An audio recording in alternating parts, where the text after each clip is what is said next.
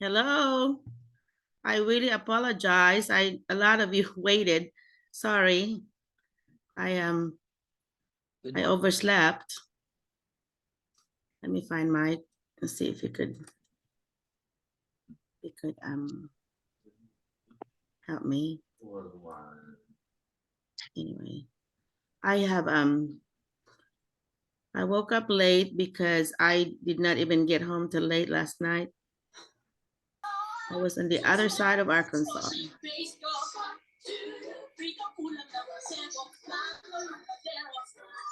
Got somebody's radio. Let me see if I could find mine. Well, quite a bit of us already, 20 something already. Oh, there's Mike. Okay. All right, Mike, your host now. Yep. Your host now, Mike. Okay. All right. Good evening, everyone, and good morning to those that are here in the U.S. already. I invited a few, so I hope they do attend. I know Miss Lisa's supposed to come in too. So, Mike, do you see you see who you are letting come in, right? So you let me Yes know, po, yes. okay? Somebody needs Apo. to talk or something. All right, let me see who they are. I was on the other side of Arkansas, which is from the border close to Louisiana, so South Arkansas last night. So I was so tired and I set my alarm. I don't know why it didn't wake me up, but that's what happened. That's my story and I'm going to stick with it. That's really true. Okay, looks Yes. like Maverick is here. There's a user with no name though. You might want to put your name in. And I see Raylene and Giselle. Giselle, thank you for coming in. And lots of new names. Rowana. Oh, yay. Erwin, I was wondering what happened to you. Emerson, teacher Glory. Glory Faye. Rochi. Is that how you say it, Rochi? ROTCHE. And then Mayat, Mylan, Mary Rose. All these, a bunch of you guys are new. Oh, Girly, thank you for coming in. And Jerian, yay. Beverly, you're new. Sheila. Sheila, is this Sheila the one? Sheila, is this a Sheila that's your friend, Mike? No po, no po. Okay, Sheila, thank you for coming in. John Jefferson and Glyza, it's the new ones. There's Maverick again. Okay, so there's Doc, I think that is Sheila, one of my former co-teachers in Qatar. yeah, I Thank you think for Mike coming, Ma'am Sheila. okay, well, those that came in, thank you so Hello po, much. good afternoon. I have, of course, I have the West Memphis bunch with Gurley and Erwin and who's the other one? Giselle. I don't see Marlon yet or Brian. Did you see them, Mike? Not yet po. Also, Sir Joel, I And sent them Marlon. Yeah, Joel too, yeah. Um, anyway, there's new ones too. There's Roderica, DJ, Anna May. So there's close to 30 already. So thank you so much for coming. For those that are new, I'm Merlina McCullough, Dr. McCullough. I usually just prefer Miss Merlina. But I have been in the US for more than 30 years, 37 years. So I got educated here. I was 19 years old when I moved to the US. And so when I retired in 2016, I was 48 years old and I decided that I need to help Filipino teachers to come to the US. And I don't charge you until I get my agency later, but right now I don't charge the teachers. I do charge the school when you come here, and I do come every whatever the frequency is. I have a school right now that I go every week. So every Thursday I'm at Brinkley, which is like Maria's, that's Marlene's daughter's school. I don't know if the other teachers are here. There's Shireen there and Christine and Interior Leslie. So there's Roderica that's new. Okay, Joanne, thank you for coming, Joanne. Anthony, Rochelle, Quite a bit of us. That's awesome. Okay, so I was a former teacher, and then I ESL director, assistant principal, curriculum director, lots of hats, mentor coordinator, national board supporter, or director, and then um, college college adjunct professor at Arkansas State University. I taught teachers and principals. So I did the graduate levels, the specialist level, and the master's level. But my favorite job right now is like this consulting job.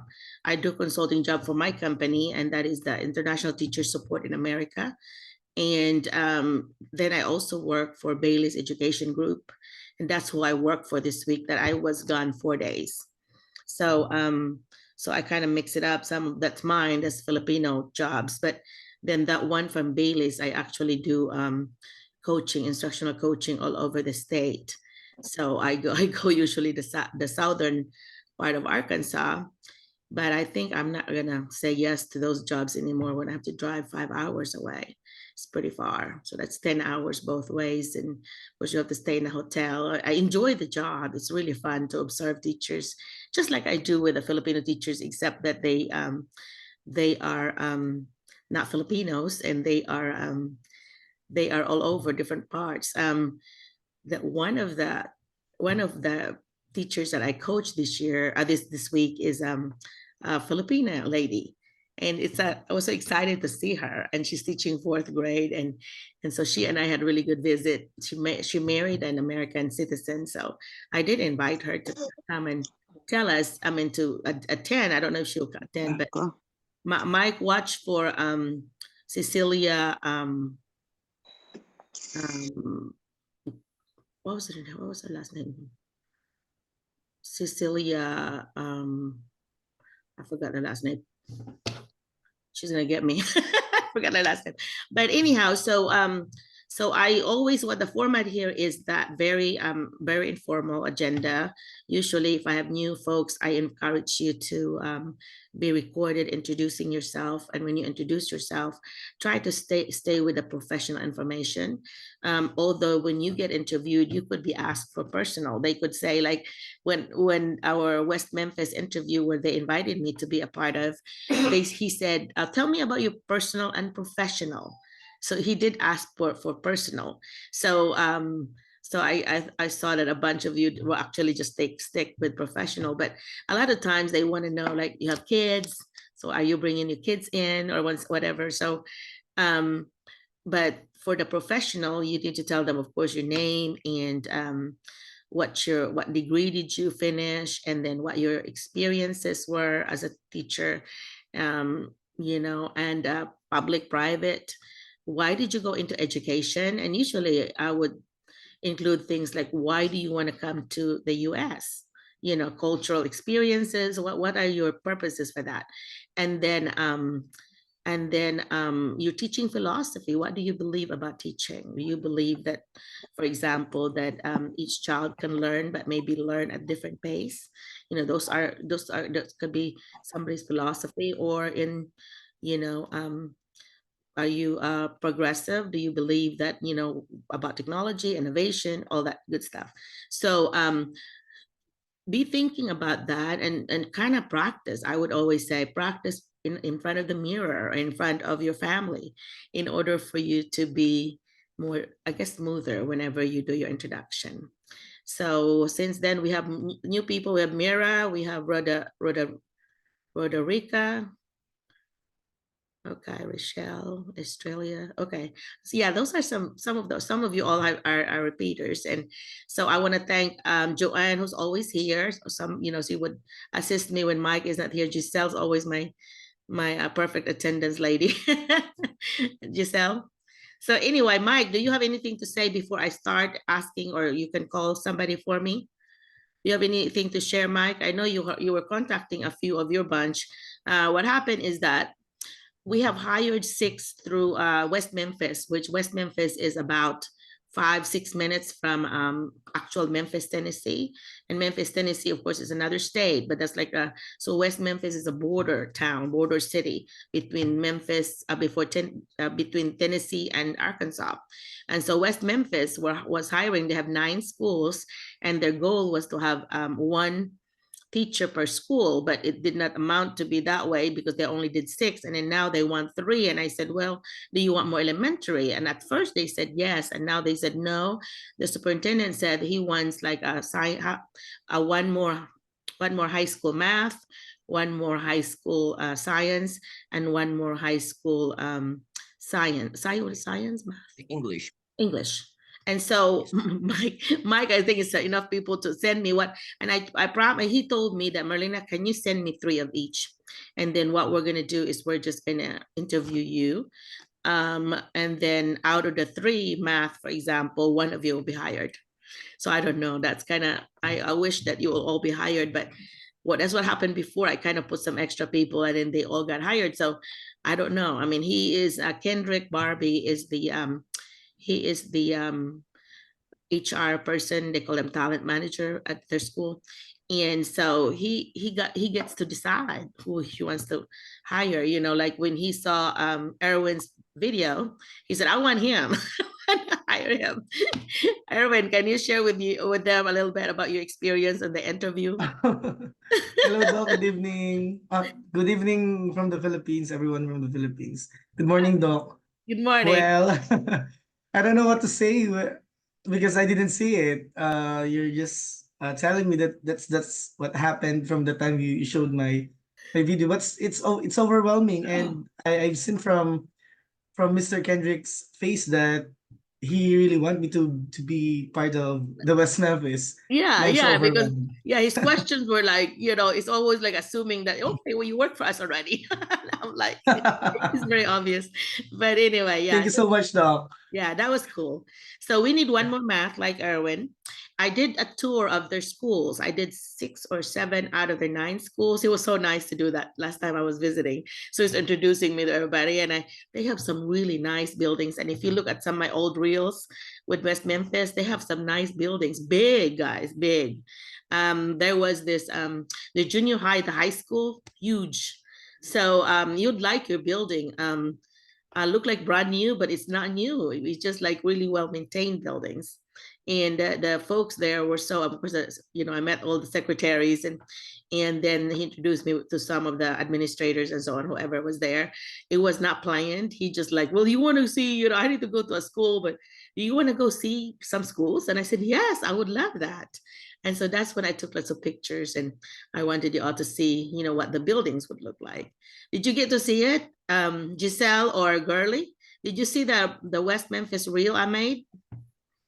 Yes, Doc, yes. What did you think I've about seen the it. buildings? I've seen it, Doc. Yeah, what did you I think have about the So buildings? nice. Yeah, it was We're nice. getting excited to Yes, go Doc. there. I've seen it. Yeah, I am gonna ask him where everyone that got Yeah, hired, where you are assigned, so you can go back to the reels and that's see what huge. it looks like, or you can Google it. In fact, for those that are new, I always tell everyone to, if you get an interview, the first thing you should do is, of course, get ready with what you're gonna say, but also research. I want you to research that school, research that community, because every school here in Arkansas, in the U.S. really, are required to have their own website. And then when you go to the main website, for example, West Memphis, then they have a menu with the different schools. So if you're elementary, for example, of course, you're going to go to all the elementary and look at each school then will have their own mission and vision, but there is a district mission and vision. So pay attention to those, because when you answer your questions, try to relate it, or align it with a vision or mission. And then you say that, because then it's impressive, because, oh my gosh, you did do your homework, and you want to look like you did your homework, right? So, Giselle, do you have any message for everybody, and to tell us about where you are on the checklist? I give them checklist. Um, hang on, let me hang on, let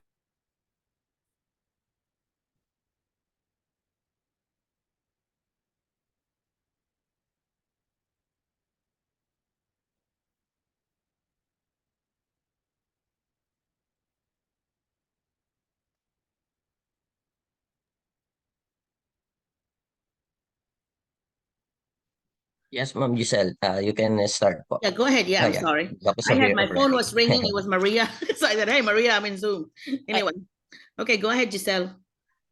Tell us about where you are on your papers. I gave them a checklist of, what papers to prepare so that when I will see Mr. Kendrick on Tuesday. And so we're gonna be looking Tuesday or Wednesday. Yeah, Tuesday. And so I will be talking to him about like the paperwork, and if they got the district part ready already, then I'm gonna be collecting yours so that we can send the paperwork for the LCA, which is your labor condition agreement or something. Anyway, for the Department of Labor. So that's the first step that we're doing. It was you're supposed to advertise the job for a month and all those good stuff. And so I think it's been a month or close to a month. So he has to gather like at least 3 different kinds of ways that it's been advertised, like from the website, like maybe they don't have a newspaper. So like a job fair, for example, his information from the job fair, and of course their their website where they are the front line where they are posting those jobs. And then they have to show that there are not enough applicants there that qualify. That's why they have to hire international teachers, because essentially the immigration here does not want the local jobs to be given to international teachers if there are some local folks here. So so it's on the burden of the district to show that yes, we did advertise it, but nobody applied, or people applied but they did not, they were not qualified. And I have been in an interview with Mr. Kendrick where we interviewed people from from other countries, 2 African countries even, in fact. And they did not, I look at the paperwork and I said, Mr. Kendrick, this is your school. I'm not going to decide, of course, that's yours, but this is what I noticed. This teacher here is not really aligned, the license is not really aligned to the degree. So you have to, for example, if you're in elementary, you cannot have a high school experience and vice versa. It has to be aligned because that's what they're going to look at. You're not going to get approved if you have a misaligned experience and credential. So if you don't, if you don't have that, you may want to have at least 2 years of the alignment. So if you're high school and you've been teaching elementary or whatever, then you need to have at least 2 years of high school experience, because that's what they're looking at. And also if you have a bachelor's degree with 5 years of experience, according to immigration, that's gonna be considered as a master's degree. So you may only have units or hours, they call them hours instead of units, like 36, 30, whatever, but you did not really finish, but they will still count your BS, your Bachelor of Science, and your 5 years as equivalent to a master's. And I really am encouraging you to try to get your master's if you can, because and especially if you have misalignment, because for example, if you're doing an elementary and your science your high school, then you may want to do a master's in special ed or some other area, and then that way it's a new area, and then you can I think they are given 2 years to do an alternative, different way to get their license here, because especially on a shortage critical area, they call it. But anyway, and I see a lot of special ed needs because they don't have enough graduates of special ed. Seems like not very many people are going into special ed when they go to college here now. So they've been able to get a lot of Filipino teachers in special ed. And another one that I noticed is that they are hiring Filipino teachers as alternative teachers, which when you see the word alternative here, when you apply, that's usually for kids that are really really really misbehaving, like they're about to get suspended. So you will see a lot of behavior problems in that if you're given that job. So be careful if if your classroom discipline, classroom management is not very strong, where you have problems with controlling kids, do not apply on jobs that says alternative education teacher, because that's like really rough bunch. And so you're gonna have to be kind of on the mean side, or kind of tough in order to survive in that. Otherwise, you'll just be miserable. You'll be really upset, because even the Doc, ones that are working in the regular yes po. Doc, is it the ALE? yeah, ALA, alternative learning, Okay. yeah, environment. It is called an ALE. So if you see the word A, thank you, Mike.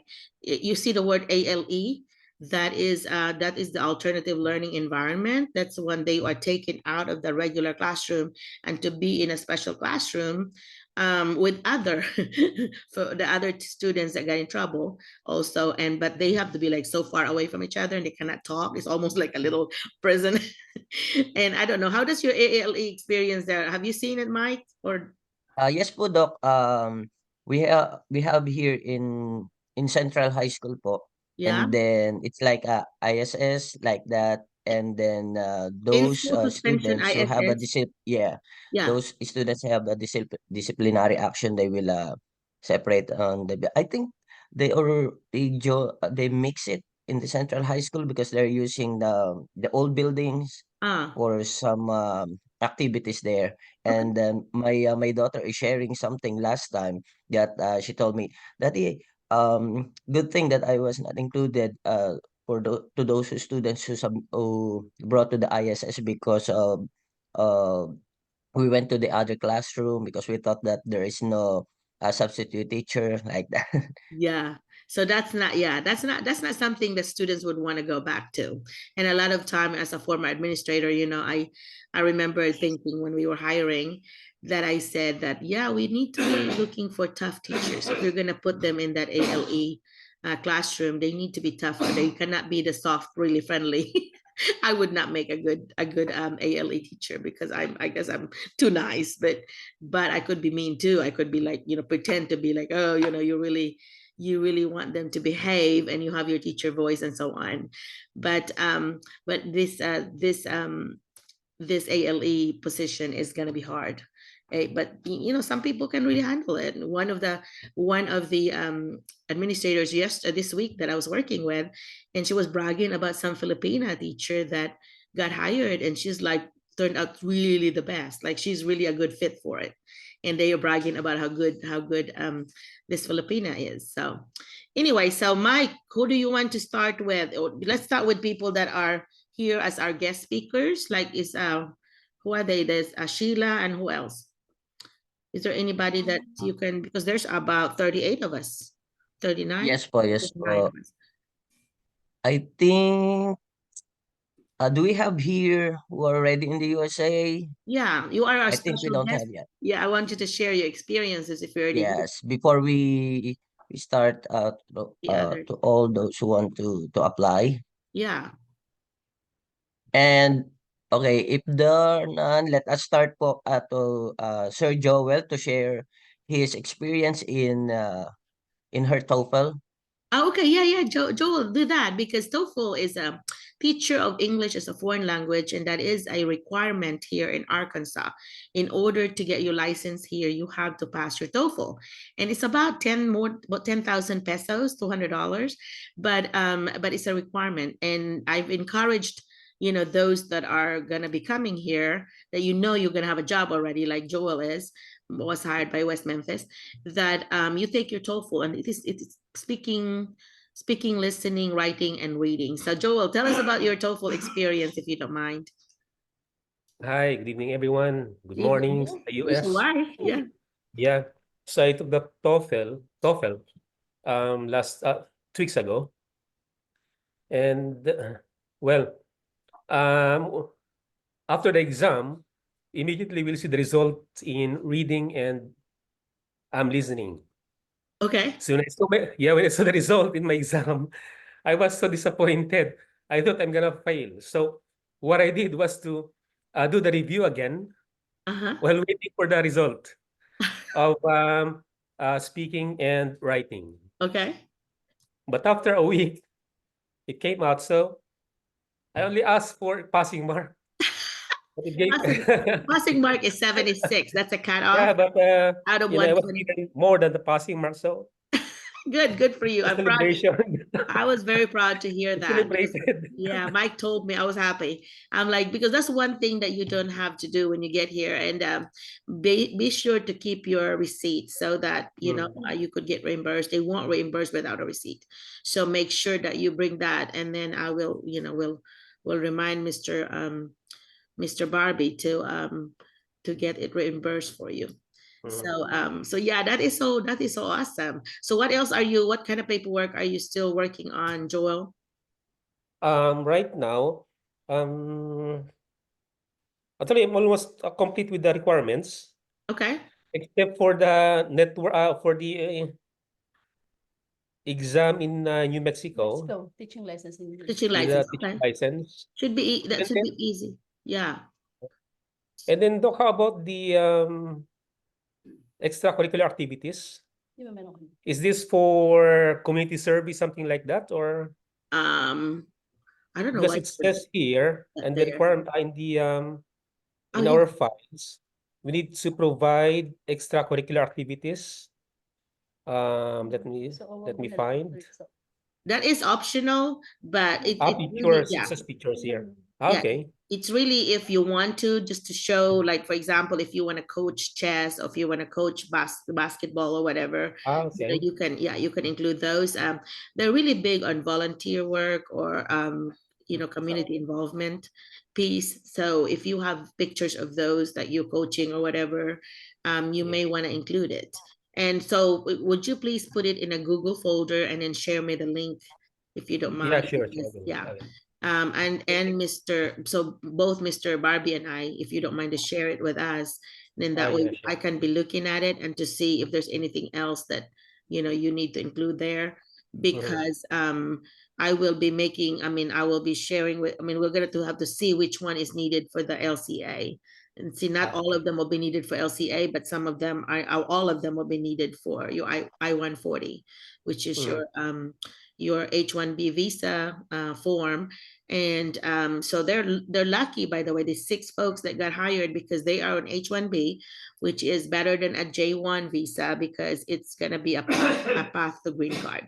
So they don't have to go back like with a J-1. You go back after 3 years supposedly and get a 2-year requirement to go back and teach what you've learned for the 3 years here, and then you can come back another 2. Go back for 2 years there, teach in the Philippines, and then you can come back 2 more years here. And what we're working with, like last night, while I was driving, I was calling a bunch of the Helena bunch because they are about, I think they're about in their last year, not this year, but next year. And so I'm now looking into helping them to get their hopefully get your waiver. It's called a NIW, National Interest Waiver, which will waive the 2-year physical requirement. So instead of like 322, you can have 5 years total here. And so I was talking to my brother-in-law who works for immigration, and so I said, how hard is it to get the NIW?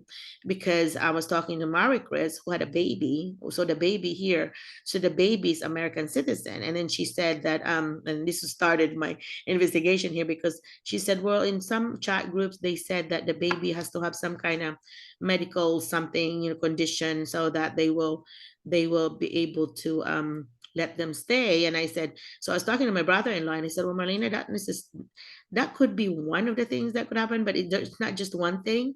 It could be like, if somebody would write, or the parent would write that, the having my child go back to the country where the child was not born, it could be detrimental to the development of my child, because the food will be different, culture will be different, and the treatment, the medical treatment will be more, it's better here in America.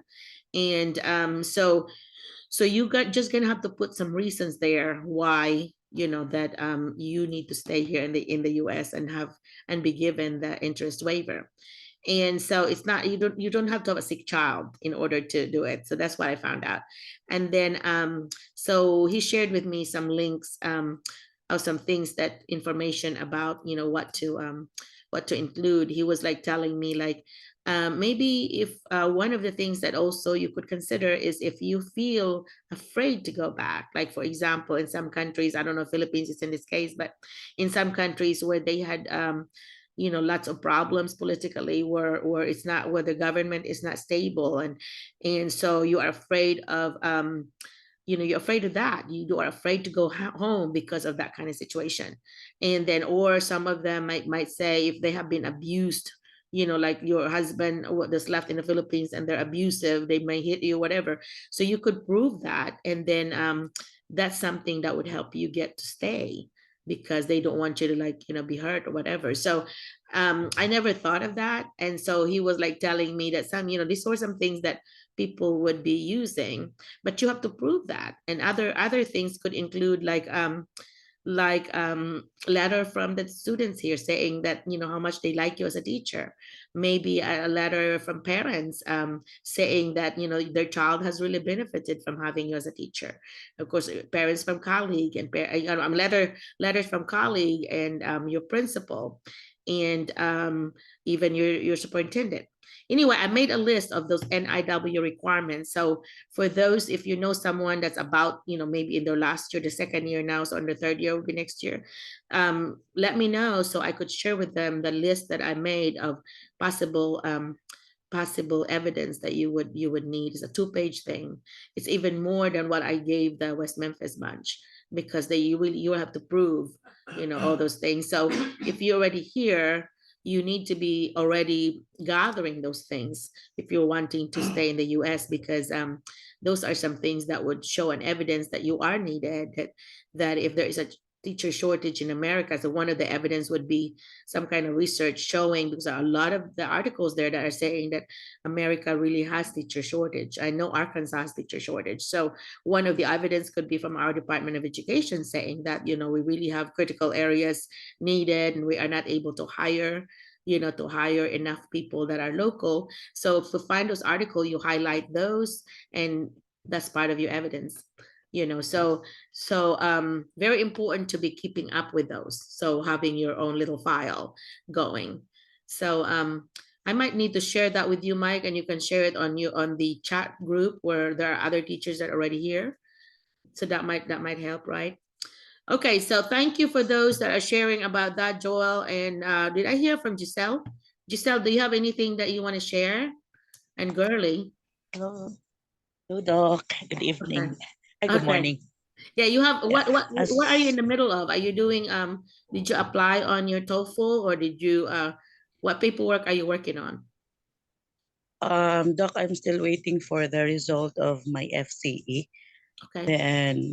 But as I've checked it on their website, it's already evaluated, but they haven't sent me the result yet. Okay. And my TOEFL is on February 17. Oh, that's my It's birthday. far, but Yeah. Okay, good luck. wow. Yeah. They have limited slots, Doc. That's why I'm on the 7th. There's no other date earlier than 17, so I have to take that one. Okay, The I see. 17th. All right. So yeah, it's FCA, by the way, is foreign credential evaluation, and that's another requirement. It's about 10,000 also. But anyway, it's Spantran, or there's another one, West, I think. Spantran is a very common, spantran.com. It's what's been used. And what happened is that they're gonna want your, I said, is that like your transcripts being sent straight to them from the school? Is that what happened, Mike? Giselle, any of you? Yes po, there's an option po doon na they can personally submit the documents, or they can also request their universities or college, yeah, the colleges, and then I think there's a specific amount there. Sir Joel, Yeah, in Sir my Joel, case, yeah. yes sir. In my case, I let the company, the Spantran, do everything for Mhm. additional charge of $60, I think. So they did everything. Okay. Yeah. Now, what does everything mean? That like both Like, bachelor and masters, or what? yeah, for bachelor's degree and master's, all of they will process everything. Like they will be the one to get my transcript records, and then they Okay. will verify it. Okay, so it's like a Yeah. self-service. Like you don't have to, Yeah, they that's you right. just pay and Yeah. they do everything. Okay, well Yes. that's a very good. Well, It sounds like a convenience fee. Yeah, Yeah. in 3,000 in pesos. my case though, in my case, I didn't I just photo scanned my transcript and send it there through PDF, Okay. and they evaluated it. Oh, okay. So you just saved 6,000 pesos. Okay. Six. 3,000 pesos. Yeah, $60. and then I think that that would be more practical if they Yeah. would do that. It's the same. Yeah. Yeah, I don't know. You PDF would should be good enough, but some of them are stricter than others, you know. But they are still going to contact the school, the previous school. They Okay. contacted my school from my masters. Okay. But they have to verify that it's not a fake, Yeah, you know, people can do fake things now. So they want to yeah. verify that it is a genuine, credential. There was a former superintendent here in Little Rock. Little Rock is like the Manila, is the capital, and he was fired because they found out that he had plagiarized his doctorate thesis. So they found out that, and so they had fired him, and he was making like 250,000 pesos. That's about 12.5 million pesos a year, 9 months, or I think 12 months. But so they had to pay him because he had usually superintendents have like 3-year contract, and so they have to buy out his contract, which means they have to pay him ahead for because they had to cut it off and fire him and hire somebody else. So that superintendent got paid for maybe a year or 2 years worth. Yeah. So some of them, when that happened, usually they don't have to work because they are already getting money, ahead of time. But the thing is, when you do that, that's a very big news. So people would Google you, and that's the first thing they see is that the controversy about you doing something. So it's a big deal here. In fact, a very common practice, I was told by some HR human resource folks, is that the first thing they do is Google you. If they Google you and see what comes up, and a lot of times that what comes up is your Facebook. So it's very important that although your Facebook, you may have intended it to be your personal, but could be checked by the teachers, by the HR or human resources, or the principal, whoever it is that's checking the credential, could be Googling you and seeing your Facebook. So if you're using bad language there, you're showing that you're drinking a lot, try to not to show those, by the way, although you may drinking, but don't, because some of them are very conservative.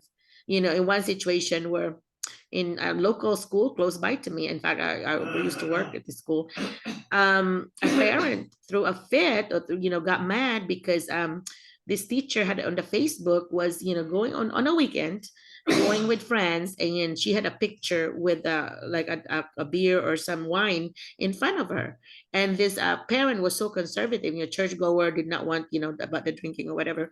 I don't know if it's church related, but she threw a fit. She was mad, and she wanted her daughter to be taken out of that teacher's classroom and moved to another, more religious teacher, because she thought that was really awful that this teacher was showing that picture with that drinking. And I'm like, that is your weekend, but that's a lesson for teachers not to post those. I mean, even if I am retired, but I still do consulting work with school, of course. So I don't post those. You don't ever see it on my Facebook that I would and I do, I would drink, socially, but you'd never see me in a picture with that, because smoking, things like that, because it's very like some folks are just very conservative and close-minded.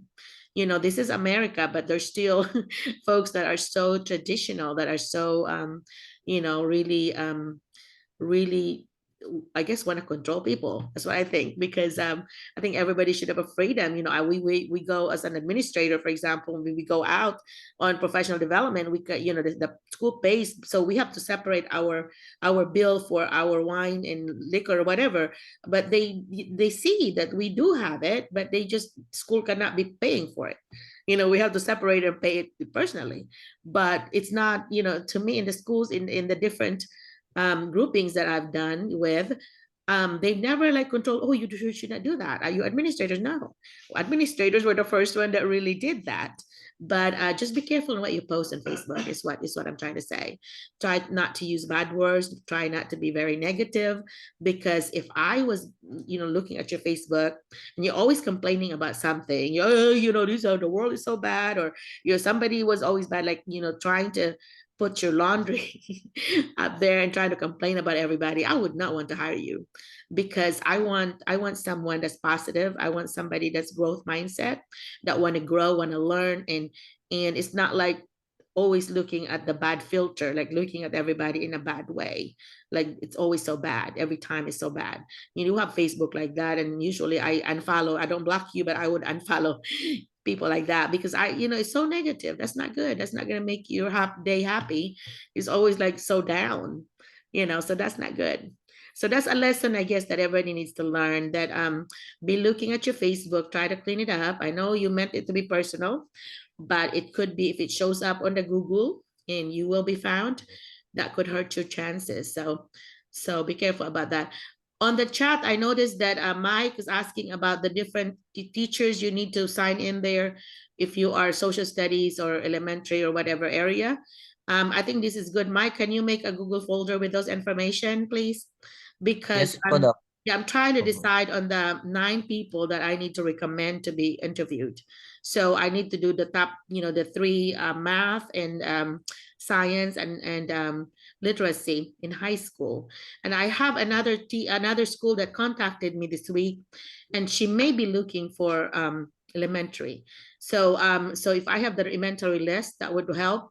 Joanne, I know Joanna is gonna be one of the leaders there. So so I will recommend those regulars here, because I know you well. I know how you think. I know the way you teach based on what you said to me. But not the complaint, but the observation that some of these principals or the HR here said was that when they contact the reference, if I always encourage everyone, on your resume, you need to have your bottom 3. In the bottom of your resume, you should have at least 3 people there that they could contact. Try to put me or somebody, Mike, whoever here, that they can contact, and it has to have that email information, because usually they contact them by email. And then because they said we cannot get hold of anybody, so they're not going to hire. They're not even going to give you an interview if none of your 3 references would answer, because they usually send you a survey, asking if information about how you are you organized, are you good at collaboration, at least 10 questions that they have to rate, if you are going to be 10, 9, 8, whatever.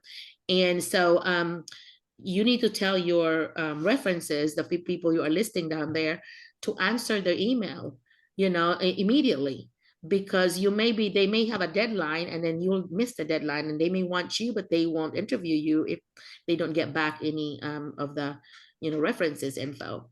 So if you use me and I have actually had to tell someone, please quit using me, because schools were sending me these surveys, like at least more than a dozen. I said I would do 2 or 3, for every person, but not send me like 15 or 20 different. I mean, it's good that this person is always getting to that part where they're asking about this person, because he may be close to the interview process, but I cannot be doing that full time.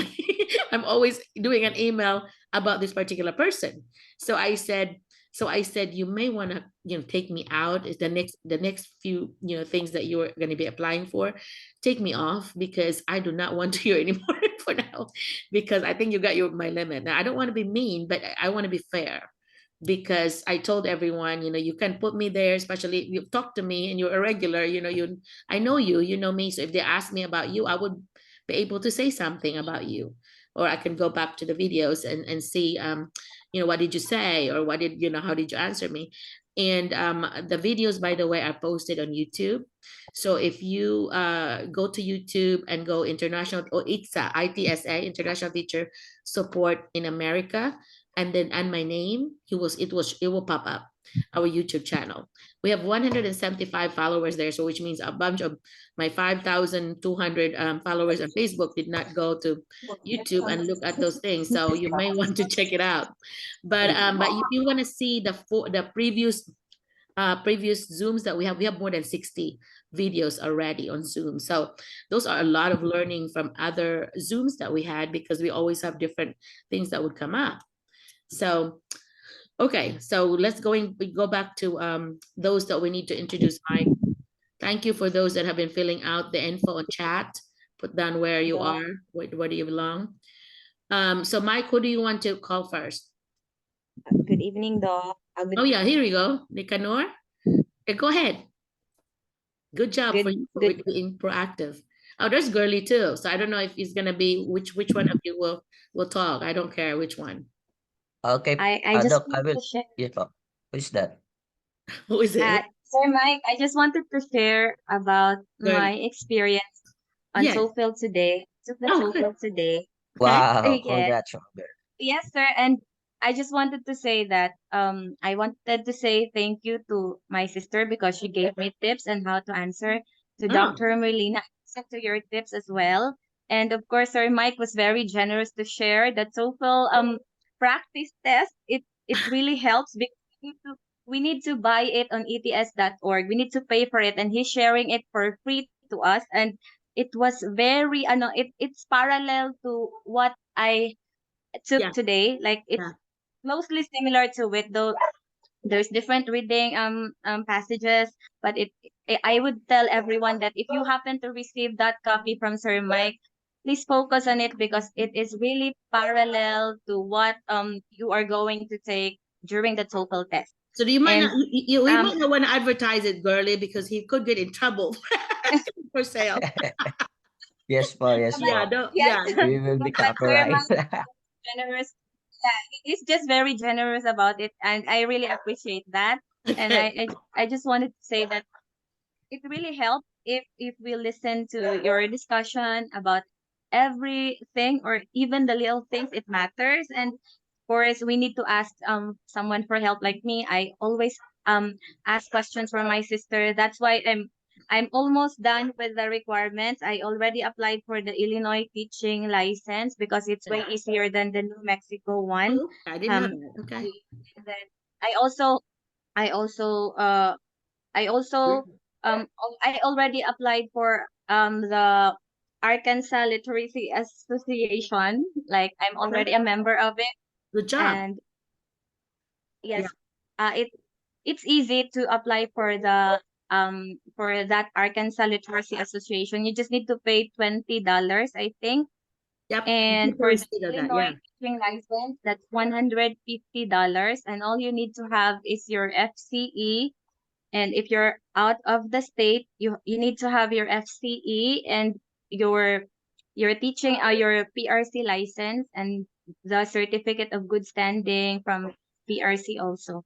So I think those are the things that I did for now. And I think I have two or one checklist that I haven't done yet, but I think I'm almost done with everything with the help of my sister because I always get to ask. And also in our GC, the West Memphis GC, we also ask a lot of questions there, and there are a lot of people who are very very generous to answer. Like they always gave their time to explain. And yes, and I really wanted to thank you, Doc, to You're Sir welcome. Mike, and all the Yeah. members of the West Memphis group chat, and to my sister also, because I know that I couldn't be hired in Arkansas without my sister. She opened the door for me. Like she worked hard there, and yeah.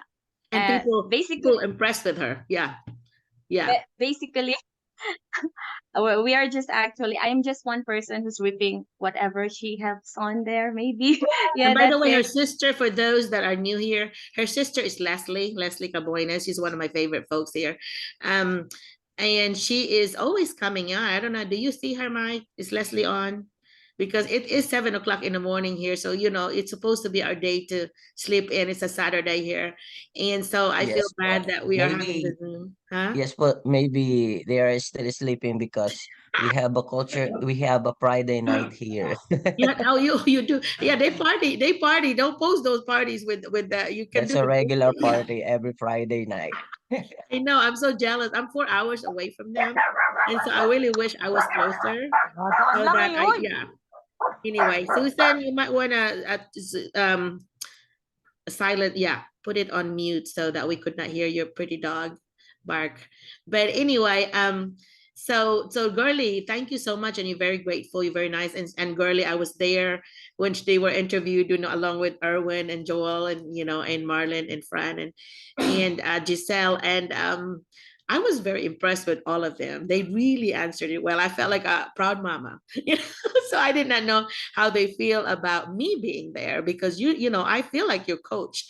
I feel like you are, I'm coaching you because of the Zoom and all that, and emails to me. But then when a school like West Memphis invited me to be a part of the interview committee, like Mr. Barbie and I'm like, oh, I felt like this coach was in the field playing with a, I was there, I was there in the field. And so my hope was that they were not intimidated that I was there, that they might, but I think it's the opposite. I think they said something about it actually helped them. Can somebody talk to me about that? Erwin, did it help you that I was there? Did it like get you nervous? Both, Doc. Huh? Well, the when the screen showed up and that you're there, it feels like I'm a little safe. I think I'm safe Oh, because you're good. there. You can Good. hear everything that I could probably say. I Uh-huh. mean, what I said there. And I think it would be better if you will be there. I mean, you're there. Yeah. Well, And good. for the succeeding interviews. Yeah, well, I was, So I was. given That's that very rare, by the way. They never invite somebody else from the outside. I mean, I'm their consultant. I'm not yeah. really officially like working for that school. I'm just a consultant. I just do, kind of more of a contract job with them.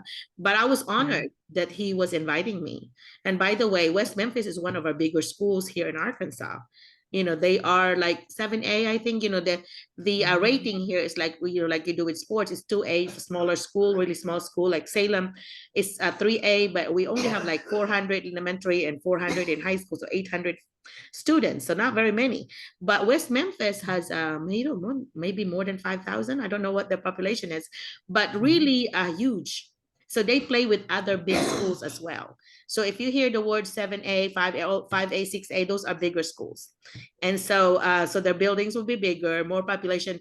And so there'll be a lot of offerings too, like foreign language. Most schools could only afford to offer like Spanish, and they're doing Spanish. They're doing we're about to hire a French teacher, so somebody that's been teaching. So I think when I come back, we're gonna be hiring, some European teachers, and some African from Africa teachers, because their superintendent is really big on having diverse teachers, not just from the Philippines, but other countries. So they want to expose their children, their students, to teachers from other countries. And I think that's a very good thinking on his part, because when you go to college here, your professors are going to be from different countries, because they hire people from other countries. In fact, if you have your doctorate degree, I would recommend you to apply directly to these universities. You can Google list of universities in that state, and they're H-1B, straight H-1B. The beauty of that university is that if they hire you, they have a one person that's the immigration person from that school that will take care of everything for you. And so they just tell you the paperwork, and they'll do everything for you, and you are here within 2 months. I mean, really fast. The university really gets it very fast, because they're exempted from the requirement of like the you have to be in that lottery 65,000 limit for H-1B, or 20 more thousand, so 85,000 limit for if you have your master's and above.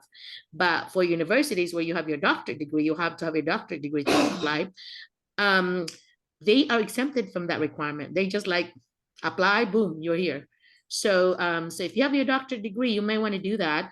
If people with master's degree and above, that you actually have the master's a diploma, or in your FCE, it shows that you have your master's, you can also self-apply. Did you know that? If you have the money, if you can borrow the money or whatever, self-apply is something, an option. But the thing is like gambling.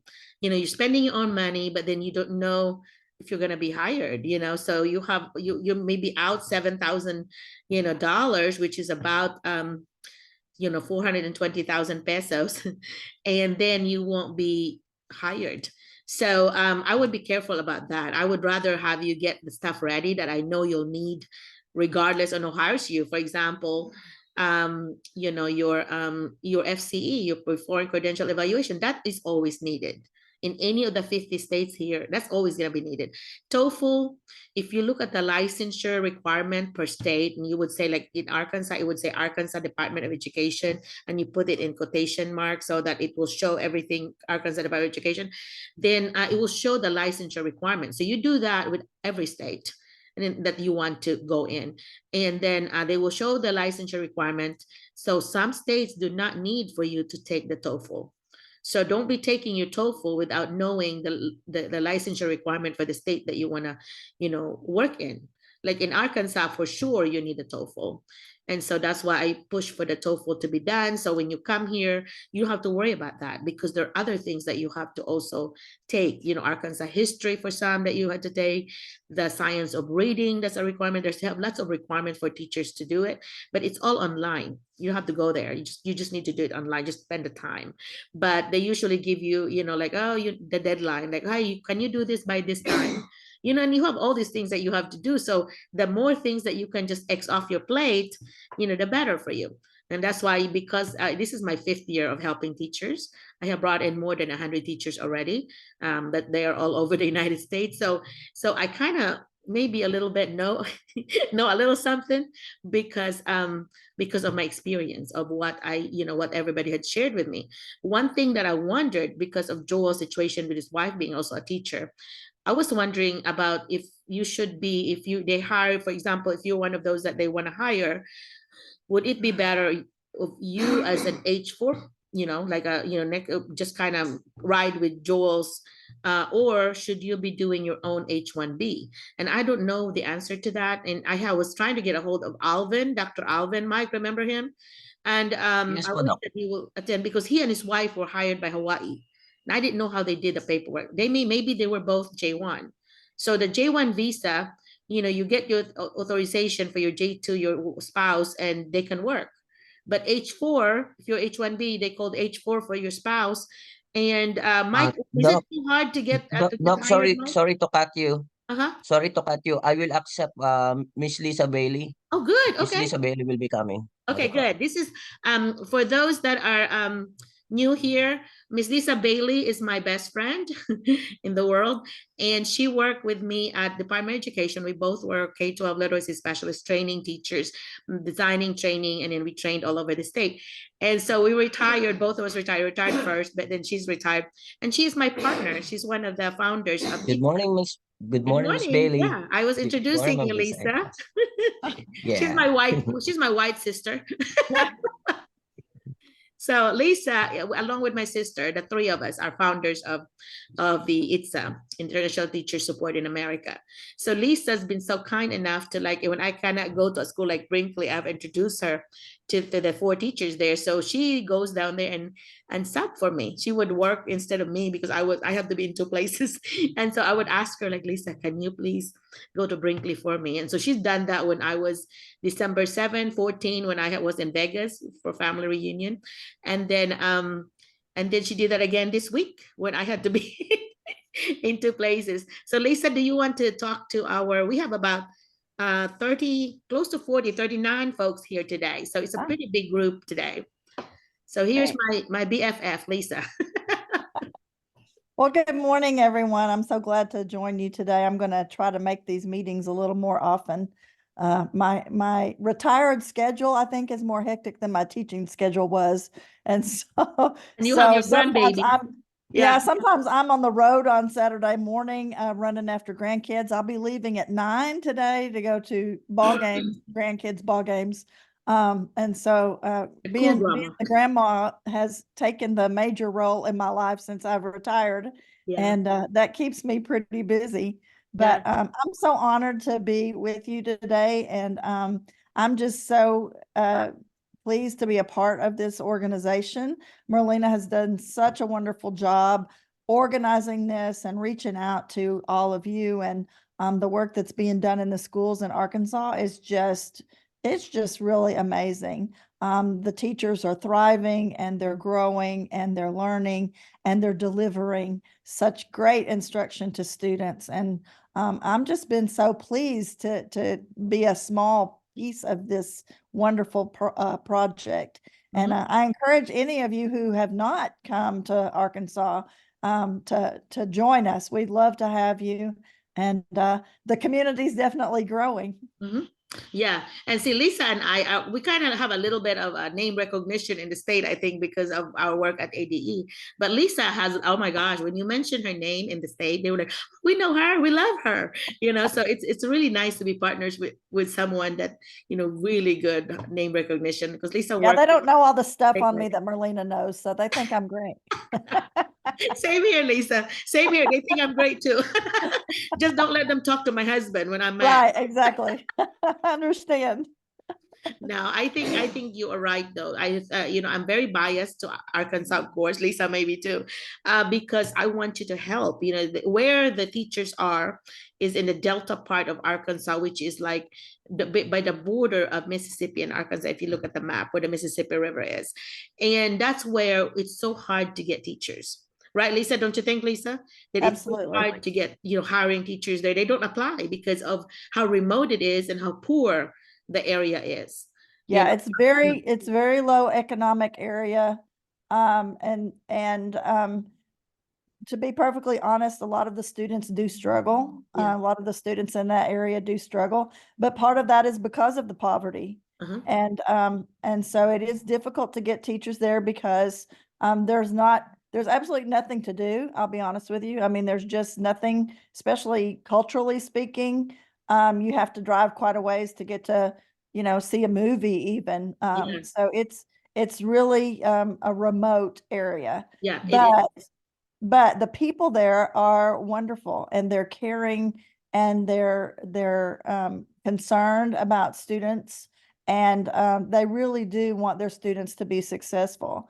And so I just see it as an opportunity for growth. You know, it's just such a great opportunity for us to go in and support these teachers, but also to support these kids who otherwise wouldn't get any of the type of instruction that they're getting now. That's right.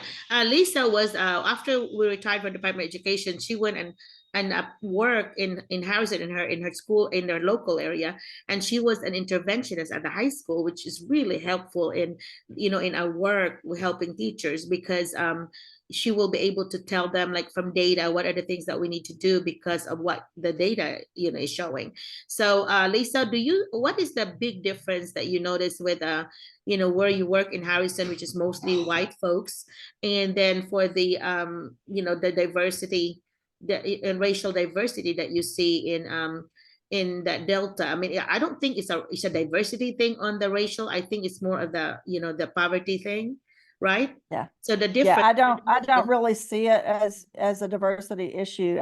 I just see it as the lack of opportunity. You know, kids in those areas are just not afforded the same educational opportunities, or the same even you know, the ability to get to a state police office to take their driving test, you know, things like that they, you know, they struggle to get those things done because it's just not easy access. And, you know, a lot of the kids here in Harrison, by the time they're 16, 17, they have their own vehicle. They don't have that in the Delta. That's right.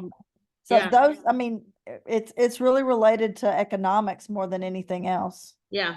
And but sometimes, you know, people have this misconception that it's because of the color of their skin or whatever, you know, Hispanic or blacks or whatever. It's not that at all. Oh, I don't see that at all. So we need to correct, when you hear something like that, that's a racial statement to me.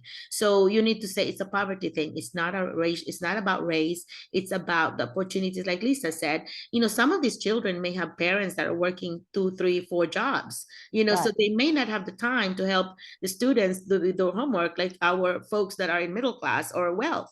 You know, And because of that, a lot of those older kids are taking care of those younger ones while mom and dad are working that second or third job. So, Right.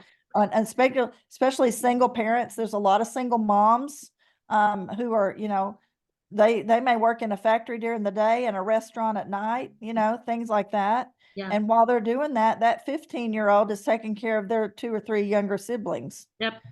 And when they come home, you know, they have free school bus here. So when they come home in school, they're called latchkey kids. That means they come home with nobody there. You know, so it's sad, but that is what they need to survive in order for them to pay their bills. So so you have to be aware of that as teachers who are wanting to teach here in Arkansas or even other states. You know, it's gonna be true in other states from my experience that teachers from international, you know, countries are being placed in the high poverty areas because that is where the needs are.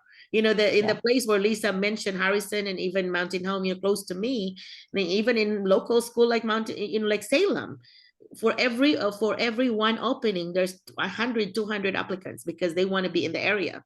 And so, and Lisa, it might be the same at Harrison, right? Yeah, it is. Yeah. And so, which means that they really would not need any Filipino teachers there. You know, it's very rare that they would because they have so many local applicants already. Why go to all the trouble and expense to get somebody here when there's somebody local, you know, right down the road that wants to work in your area? You know, so that's when I send this application, my list with the link to your paperwork, you know, also I send it to all the principals, all the superintendents. I have a distribution list of all of them, and I send it to them. I always think about you know, who's contacting me when they get the list. Are those the one in the Delta area? You know, I don't ever hear from the richest you know, schools here. They don't, because they don't need that. They don't need me to help them with teachers because they're loaded with applicants. And I've talked to so many of their HR, their human resource folks, and that's what they're telling me. And Merlina, we don't really need it because we are, you know, we have waiting list. You know, we have people that they call them their talent pool. You know, if you see the word talent pool or for the pool, they are on the application. That means they're just really gathering already ahead of time some different teachers from different areas so that when they have a need, boom, they already have the pool. And so, yeah. So anyway, so Lisa, do you have any message or any kind of hint for them in order to maybe do well on the interview? One of the most important aspects of instruction in Arkansas over the last 4 or 5 years has been reading. And so there's a lot of concern about low reading scores across the state. Mm-hmm. And any information that you have or any classes you can take or anything like that, questions that you want to ask us about reading, I think would be beneficial in an interview. The science of reading is the focus here. Mm-hmm. Yeah, where the research base, where phonetics is essential to reading instruction. And so learning about phonics patterns in the English language is very, very important. And I'm not talking about just elementary. I was a secondary reading specialist at the high school here. And we have kids at they're 13, 14, 15 years old who have just kind of fallen through the cracks because they have no idea how to decode. Mm-hmm. And so anything that you can learn or any classes you can take or information you can gather regarding reading instruction in the state and the science of reading. I have a couple of books I could recommend. I also have lots of PowerPoints that I could share.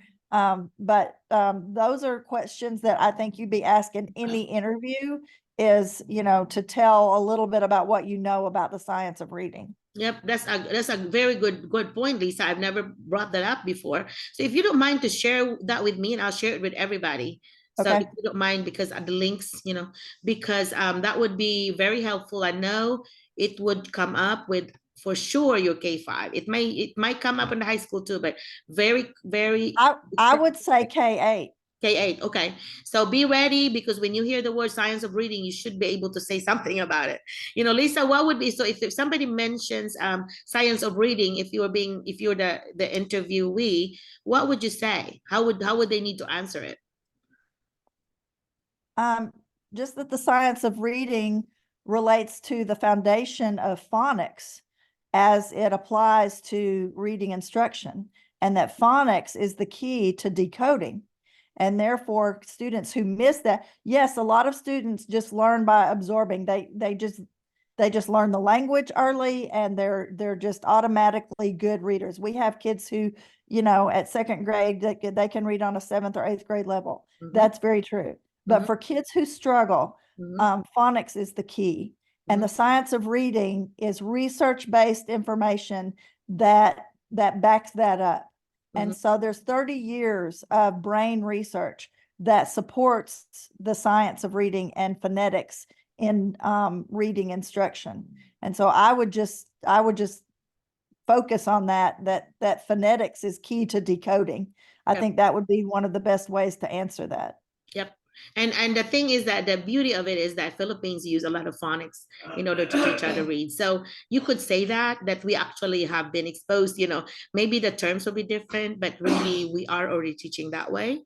Elementary, especially elementary applicants, you really need to read up more about science of reading, like Lisa said, because if I were administrator now doing elementary, I would include that in my questions, because Morphology is also a big piece of that.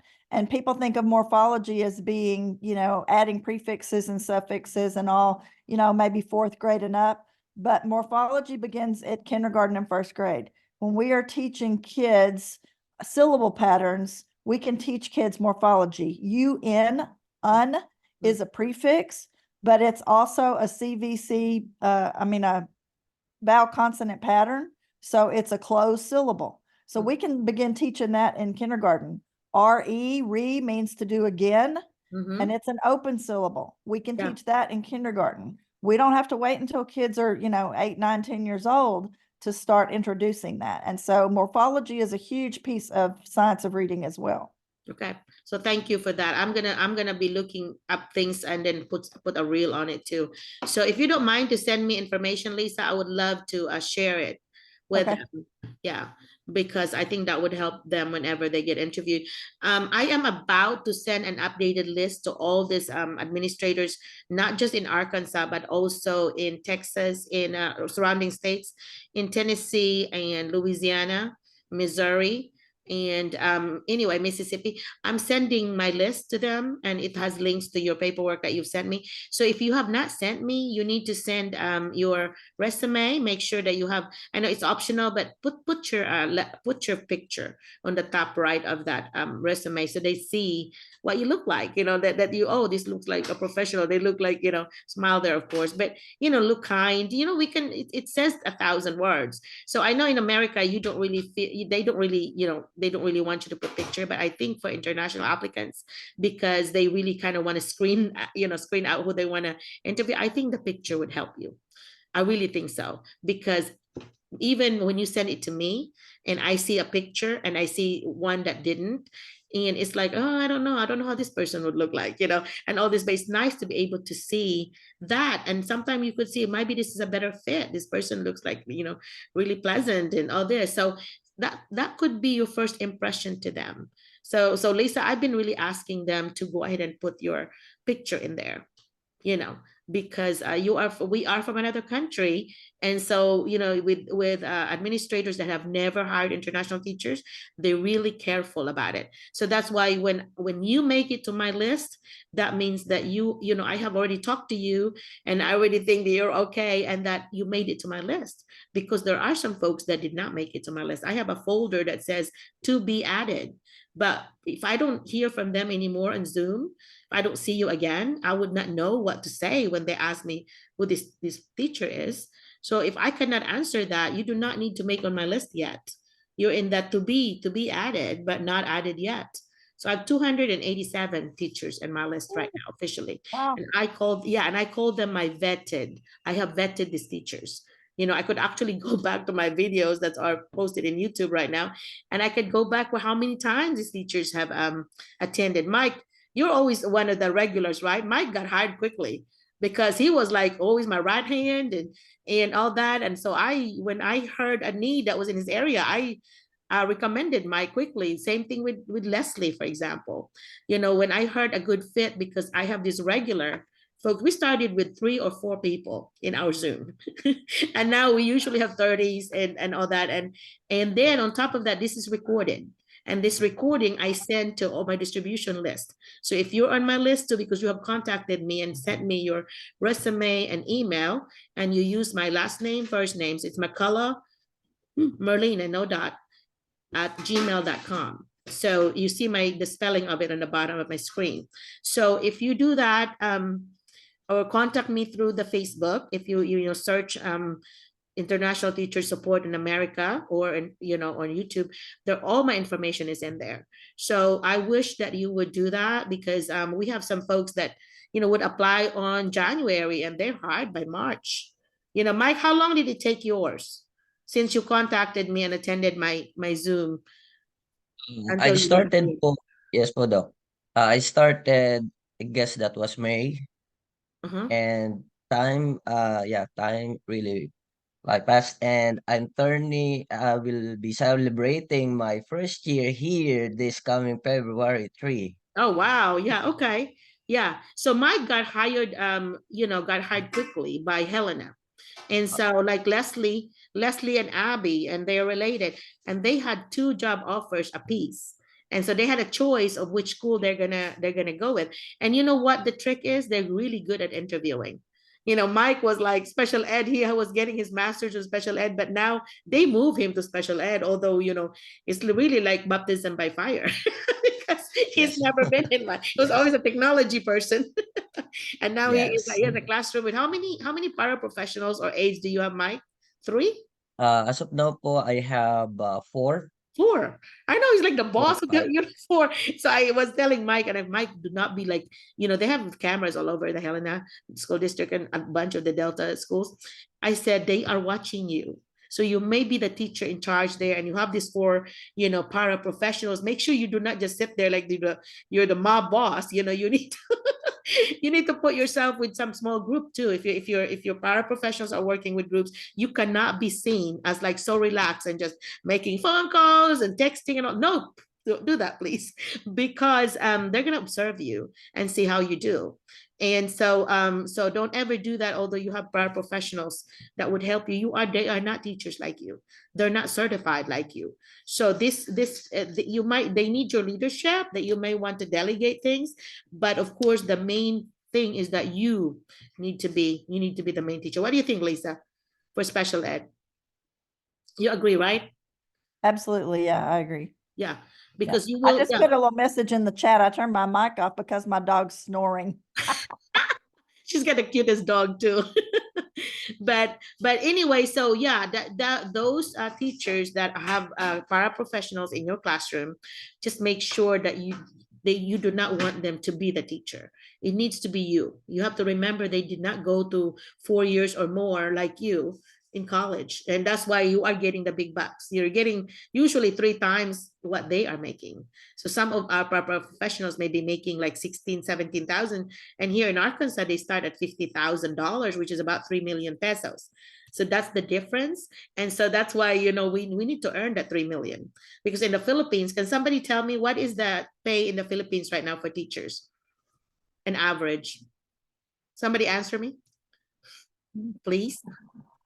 Around 20,000 or $500. $500 a month, so times 9, that's 4,000, was that 4,500? Okay, let's just say 5,000, right? And so that's 250,000 pesos compared to 3 million. So you're talking times 12. So so between 8 to times 12. So that's a big, huge money that could help your family. I know some of the folks, borrow money because they have to, when you come here, you have to have enough money for a month of expenses, so that in case you don't get paid for a month, you need to be able to live. So that's one of the things that they want to ask you if you're J1. For H1, I think because the school sponsors you, is not as strict, but you still need some kind of money, when you travel and when you live here, because you have to pay for an apartment.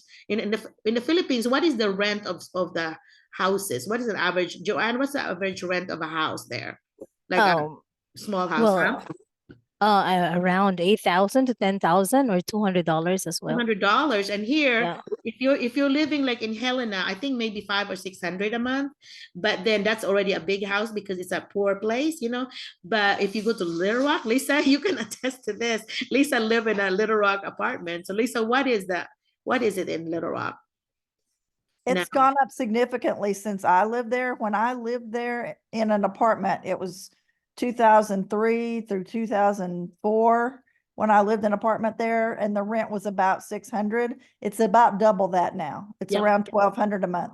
Yeah, so $1,200 is your pay. So you have to look when you apply. If you apply in Little Rock, for example, they pay you a little more money, but the expense may be double. So like in a place like Brinkley or Helena or even Clarendon and Barton, these are the places that I'm serving. And so their rent would be half of Little Rock. So you'd be thinking about that. Although when you live in Little Rock, everything is so handy, you know, all the shopping, all the, you know, all the fun things, restaurants and all that. You're really living in the United States, you feel like, because you have everything, you know. But then Helena is not what, an hour and a half, Mike? An hour and something from Little Rock, right? What is it, Mike? Yes, po. Yeah. Yes, po. So when you go with your family, you drive for that much and you already can take them to places, right? I know Mike has been going to all kinds of places in America. They went to Vegas, Lisa. Yes, po. Yes, I traveled there around Mike. I I know, just right? went to Yes. Vegas. I just went to 23 Vegas hours. last year for the first time. Look at Oh. you go. Are you serious, Lisa? I have been like 10 times. Last year was the first time I'd ever been. Oh, really? I have families there. So we have family reunions there. That's why. Well, you That's need why I to went take me. often. Yeah. I have family. I have cousins there. I have aunts and uncles. And I'm your white family. You need to take me. you think you're kidding. I'll be taking you. Same thing with cruises. You know, you cruise, right? Yeah, I love cruises. And I get a free cruise every month for 2 people. And I cannot get anybody to go with me. And that's a free cruise. You haven't asked me, Merlina. Okay, well, that I only have to pay taxes, and taxes is still $200. But these are rooms with balcony and suite, so it's really the high dollar one, and I get it for free plus free drink coupons. Oh my goodness! And $500 to play. Oh my goodness! I know, but the thing is, I don't have time. And with Dwayne, with my husband having health issues right now, and good thing that Jed is here, it's really hard for me to leave. I feel like guilty that here I am having fun, and you know, I understand that completely. Yeah, yeah, because no, my husband was sick for a while too, and so I totally understand. Yeah, how difficult it is to get away because you don't want to leave them alone, and they don't feel like going with you. Yeah. Yeah, and that's what it is. Dwayne, I guess, could go if he really wants to, but he doesn't like cruising. I dragged him a couple of times already, but he will not be. I'll be one of those that could go every month. Since I'm getting these free ones every month, I could have gone. I get coupons from the Vegas hotels and casinos. They would send me like free tickets, Lisa, 2 free tickets on an airplane ride. Okay, free airplane. Free rooms, free food, and then they pick you up at the airport. So I get those, and I don't have time. I do not have time. Let me help you with that, Merlina. Yeah. I'm substituting for you in the schools. I'll substitute for you on the trips too. No, because it has to be me because my name's in there. I have to take somebody that's 21 or over. But the thing is, that's why I'm getting these points, because when I go to the schools, I stay at the casino because I get free room and free food. And so then you play a little bit, you know, whatever you would have spent for the hotel, and you get those points. And I've been a member since 2001 with them. So I have 21 years of membership. And that's why, you know, we get these benefits. I don't know, sometimes it's a pain, but Lisa and I enjoy each other whenever we go and travel. We just do our thing. She's like, I'm telling you, she's like a sister from a different mother, you know, a white sister. So anyway, so other than that, the difference in the expenses, the interview, what other cultural nuances that they need to learn, Lisa, that you think that, you know, somebody from other country might not know? Can you think of something? Some that you wish Filipino, like, you know, you meet some people from other countries, and something they don't know. Oh, you know what? The slang, the figurative language, they will take them definitely. literally. and Southern slang. Yes, yeah.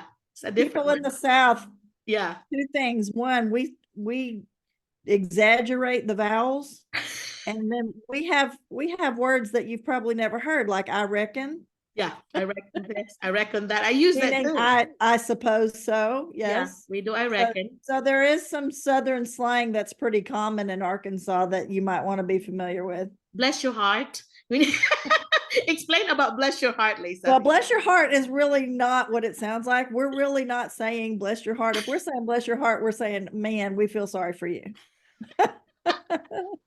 So Bless your when heart. somebody says, well, bless your heart, you're just like, no, they're just feeling sorry for me. They just think I'm really in a bad way here. So But yeah, but if you're new, you think, oh wow, they're so nice. They tell me bless your heart. yeah. Yeah.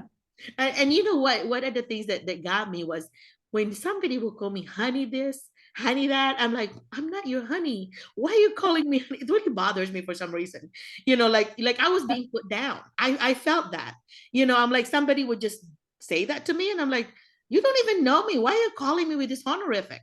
You know, Yeah. this honorific should be given by my husband or my family, my friends, but not a stranger. You know, that's kind of what a big thing for me. And I think it's still kind of bother me now when I go to some, I don't know if Lisa knew this, but I go to some convenience store and somebody would do that now. I've been in America for 30 plus years. And I'm like, I would just look at them like, well, I don't know this person. If I have to make my top 25 people in my life, they're not going to make it. So I'm not going to say anything. But in my mind, while I was over there going back to my car, I'm like, oh, you know, how dare that person did that? You know, but you have things that would bother you. And because if you're new here, you don't know that it should bother you. So Lisa, that's why I wanted her to go to the Philippines. You know, my dream, Lisa, is to bring you to the Philippines and meet them in person. That would be Go wonderful. to That a would just be hotel and so then have a great. get together, and now they can see you in person, and we could actually interview people. You know, this is when I form my agency. You know, you're going to be part of that. So when I form my agency, I want to be serious about it and actually interview folks in a hotel and in person. And so Lisa will be a perfect, along with Milet, will be perfect partners for me because we're pretty much off in the summer unless we're doing workshops. And so that would be the best time to go. And it used to be the Philippines school year were different. What was it before, guys? Was like May to March? What was it before? And they've matched it to the US now. So now it's August to, is that right? Am I telling this right? The school schedule. Uh-huh. Tell me about that. Before it was June until March. Yeah.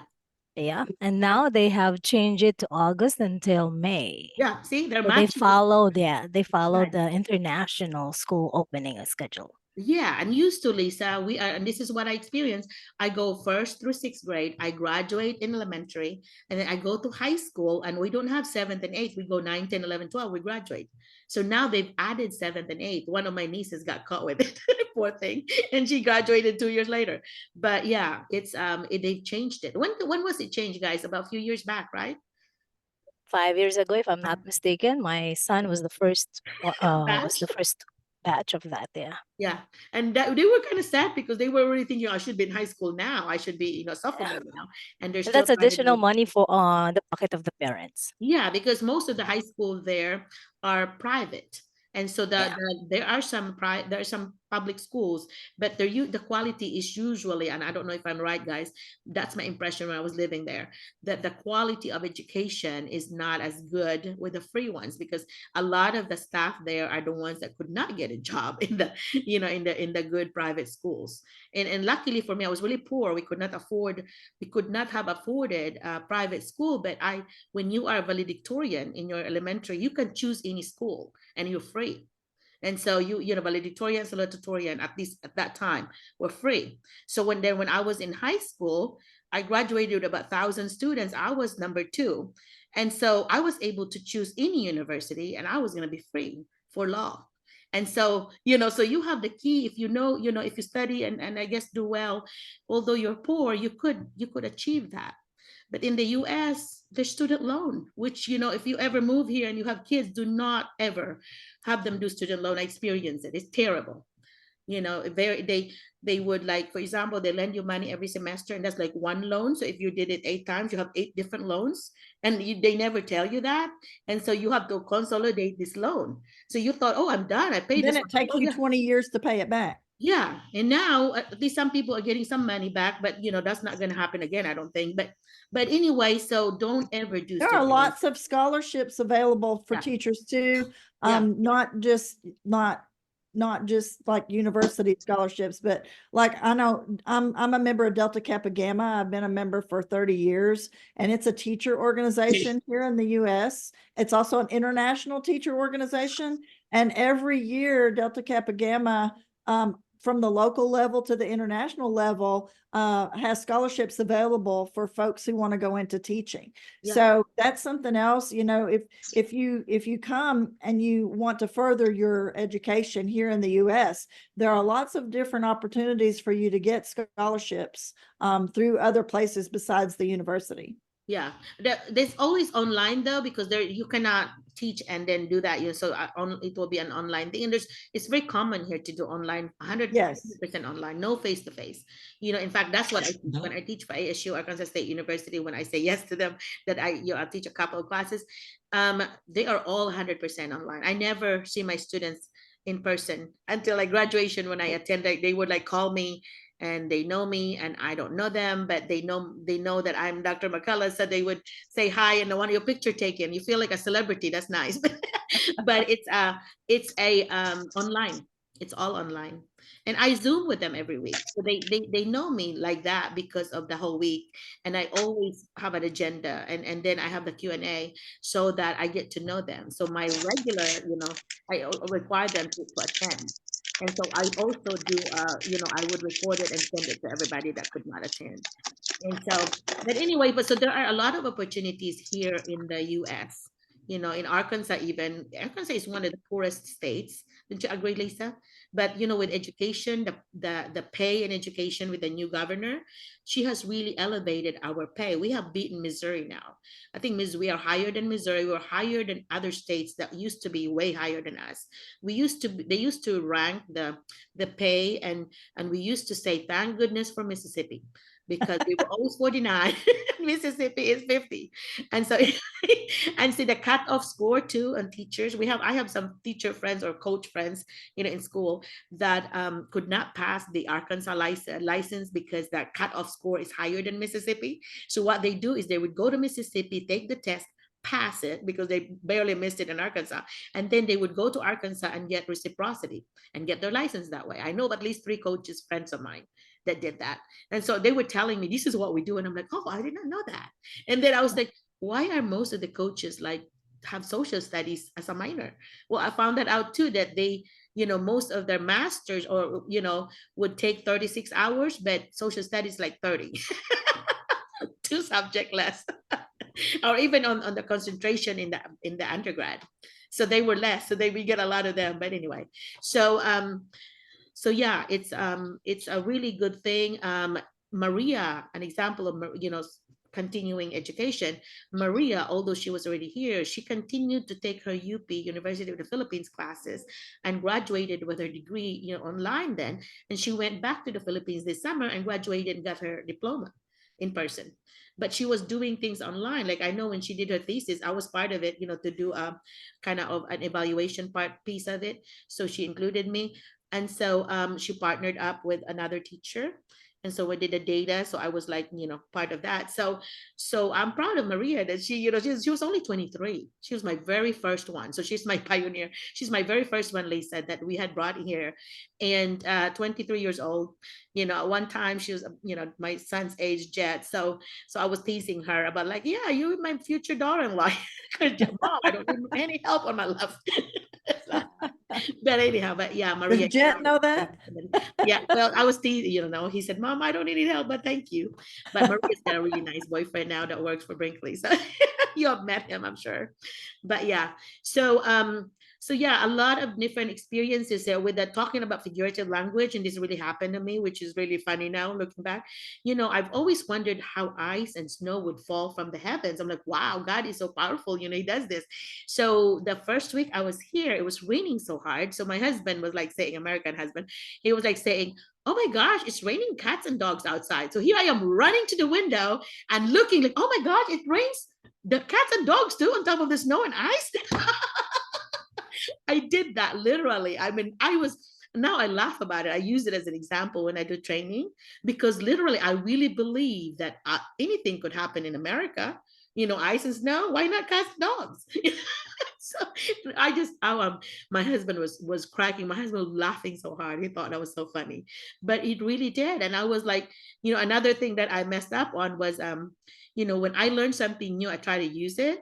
But I think in connection, like for example, if I think of pull, I think of push, like push and pull. That I always do that in my head. I don't know if you do that, but I do that. That's how I learn. And so Dwayne introduced me to the word pulling my leg. Does anybody that still live in the Philippines, does anybody know what pulling your leg is? That's our slang. It's cracking a joke. Yep, cracking a joke. Very good. And so of course, I did not know that, right? And so he taught me what that was. So I was proud of it that I was going to use it. So I went to this restaurant, this local restaurant, because they don't have rice here, unless it's a Chinese restaurant. So this is just a little cafe. And we were going to get some hamburger or whatever. So I look at the menu and there's no rice. And I said, because I was thinking that everybody would have rice, like in the Philippines, even our McDonald's have rice. So I was looking up and I said, don't you have rice? And she was like joking. And I said, are you pushing my leg? I said, pulling my leg. Are you pushing my leg? And this lady was laughing so hard because, because she knows my husband. And my husband said, yeah, she has difficulties in our in our parts of speech, in our figurative language. But yeah, I used it wrong, and that's very common. And my husband would say things like, oh, I'm not going to correct you because I think it's cuter. Like, no, you're going to make a mess because I'm using the wrong words. Can you just hear Dwayne saying that, Lisa? Like, it's cuter. The way you say it is cuter. You have to correct people when you get here. But the thing is, when you're in the classroom, your kids are going to say something. So you might take it literally. So you need to ask someone. Actually happened to me. And don't ask the kids because they'll lie to you. They would lie to you. Yeah. I had to ask a principal, like, what does this thing say? And it was really bad. And I was like, so I asked the secretary and I said, this is bad, right? Because my paraprofessional looked at me like I should get this kid in trouble. I didn't know what the words mean. And so I'm like, okay, come on. Yeah, let me go to the principal's office. I can't believe you said that, but I didn't know. So I went down there to the principal's office and I whispered to the secretary and I said, these words are bad, right? He said, oh my gosh, Merlina, that's really bad. And so I said, what does that mean? And so she had to write it down. I was like, oh my God, that is bad. and so when I went and took the principal, they took care of it and have to get the kid to lose races, whatever. And he said, Merlina, you have to stay. I have to ask you something. And then when the kid left, he said, Merlina, you knew that word? And she said, Georgia, her secretary said, oh no, she had to ask me. We're laughing so hard because I did not know what the words were. But those are common things that, the kids, I'll tell you the words later. I don't want to say it here, but Lisa, I'll tell you later. But yeah, that was my experience that on the language that kids will come up with something that you would not know. So figurative language is one. Another one. Well, and there may be similar words that you use in different ways too, Yes. I can't think of an example right now, but there may be words that you use to mean certain things that we use to mean something else. Yeah, I can't think of one right now, but I think you're right about that. Just like even our Filipino, our Tagalog language and Cebuano, we have words that, one is confused and one is the H word relating to sex. So yeah, so it's really, you can use those words, and not know that, oh, this is a different one in your language, just right. within the same country. So just like English and Filipino language. But the thing is, when you first get here, you have culture shock, and that's guaranteed. You're gonna be shocked. Everything will shock you. Mike, what shocked you when you first got here? And Mike has been in Qatar How do you say it? Qatar. How do you say it, Qatar. Lisa? Qatar. Sure. Yeah, it's Qatar. So he's Qatar. been there Yes. for years, and then still things surprised you. What was the biggest surprise that came to you, Mike, when you first got here a year ago? Yes, well, the behavior of the students. Yeah. That shocked him that they were so rambunctious that they would just talk back at you, because the American children, we encourage them to be, to think and to ask questions, to just not question everything. You do not just take things without questioning, and we want that. It's a higher level skill, right? I told my own kids who were born here, 32 and 24 now, I said, you can question mama, but make sure that you are very respectful about it. You have to use the right tone. You could correct mama, because sometimes mispronounce things, but and of course your gifted kids would want to be in the habit of correcting you in front of your company. So I would say it's okay to do that, as long as you're respectful about it. You're not being rude. Well, in the US, we promote free speech. Yep, that's right. And so some students take that to the limit. Yep. Right, Some Mike? kids would. Yes, ma'am. So what kind of behavior surprised you, Mike? What did you say that the behavior is shocked you? What kind of behavior? What it did that Yeah, the behavior of the students, that while you are inside the classroom, they can use a mobile phone, and then they can go out in the classroom without asking permission. Also, if you will greet them, they will not respond. Yeah, Mike, those are some of the shocking. But Mike, those are all classroom management that you should not let your kids get away with. Those are some things that Yes, American ma'am. and Filipino teachers Yes, say no. actually, during my first week, I'm hesitant That's it. to do it, because there are some videos that circulating in the social media that that's one of the students smashed the teachers, because the teacher, because of confiscating her Oh, mobile phone, yeah. So they're and afraid of those are violence some of of the kids. Yeah. factors. Yeah. Yeah, and even in a local school, one of the teachers shared with me that violence happened where some students went and shut up as a teacher's home, and so they were so afraid of that. I said, why are you afraid? These are high school teachers. I said, why are you afraid to discipline the students? You have the support of the administrator. You have an SRO, school resource officer, which is a police officer that's staying in the campus. You have that support, and if they ever hit a teacher, you can put them in jail. They are gonna be picked up by the police in handcuffs. They cannot just be violent to teachers. The parents or grandparents or the students, they cannot just hit you. They don't ever think that they have the right to do that. And so, Mike, these examples that you said, I hope you did correct them, because those are things that should not be acceptable. Yes, You should not leave your yeah. classroom without your permission. They would even get up without permission, when you have set and, do your procedures and routines, right? So When now I you was at let the them high do it. school, I put a big table, a folding table at the front of the room, and I marked it off with tape. And I numbered each square. And so when the students came in, they had to put their cell phone on the table in their square that the number matched their seat. That's And smart. so it was right there in full view of everybody all the time. So I would know if they picked it up or if they, were like trying to sneak it into their backpack or, trying to look at videos or whatever. Yeah, but you have a small number, Lisa. What was your biggest number since you were an interventionist? What was your biggest number? Biggest number of students? 18. Oh, you did have 18. Okay. I thought you had less. Well, here they give them a little basket. So when that teacher would come in and they would have this basket, they have to put in their phone in the basket. But some of them would say, I didn't bring my phone, although they will be in their pockets. And so I know like Maria is very strict about it. Like, phone over here, whatever. She's very strict. Yes, she was doing that yesterday. And she had a couple who was like, I didn't bring my phone today. And she said, I know better. Bring me your phone. And she's getting tough. Yeah, she said, get up here, bring me your phone. And and they come up there, with their head down and hand her the phone.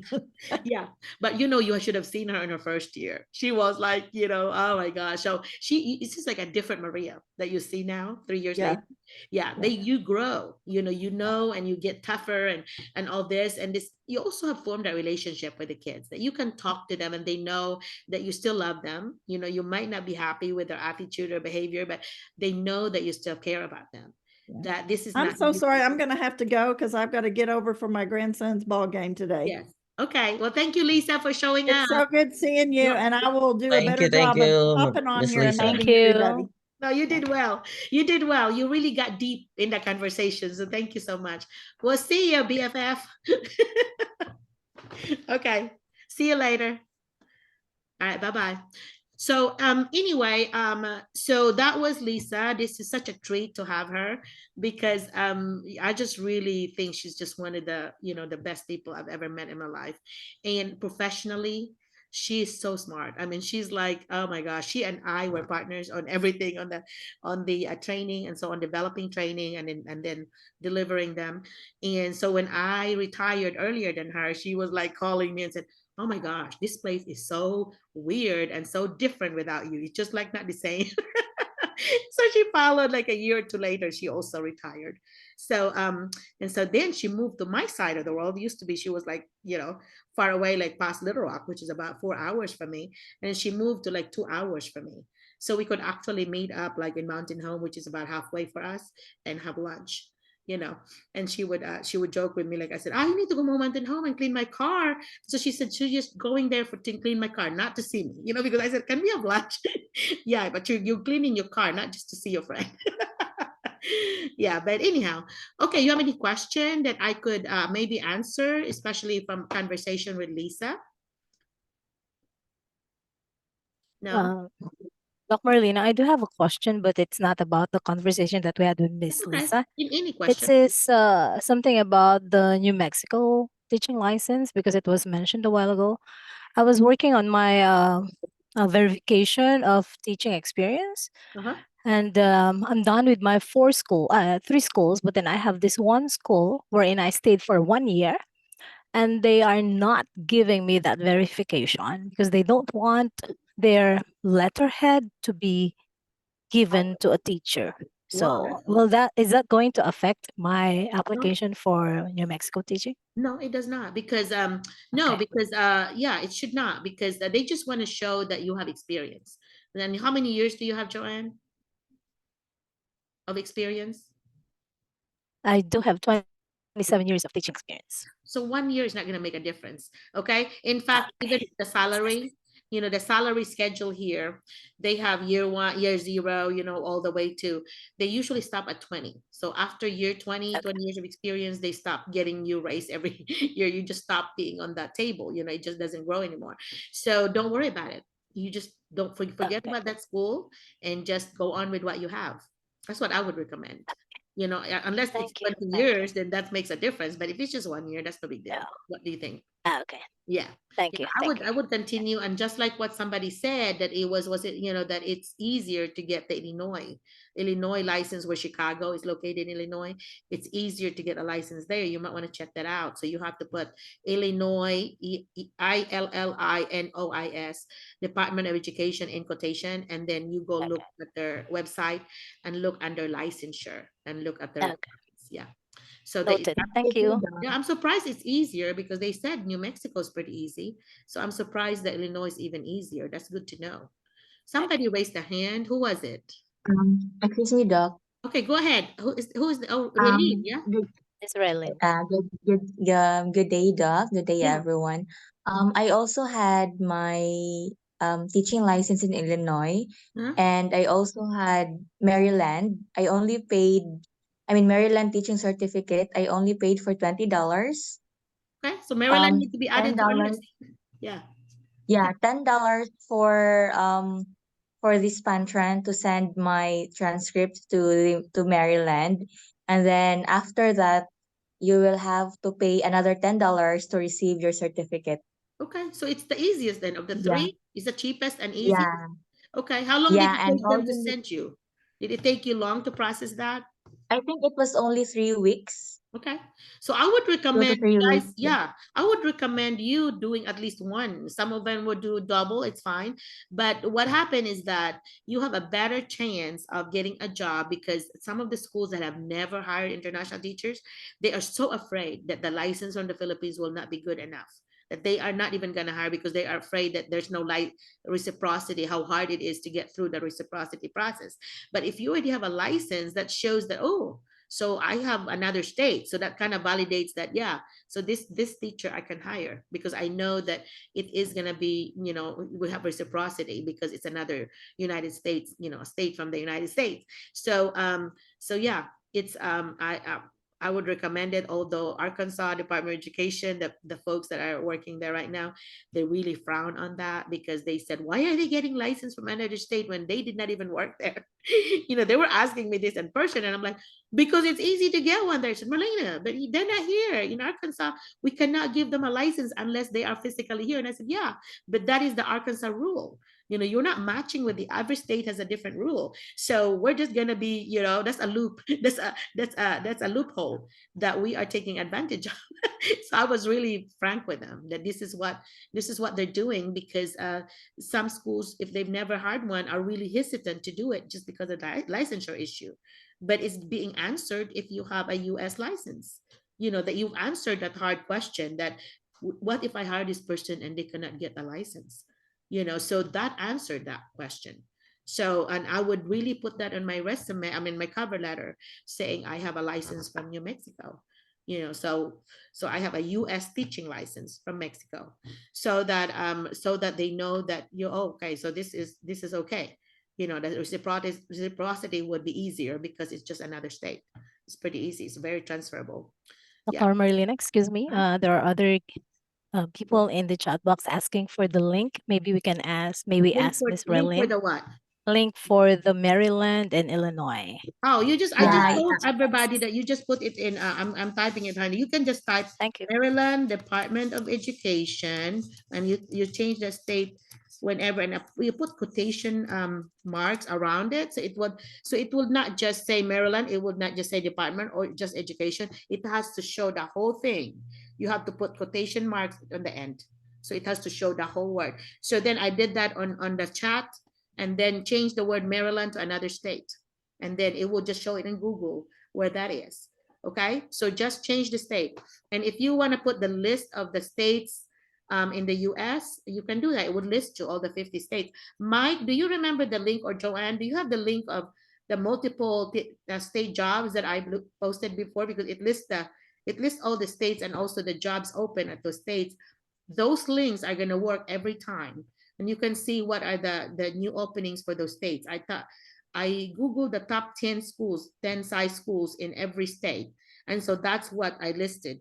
So that's something that we might want to post. If you can find it, Mike or Joanne, or even Giselle, if you can find that, post it here, please, because if you click on it, it has the 50 states and it has the link already. All you have to do is find the state you want and then get to the link that I provided, and you can check it out and see if they have posted some jobs already. Just remember, for those that are new, if you look at the map of the United States, you may want to Google that too. Map of the United States, if you see the southern state, which is like Arkansas, if you just make a line from Arkansas on like this, and those are the southern states, and they are the milder winter, which means we don't get as much, you know, ice and snow. But if you go to the northeast, which is where New York is, New Jersey, Maryland is really the worst on the snow because they're very close to Canada. So if you see states that are close to Canada, that's guaranteed you're gonna get a lot of ice and snow, where it's so big that it will cover like a whole house or a whole car buried.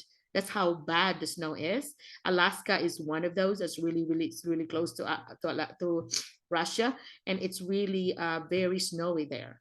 So if you don't like cold, you may not want to apply to those states. So you look at the map and make it your guide, because when you get that link, so Joanne had done the link. Let me see if I could show that. I'm gonna share my screen and see if everybody can see this. Let's see, where do I find my where do I find my screen that showed because I'm not the host. So Mike, can you do me a favor and do the link or what, you know, you're the host. So share your screen, Mike, if you don't mind, because I want them to see. Okay, you changed me. Okay, I'll got it. make you a host again. Thank you. Yeah. So I'm the host now. Let's see if why am I? I'm getting a new thing though, Mike. Let me see. What am I doing wrong? Like it has a new deal and I don't want to come in again because then it will stop our video. So how do I do that? Can you just claim it, Mike, if you don't mind? Claim it back. Oh, I'll send you back. Okay And po. yeah, and then share your screen because I can't find it on mine. Okay, I'm gonna make you host again. I can't find my button that says share your screen. So anyway, the goal is to share a screen. I want everyone to see what I'm talking about.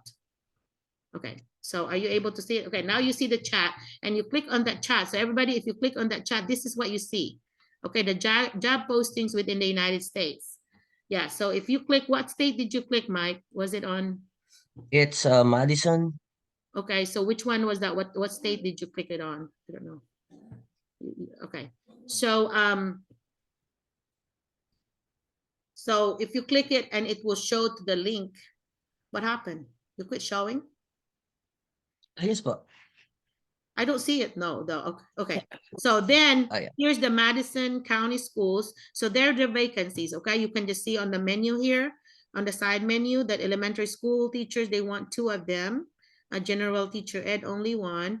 And then there's a middle school teaching, 3.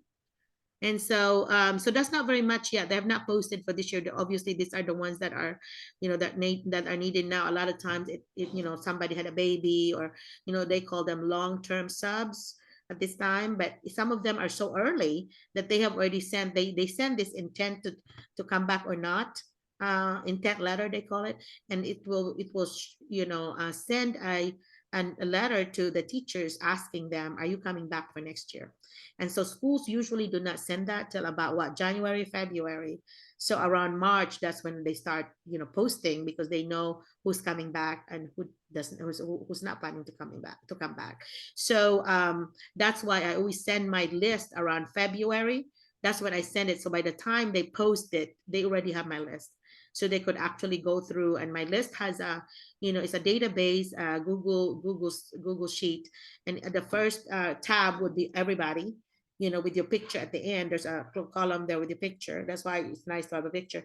And then I put down there's your name, number of years of experience, what your degree is, what your experience is, and then your contact info, and then the link to your folder. And then so then they just see that and they click on the link, and then they see all your resume, cover letter, whatever it is that you sent me. And so then on the other tabs, I also did like all elementary, all special ed, all math, and so on. So if they are specific, they just go to those tabs. So that's what I sent them. And so whatever you sent me, they will have access to it. So make sure that if you haven't sent me, you need to send it to me, so that when I update it this weekend or next week, that I will have yours. And if you have updated information, if you had me Americanize your cover letter or whatever, and I done that, but you haven't told me that this is my final, you have not sent it to me. I know that Joanne had updated hers, so I have updated it on yours. So when you send me an updated paperwork anytime, I will replace the old one, delete it, and put the new one in your folder. And so when I update that, it will also update theirs, because I just send them the link to my drive. So anytime I make changes, it will also, this is what they see also. So anyway, so once they get my link. So anyway, yeah, it's I usually hear a lot of people getting hired around March, April, May, and then some of the schools that move slower will do it in the summer. That June, by the time July comes, that most of the visas are gone. So you want to work with schools that have H-1B. But if you're in Arkansas, I'm pushing for H-1B now, starting this year, or actually starting last year when I finished Mike and them's thing. I'm confident now that I can help with H-1B because of my experience with Mike's bunch. That so you did Forest City. This is a neighboring school. Do they have any thing available, Mike? They have yeah, go under certified job listing postings, right in the middle there. You see it? You see the one that says district? Nope, up. Yeah, personal department and a certified job posting. Is this what it is? Is this where you are? Oh yeah, you are there. Oh, so let's see, they need a principal. What else do they need? So they need us, that's when they said pathologist though, that's not gonna be special ed, it's gonna be a speech therapist. There's a teacher, the teacher position Yeah, of we hear English, you. math, reading, science, social studies. This is only about an hour from Helena, right, Mike? Or 40 Yes minutes. po, yes po. Yeah. So this is going to be close to the area where other Filipinos are. There's about what, 50 of you there, Mike? Maybe close to 50. Yes po, I think we have more than 10 Filipino teachers there Well, in okay, in Forest Forest City City po. alone, yeah. But then in Helena, there's already 15, you see. And then they get Yes together. po. They have these parties and stuff where they are together. So that's how Mhm. they know everybody. And so I met some of them. A bunch of them would know me because they have attended some of my Zooms before. And so I feel honored that they know me because I don't know some of them. So I want to meet them. But they're always welcome. If you know of someone, a teacher, that Filipino that's already teaching here anywhere in the United States, invite them to come to our link because I would like, I would like for them to talk about their experiences. Mike put on chat about or somebody did, is that you, Mike, that did Yes the po, yes po. how to I just contact, copied that. yeah, to contact the superintendent. Okay, so if you go to my link that they said, they took me forever to do the 50 states, guys. That took me a long time. But the thing is, that's always the same link that the schools would use. So every year when they update that, you could, this is called the salary schedule. Look at that, step 1, which means no experience to start with 50,000. So in this particular school, let me see. So their step is the second step here. They 81. Oh yeah. So if you have masters, they give you about $1,000 more. So you have masters plus 30 hours, 30 credits is you get 1,500. What's the next column? Let me see. Special or specialist. That's specialist. The special means specialist. That means second masters. And then the last column is your doctorate. So how much do they pay for doctorates? Let me see. 53 po. 53,500. Okay. So they have another 1,000. So if you have 2 masters, then you have about 2,500 and another, so 3,500 to get the total difference. So then the next year they don't give much increase on their, some in the past the salary schedule is usually the next year you get $600 bonus, but because the school really had the budget this year when they changed it where everybody had to start with 50,000 and schools have limited budget, so their step raise are not very much now. The next year they'll make about, from the step here in the BSE, they only make like $41 more, and then $88 for master. So they're not really giving you much more raise every year. It doesn't look like. But you have to remember each school is doing it differently. Like Forest City is one of the poorer schools too. So Mike, can you do go back to Arkansas and go back to go to, like, let me see what's a rich school here. Springdale. Yeah. Springdale would be the highest one. They are in the northwest Arkansas, close to Oklahoma, and they have really high pay. So if you can find, like, look at how much, right now they have a lot of classified, which means your aide and all these other bus drivers, but they have not even posted their certified. I don't see any Yes po. certified yet. But if you go to one of those schools and this school, and then look at their salary schedule, would be better than ours. So anyway, Rogers would be another one. Yeah, they have not even, they're certified by tutor. So yeah.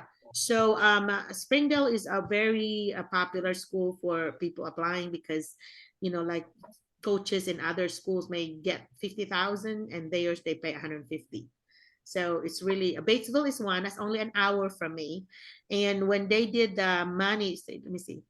Yeah, I am friends with the superintendent. So when you mention my name there as a resume, they will know me because, and the high school principal knows me there, and a bunch of the elementary principals know me there too. So if you put my name on your resume as one of the first reference, they will contact me about you. So, and you'll get my info when you email me. The bottom of my emails usually have my phone number and my email. So yeah, feel free to do that because they're gonna ask you though, how do you know Miss Merlina? So yeah, so they have so they need a principal for the charter school. I didn't know that. All right, that's only an hour from me. So if you get a job there in Batesville, it's an hour. I can visit you, or you can visit me. So that's pretty cool because they're 4 hours away from me. Otherwise, this Mike and them.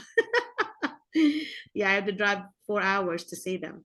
But anyway, so that's a really cool link. So if you have not copy and pasted that link yet to a new document in your computer, you may want to do that because it has all this link that you don't have to wait for me. You just go and apply it directly to these folks.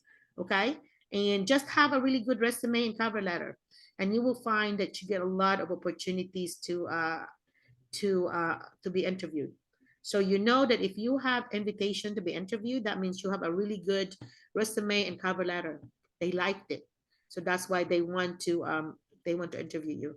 So once they interview you, then it's up to you to answer those questions. So if you have listened to a lot of my Zoom, you should be able to answer it. And there's if you go to my YouTube channel and use a Josephine video there, it has a practice of interview with me and Josephine and Maria, and she answered the questions, which is very similar to some of the questions that will be asked of you. And then she answered, and Maria and I added to the answer, to how to make it even better. But she did an awesome job. That's why I asked Josephine, I said, Josephine, can I please use this as an example of a good interview? So you need to go, if you want to, you can look on my, do Itza and Merlina, and then you can find our Itza YouTube, and you can see those videos. And the interview videos, please watch it before you even do an interview yourself. And if you're really nervous, contact me and I can do a one-to-one practice mock interview with you.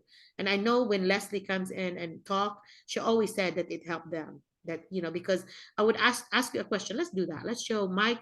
Let's go back to the screen, Mike. I want to see everybody. I want to do a practice thing because I want to see some new people, and I want to do a little practice thing too. So call somebody, or somebody volunteer if you feel like you can talk to me and not be, a problem. Don't be intimidated Doc, ever. I'll call Elmer. Elmer. Mr. Okay, Elmer. Elmer, I'm gonna put you in a spot, Elmer. I'm gonna put you like, we're gonna pretend that this is an interview, okay? I know Yeah, Edna is raising her hand. fine. You'll be next, Edna. So Elmer, where's Elmer? Yes, hi, can you hear me? Okay, okay, Elmer. Elmer, thank you for coming in today for our interview. Can you please tell us something about you personally and professionally? All right, it's an honor to be with you today. Thank you so much for this opportunity. I am Mr. Elmerson Elbaranyao, 31 years old, currently teaching here in the state of Qatar. I have bachelor's degree of secondary education, major in English, and had a master's on education, major in English language teaching, and just a year far for my dissertation for doctor in communication. At the moment, I am concentrated in speech and oral communication 7. I'm also teaching experimental research 9 and quantitative descriptive research 10. Well, I could say that my qualifications over the 11 years would really prove that I am the best fit for the role, for the position. Okay. And why did you get into education, and why do you want to come to the US? It's been a long dream to be in the US. And I think it's the time for me to expand my horizon and learn culture and adopt to new school system, which I really think that will really help me professionally at the same time personally, because being in the US could really help my family elevate from our situation at the moment. And I think it's winning two birds. It is hitting two birds with one stone. It will help me personally and also my family. Very good. Very good answer. Very fluent. That's one of the first things I would notice always is how fluent you are. And it's obvious that you have taught in another country because you are not hesitant about using your English. You're not hesitating, you're not pausing, you're very fluent. And that's going to give you an advantage. Okay. Your answer about I'm the best, whatever, you may not want to say that. You say things like, I'm hoping that I would best fit for you, things like that, because it sounds humbling, and you want to sound humble. You don't want, because you could come out, and I'm sure you're not, but you could come out like kind of braggart, like you're too confident. And when you deal with folks like that, they are very hard, they're not teachable, because they think that they're better than whatever, and you don't want to come out as that. So I believe in servant leadership, which is Jesus style. You are serving others, and you are going to be trying to be humble, and not to ever feel like, oh, I'm the best, whatever. Although there are some schools that really appreciate that, but not me. I would not want that if I was trying to hire somebody, because I want somebody that would be like humble and things like, I want to learn. I know I have a lot to learn about the culture and I would love to share. And so you reason about coming. You may want to mention something about, I want to learn about the culture, having taught in Qatar and I've really taught a lot of diverse children. I know that America will be another diversity that I would love to learn about. And so it would be a great learning for me. And lastly, of course, it's gonna help my family, because your pay is gonna be about 10 times more than what the Philippines pays. But that money part is always the last. The first part of it is about you, the learning, and what you can give and benefit the students. But you did an awesome job answering. You're really fluent. And so that's really good. And I like that you included your number of years experience, what you taught, and all that. And so the only thing missing is maybe your teaching philosophy. What do you believe about teaching? You All know, right. Can I answer Mhm. that one? what do you believe about teaching? What's your teaching philosophy? Do you Teaching believe? is indeed the noblest profession for me, and I am one of those who is really believing that to teach is to touch life forever. I may be a teacher as a facilitator who will act as a side guide for the children that I believe once they are empowered, they will really be doing their best. They should be recognized, they should be heard, and they should be making learning lifelong with me. So I'll support them all throughout. I'll do different strategies, such as collaboration, critical thinking, differential instruction, with the highlight of their multiple intelligences. I also imbibe this what we call inclusivity, equality, and learning in a safe and secure environment. I Very good. believe that children will really be motivated if they are part of the learning process in a way that I'll make my everyday learning experience with them engaging and fun through the inclusion of games and technology in the classroom for us to keep abreast with the dynamic state of education. Awesome. That's the best answer. I love that you included a lot of those terms that you want to see, innovation, technology, hands-on learning things, and so on. Those are the things, if you get this recording, I want you to pay attention to what he said on this last question, because that is one of the best that I've ever heard. You covered pretty much all the bases that I wanted to cover in a very short time. So they may ask you follow-up questions from that, but that is one of the best answers I've heard about that philosophy and what you believe, because you are able to show some good practices, and those are the terms that you want to put in there, your project based learning, your hands-on learning, and being a lifelong learning, and you make teaching engaging and fun, and where students want to learn, and so on, and include too, like, you want to learn from your students, because teachers don't have all the answers. Every day we learn from our students. Just like I always say in the Zoom, I don't have all the answers. I learn from you every time that I talk to you. I learn from you. And that's what I love about it. When I have speakers and they bring in things like Lisa did today, I learn from that. And so if you are a person that has growth mindset, and you always want to grow, and you always want to learn, and you always want to put that effort, that in your classroom you're going to be focused on the process, in the effort instead of the end product. So that's a really good answer, by the way, when they ask you about growth mindset, that in your classroom you applaud the kids that are trying, that are doing the effort. And so when you praise them about their effort and about the work that they put in, and that you tell them that it might not be perfect to you, but you are growing, and this is how much you have grown from this one to this one. So you're encouraging your students that the end is not all the answer. It's the process that's really important, because of all the learning that you have. And if you fail, you try again. So that's Emerson, awesome job. A+ on that answer. I really like that. Okay. So any comment that you have, like, they would always ask you at the end, do you have any question for us? Please do not say how much money do you pay. Don't, because you can see those salary schedule that Mike showed us on their website. Because if you ask the money part, that means you did not do your research. You did not look at their website. You did not look at their salary schedule. You must not have looked at their teacher. There's always a teacher handbook, student handbook. You need to look at those. because the student handbook would have the discipline, how they do discipline. So if they ask you about discipline, you should be able to answer it according to your handbook that I read on your website. It says that this is what you do discipline.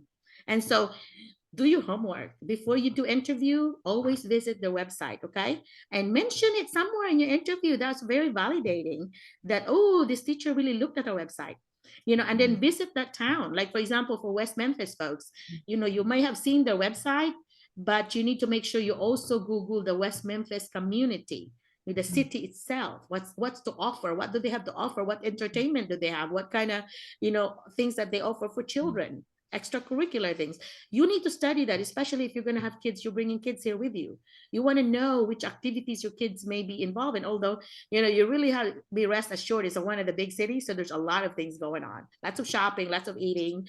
Lyft is available, Uber is available, all that. It's not a taxis available in our community. Like mine, we have one stoplight, really small, and no Uber. I think there's somebody that's doing a taxi right now, but there's only one. So, so it's a really small, like a province. But I love it. I love it here. But it's still very modern. But it's just that not the business part, like West Memphis offers, has a lot more. Just because also you're just a few minutes from Memphis, Tennessee, which is huge. This is where Elvis was born. So you can actually see Elvis's house. And then you go to the supermarket where Mike and them would go. It's only 30, I think less than 30 minutes from you, from West Memphis. Well, Mike had to drive more than an hour to go there. But if you live in West Memphis, you're very close to the international market where you can buy your rice and all the other food, that noodles and all this, Filipino foods you want. They came from Mexico. And of course, they got, of course, imported it from Asia as well.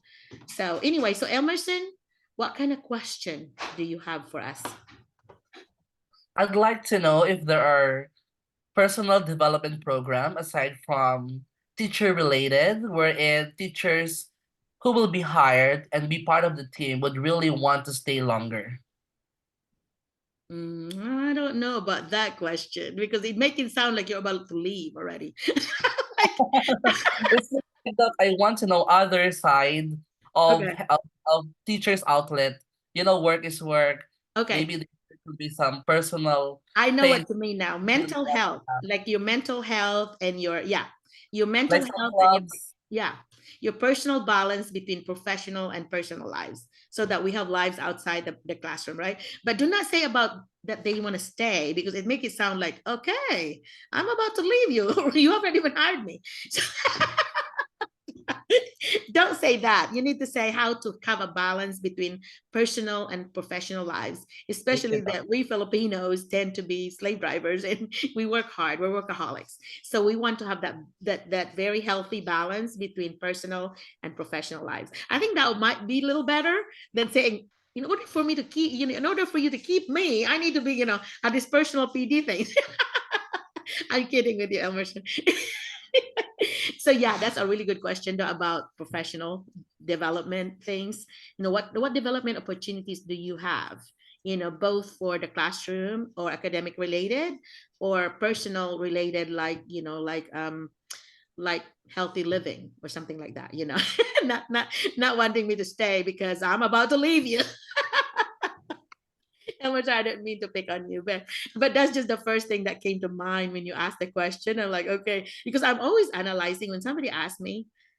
The first thing that popped up in my head was that oh, okay, this person is already wanting to be convinced to stay.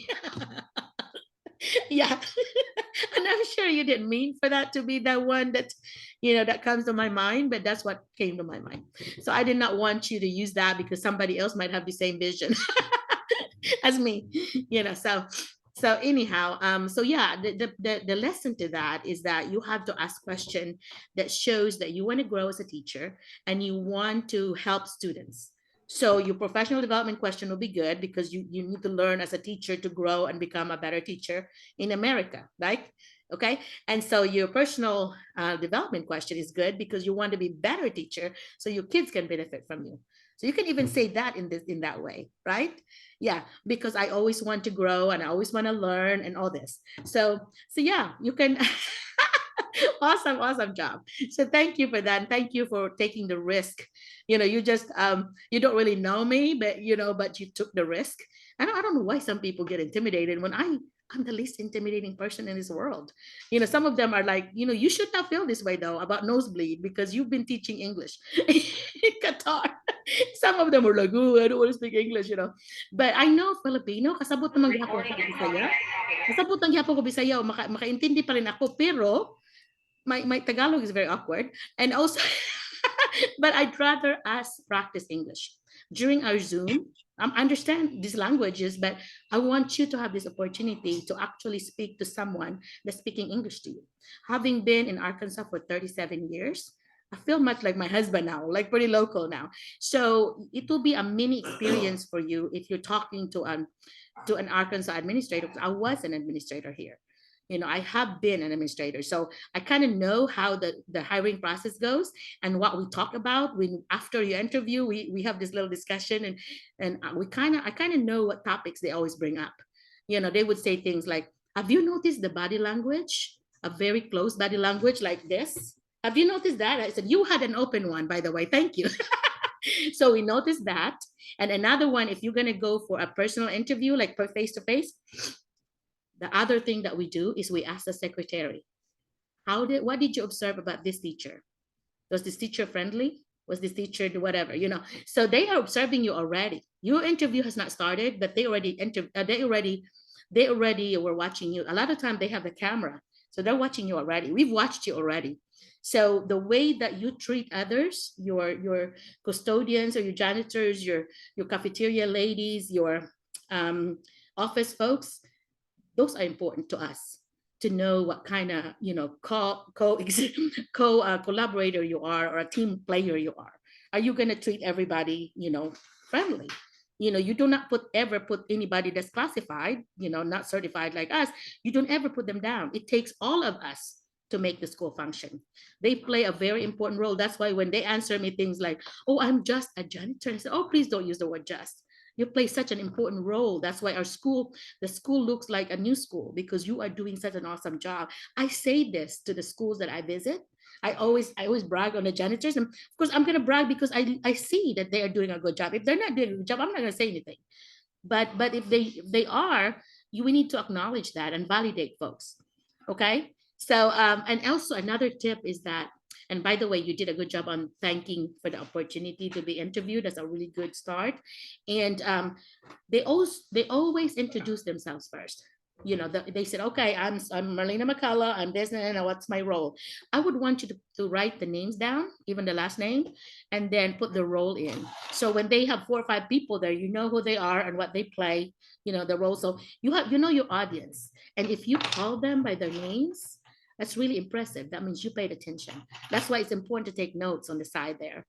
And I always do that when I'm doing Zoom because I forget things, So so that's a good tip like that. And Elmerson, I want to sit up straight when you do your interview. Okay, I know you're so relaxed right now. Picking on you again, but yeah, make sure that you do because that shows interest. That shows like I'm very serious about this and I really want this job. But if you're just like, oh, whatever, so do not have that. I know it's the Zoom, it's different. You are gonna, I'm sure straighten up your body language thing if you are actually doing a job interview, which I'm gonna find out with the 9 people that we're gonna be interviewing this Tuesday. That's why that list, if you're not signed up on that list on chat that Mike is compiling for me, please put your name in there so I know what your areas are. And then second one is that if you have not sent me your resume and see in your cover letter, you're not going to be ever in my list because they want that first. I have to send Mr. Barbie Kendrick your folder with your CV and resume before we can even interview you, because he's wanting to look at it. And I'm going to send him some possible, and then he's going to tell me, these are the folks that I want to talk to. So he's not like in the past where he was like, okay, let me hire everybody. It might not be that way, but the nice thing is, even if there's 1 of 3 and you're not hired, but you're already in his radar. So if there's something open, we might not have to interview you again. You will just get hired.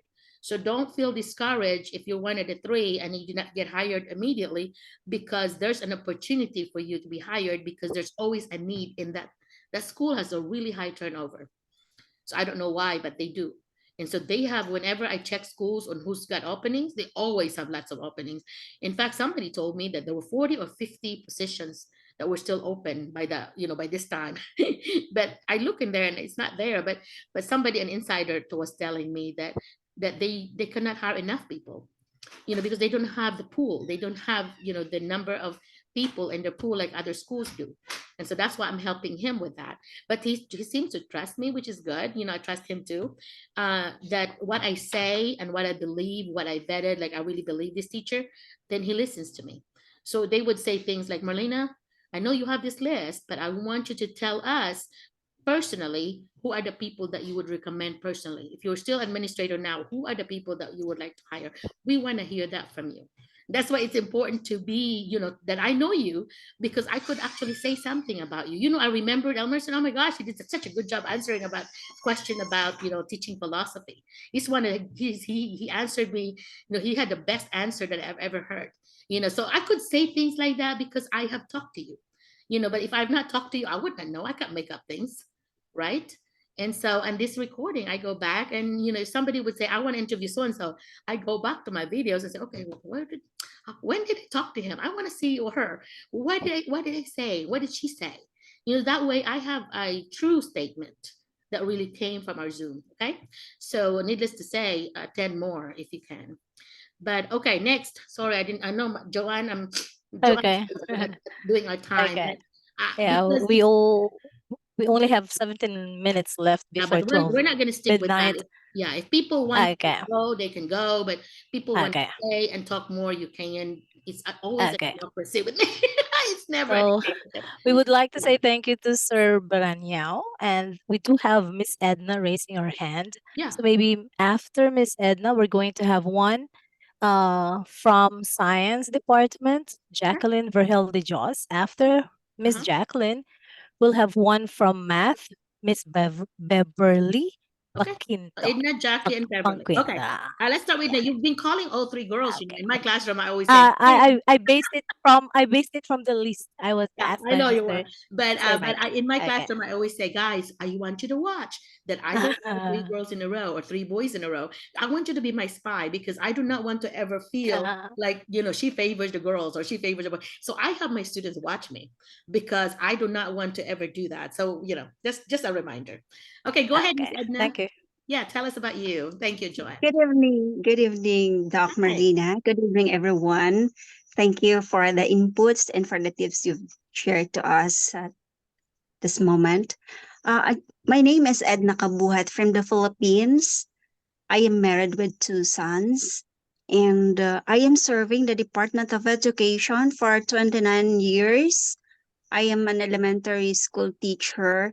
I started as teacher when last 1994, but I was promoted to principal and supervisor. I just want to ask, Doc, if am I qualified to apply for a teaching position in the USA? Yeah, you can, but in your interview, don't mention your administrating thing because you might just get X off because they are usually not hiring administrators from other countries. They want to grow their own. Yeah. So you don't really, Yeah. yeah. So I would just skip that, but it's in your resume. You're not lying about it, but I would focus my interview on my whatever you're applying for.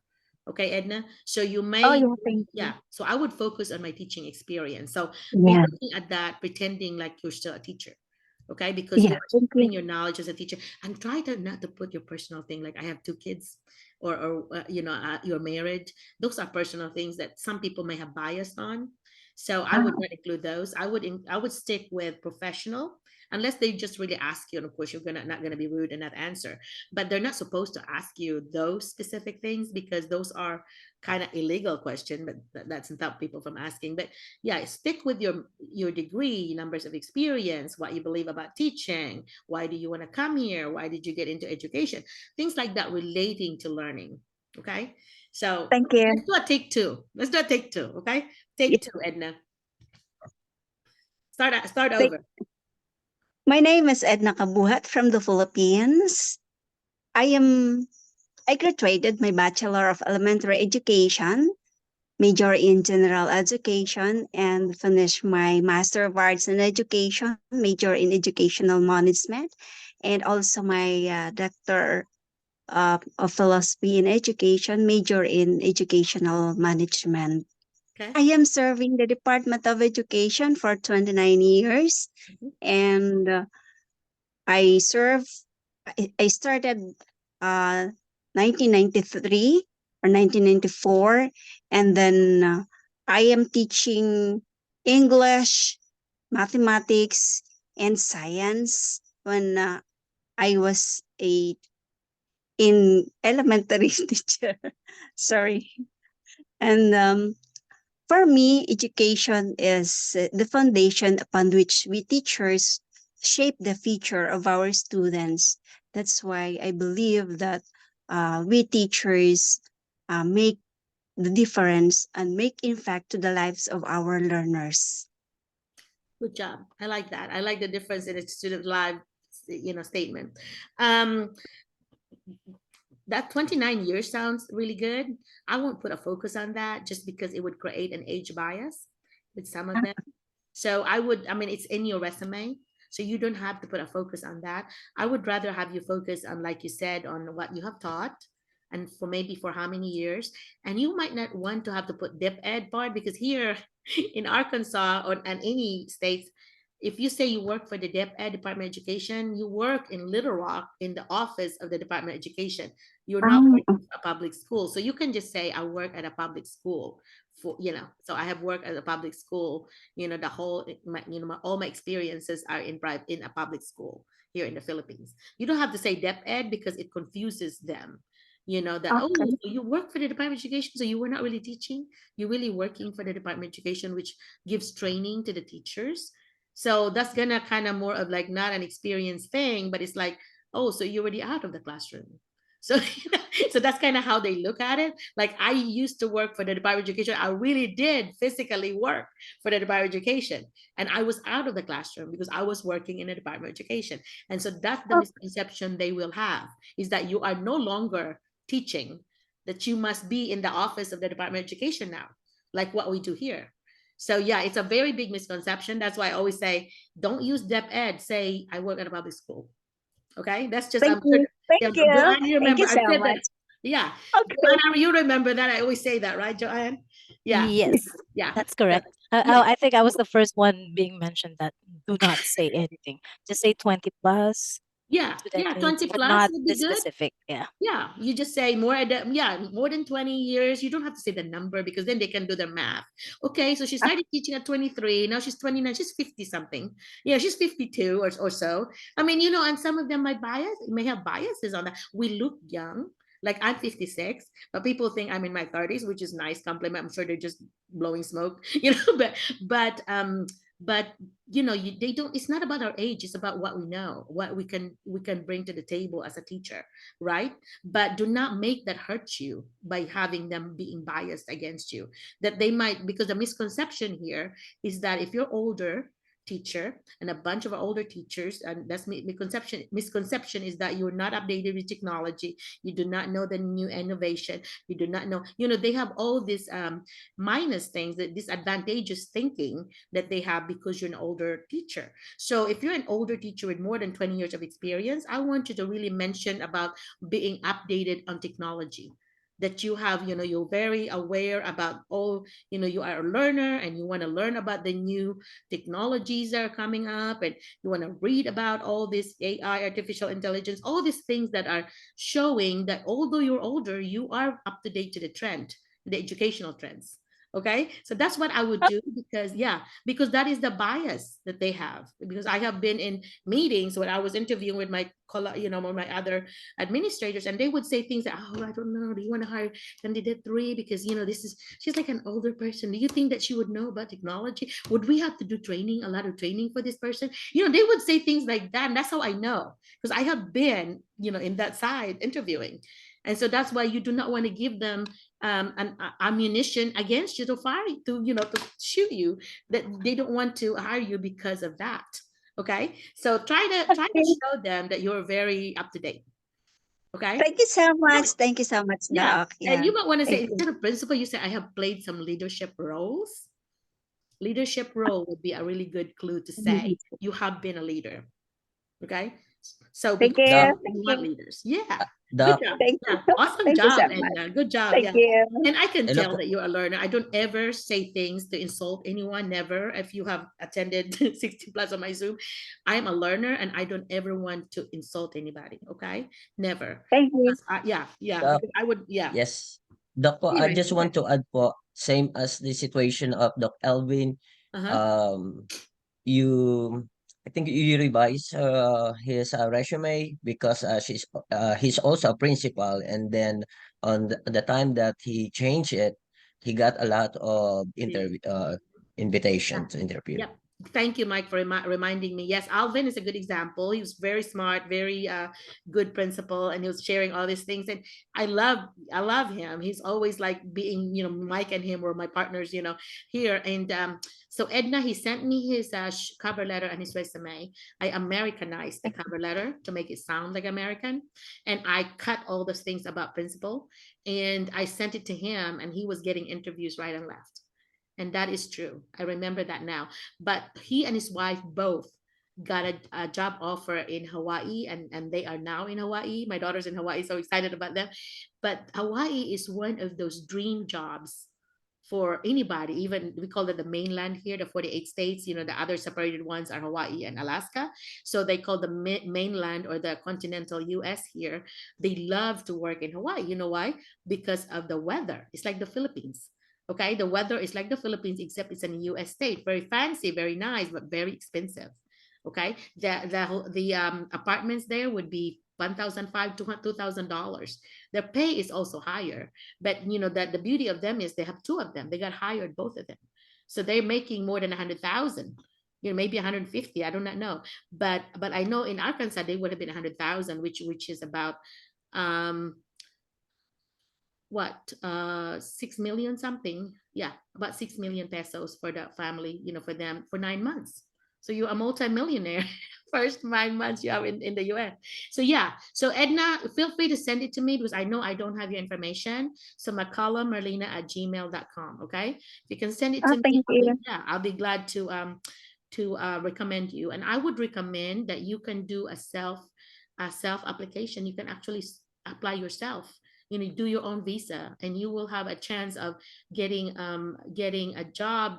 Getting a visa because of your doctorate in education. And I also encourage you to apply at universities, because universities will get you here fast and in a green card path. But anyway, but communicate with me. I can help you. I can send you some links. I can send you some links. Okay. I'm a university professor as well, so I've got connections on that too. So yeah. So it's so nice to meet you. Who told you about us, Edna? How did you know about us? It's about our GC group Okay. chat. Yeah. Yeah. They give us the link. So I tried. I opened the link and I saw that. Oh, cool, I cool, cool. joined here. Cool, cool, I'm cool. I so hope, glad and yeah. very fortunate. Thank you Oh, so good. much. Well, I hope you come back because I will not brag, but it's just that we have had a lot of people that got hired. So we've got good records, I guess, more than 100, 150, close to 150 possibly. So anyway, but they're all over the United States now. I'm biased to Arkansas because I get to see them. So yeah, Oh, it's so funny. Alvin, the one very fortunate. Thank you. Alvin and his wife, Alvin said, well, I really want to work in Arkansas. I said, Alvin, you might not say that once you work in Hawaii because everybody wants to work in Hawaii, and you wishing to go to Arkansas is like you wishing from Manila to like a really big province somewhere, so it's a perspective thing. But I want to talk to him again. I'm going to contact him and see if he could come in and talk to us because I would love to hear their experiences because Hawaii is a wonderful state. I've been there. Of course, I was there last February to visit our daughter, who's a psychologist there, Dr. Stephanie now.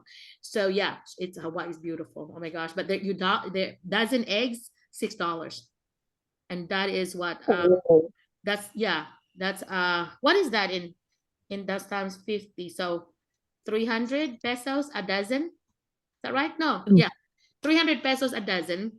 And how much is the dozen of eggs in the Philippines right now? 320. pesos. Pesos. That's expensive in the Philippines then, because in 200, 220. oh, 200. Okay, so it's 3 times. Yeah. Yeah, because in Arkansas, it's about 3 times less. So we are very much like the Philippines, because advantage of us where I am, we have Amish communities here. So we can get fresh eggs from their farm. So I don't buy it from the store, I go to their farm and I buy it fresh from the Amish. And it's really like those really yellow eggs, because they're they're, I don't know, they're the different colored eggs, but it's so good because it's much fresher, I think, from the store. But their milk is the same. It's about 3 times what it is in Arkansas. So the standard of living is way higher. And it's so hard to find apartments or homes. And if you're in a J1 visa, you cannot buy properties. But if you're H1B visa, like Mike is, or Girly or Giselle later, they can buy a property here if you're in H1B. So you want to Oh. work on H1B, it's very hard to find a school that would do H1B, because that means that they are the sponsor. It doesn't cost you anything. They pay for everything if they are the sponsor. Not very many schools would want to commit that to someone they don't know. So sometimes they would commit that if they already know you. But because I'm the bridge to you guys, I'm the one that convinced them that, hey guys, $300 difference between J1 and H1B. Why not spend that extra 300 and get your teachers permanent here instead of sending them back? You like this teacher and then you have to send them back. So I think I must have done an okay job with Miss Memphis, because they agreed. So these teachers are going to be H1B. So, but yeah, they have to know someone, because they were also concerned about the paperwork. I said, don't worry, I can help you. I have done Helena with Mike and them. For 4 of them, they got 100. We had 100%. They all got approved, right, Mike? So Yes po, Doc. so we have a record already that we can do it, and so we just have to replicate what we did there, and then hopefully get approved. So we'll see. So Okay. anyway, okay. So So, anybody else that Doc Merlina, Jackie? we just have to do some Sorry? changes. Yeah. Yeah. We just have to do some changes with our list, because we do have 5 to 6 list of different subject Oh, okay. areas. And I was like planning to make it one person per, but then Sir Mike said, and like what you said, has to be boy, girl. So Yeah. Miss Jacqueline Verhel de Just said that she's not that ready yet, so we're gonna skip her. Yeah. And Mr. Mike is volunteering Jefferson. Okay. Okay. Go ahead. Because That's he fine. said that he was the Welcome. first one in TLE or technology. Okay. Then Okay. we'll have him. Yeah. After that, we will have Marie Chris Espita. I'm sorry, I did not see her name, because her name was not Marie Chris No Espita problem. a No while ago. problem. Yeah. Then Beverly, and then Glory. Glory Febueno. Okay. Thank you. Okay. Yes, hello, good morning, Dr. Merlina. I actually joined the Zoom meeting last Saturday. Yes, you So did. Thank you. yeah, I'm just joining here again, and I already sent you the edited resume and as well as my cover letter, and I think the video lesson links that you requested Good. during Okay. the last Zoom meeting. Good. I have a very few video thing, but those are helpful, because I send the link with your name. It had the link on it, so they actually get to see you already talking. So that's gonna give you a little advantage. So I would encourage you, if you have not done your 1 or 2 minute video about yourself, recorded, and give me the link, you need to do that. That's how Erwin got hired immediately, because I like that guy, I want to hire him. That's what Mr. Kendrick said. So yeah. So do a good job on the video, and really tell about yourself and what you believe and all that, and just be authentic. Don't act like not you. Be you. And I think that that would help. Yeah, thank you so much for changing it up. So do you have anything did you learn anything, John? This is your second time attending. You were here 2 weeks ago. Did you learn anything? I hope we taught you something, not waste your time. Yes, doctor. It's actually because I've seen from a post from the Zion District Public Schools that they are looking for alternative technology teacher, and I was actually filling it up, but I decided to stop because I don't know, it maybe because it's God's will not for me to pursue, because I've read from a while ago with your talk with Dr. Miss Lisa, I guess, that alternate teacher is the one who's handling the student with behavioral problems. Yeah, but if So it's I think I have to technology think though, about it. yeah, but if it's technology though, it's actually a better situation because you just put a computer in front of them, and your rule is they can't talk. They have this progress tracking them, and that's actually the best situation for alternative learning. If you're just a computer technology thing, you're fine because you don't really have much. They just do not need to talk. They come in, they do their work, they leave. So they don't really have a bunch of opportunities to misbehave because the moment they come in, they're busy and you're doing technology. So it's really not that bad, John, if it's about technology. So whatever God's will is. So I always do, I try my best. God, please do the rest, kind of situation. So just whatever you feel like. If it doesn't feel right, it's not meant for you. You have this extra feeling, I think, that so you must have that feeling, which is like an intuition thing. And that's, I think, the angels whispering to us, that's not your path. Yeah. So good luck on that. And see, if you see that link on chat about the multiple job that posting, I would like for you to try those. Think about the state you want to live in and look at for Arkansas and see if you're closer to us. That's a driving distance for us. I was thinking that in the summer we could have a road trip and visit some of our neighboring states teachers and get together with them, because I've done that. We have like we went to Dallas, Texas together, and we went to went to some museum in the other side of Arkansas. So I would like to do some more of that. Mike, were you able to go to Dallas or the museum trip with us? You didn't, did you? No po. No. I didn't po. I think you had your family. Yeah. Okay. So John, you have a question for us before we move on to the next person? Because I know we're over. So do you have any question? Any clarification? So far, doctor. Thank you very much for the time. Thank you. Thank you. Thank you so much. Yeah. So you have a very pleasant personality, looking like you smiling and all that. Keep that up whenever you get your interview. Yeah, don't just be really authentic. If you're that kind that always smiles, smile. It doesn't matter. Just don't act like I know it all. And I don't think your face look like you are like that, but just that, because 75% of our interaction with people are actually nonverbal cues. And so we read, and people in poverty, like I was really poor living, and so you can read more of that. We seems to be better at reading the nonverbal cues. So as an administrator, I actually read a lot of the expressions, and all this that my fellow administrators did not even notice. I took notes in mine and I would share them with the notice they do, all this. And so, like, my gosh, Merlina, we were paying attention to the answers. We were not even looking at their thing. I think I look at the whole thing. so yeah, and that's what they do. And the longer you have been administrator, the more experience they have about doing that.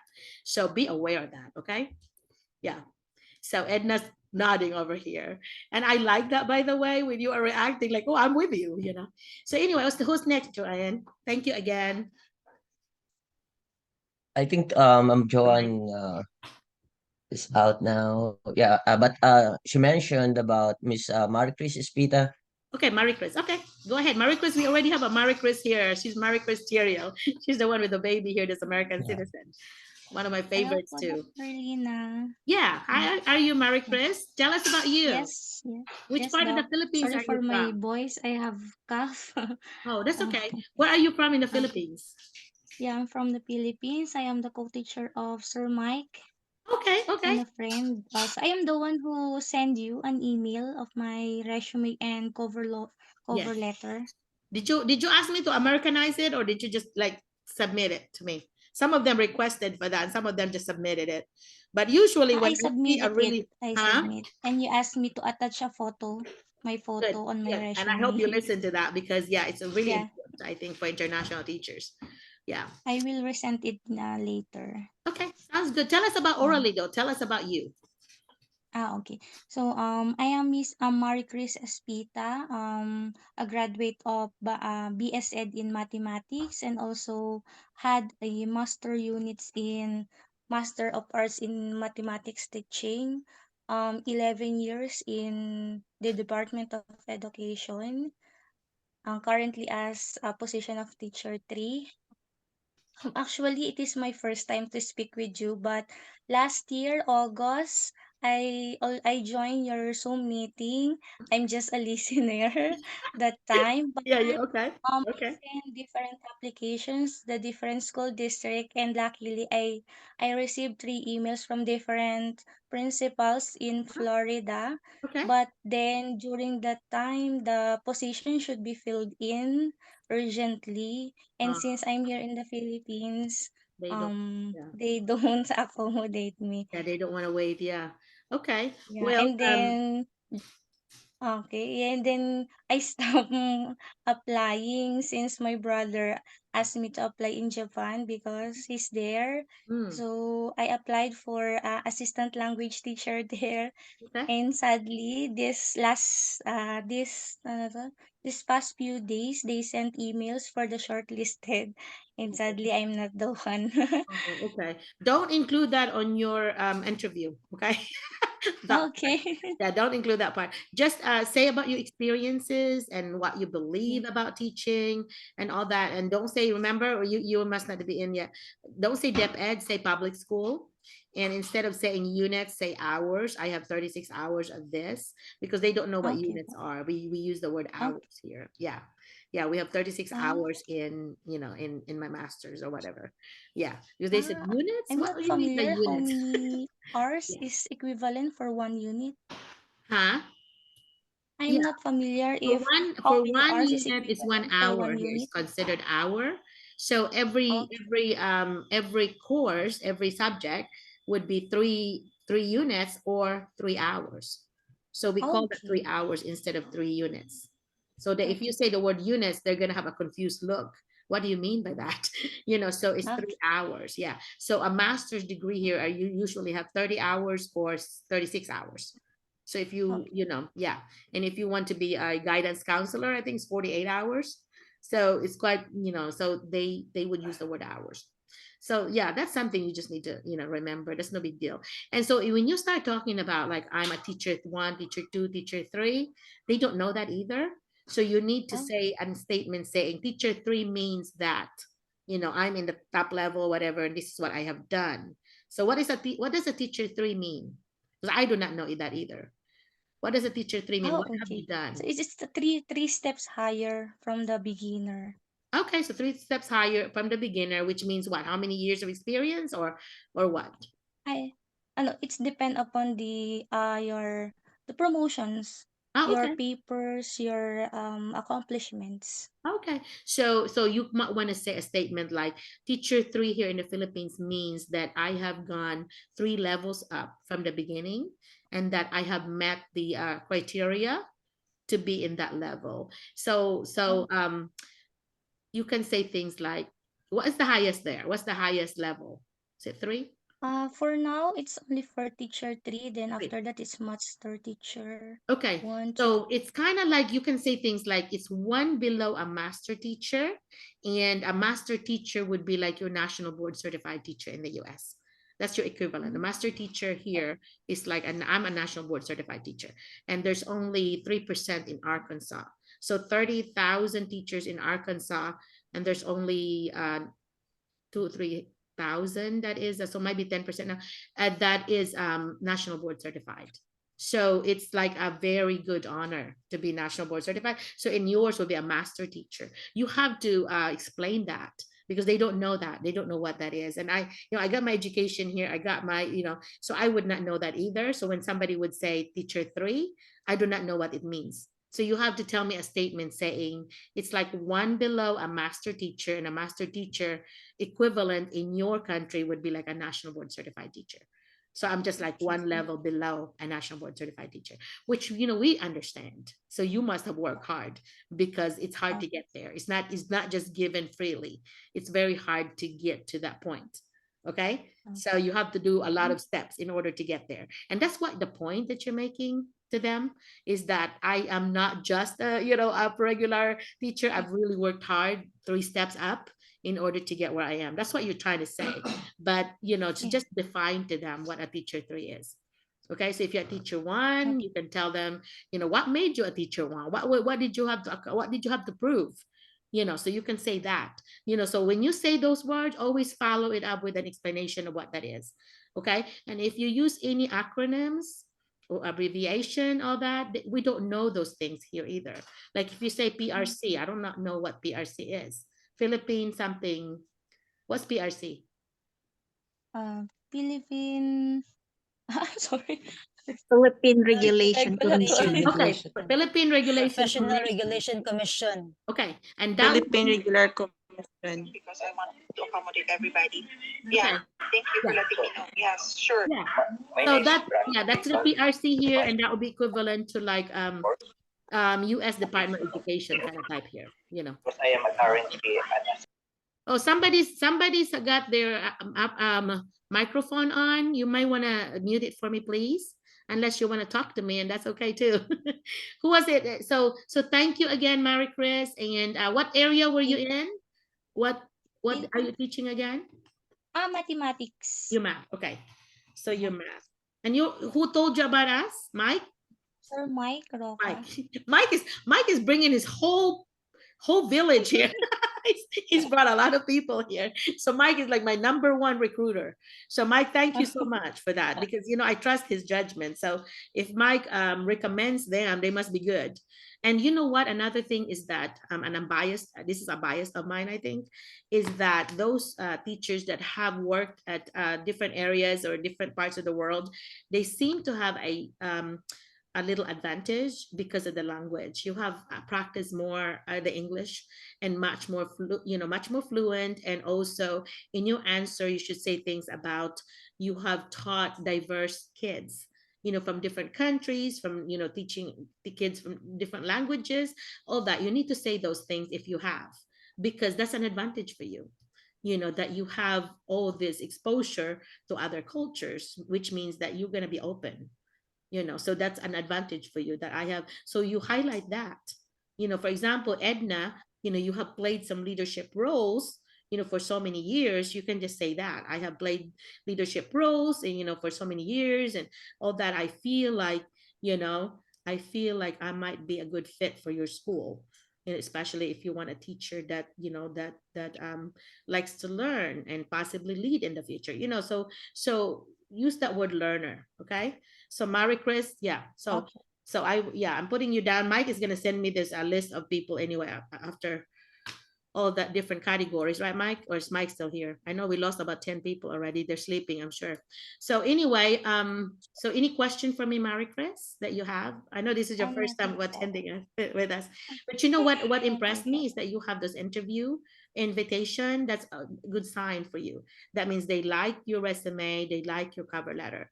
See, what happens is that if you keep on applying and you never get an interview, you might want to have me look at your resume and cover letter, because that means that there's something there that's like not having them pick you. So that might be something they don't like or want to see there and it's not there. So I want to be able to see that and then maybe hopefully fix it where, where it would be, hopefully pickable that they will actually pick it. So I so was yeah. also surprised. I'm not expecting that I will receive that email. Oh yeah. So I chat Sir Mike. Sir Mike, this is it. I have an interview. It is true. yeah. So that's a But good then sign for during you, that Mary. time, it is urgently, so I Yeah. don't. But you did go to the interview, you say? Did you go through the interview or they No. just Once they know that Ah. I'm here in the Philippines, they they don't just said give it. me a Okay. schedule for it. Oh, okay. Yeah, okay. So so they were not really wanting international teachers, sounds like. So you need to make sure you look at that list that we've posted today and pick a state you want to come in and pick the state closer to Arkansas. It would be nice. Yeah, so we could see you. Mike visited Thank you like po. Florida to see Sheila, right? Was it Florida, Texas? Anyway, so Texas what? yeah, Beaumont, Texas. so Mike went down there pretty far. How long was the drive, Mike? 13 hours. Yeah. And then Las Vegas was what, 24 hours?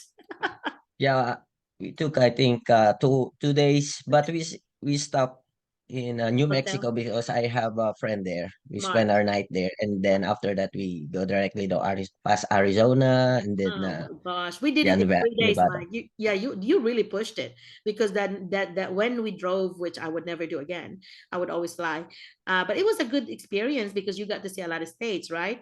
And we stopped Yes, at po. different places. We stopped at the Carlsbad Caverns. We stopped at different places. We planned it, and so but that's a long drive, and especially on a winter time. Yeah, that's really. I was really impressed that Mike did that because I'm like, oh my gosh, taking your whole family and driving that far. But anyhow, but that's a good experience for the kids, and you had some really good Yes, po. pictures. So yeah. Yeah, I almost completed those states on the lower part of the map. Did you have a The Cali, yeah. yeah, you have a map that you can color. My kids used to do that. So I Oh, counted, yes, I po. think 38 states for me out of the 50. So I think I have 12 Oh, more states to do still, and and most of them in the my yes, Northeast. po. Yeah. And then my next target is the Florida because I'm done with the California, New Mexico, Arizona, Louisiana, what Okay. else? Alabama, Atlanta, and then Okay, Georgia. the remaining one is the Florida. Yes, ma'am. Okay. Florida, The Mike, you're Miami. gonna pass Yeah. by Georgia, okay? When you go to Georgia, Yes, stop po. by Atlanta and look at the big aquarium. It's right across the road from the Coke company where you can taste a lot of Coke. Yes, po. It's We've two been things. there. Yeah, Yeah. yeah. You have to go there because it's really, I mean, I've gone there many times. If you ever go in that area, I'd go there. Just because, we do see the big, whales and all these really big animals in this middle of the city, middle of Atlanta. Big place. But yeah. So those are opportunities that you will get when you come to the US and work here. And so be open, like Mike and family, they are very open to new experiences and open to new food. Although, food wise, we're still stuck with rice. Is that right, Mike? Because I'm 37 years here and I still love my rice. And I'm raising my kids with rice cookers Yes, as ma'am. well. I don't think They're you'll be always honest. asking, yeah, po, there, my TA or some of the teachers in our school, we have a teacher lunch there, and we're always eating there, with my Maricris case, and then they're always asking, "Hey, what are you doing with the rice? You are you adding something there, like you adding Good. sugar, Uh-huh. salt, vinegar, or what, or something like that?" They flavored I it. told them, "No, it's just rice and water." Hey, and how come you eat it? You know what, Mike? Because in American culture, like my husband, and I call it he murdered my rice because what he does is he would put sugar and milk on it, and that's how they eat the rice. It's like a cereal to them.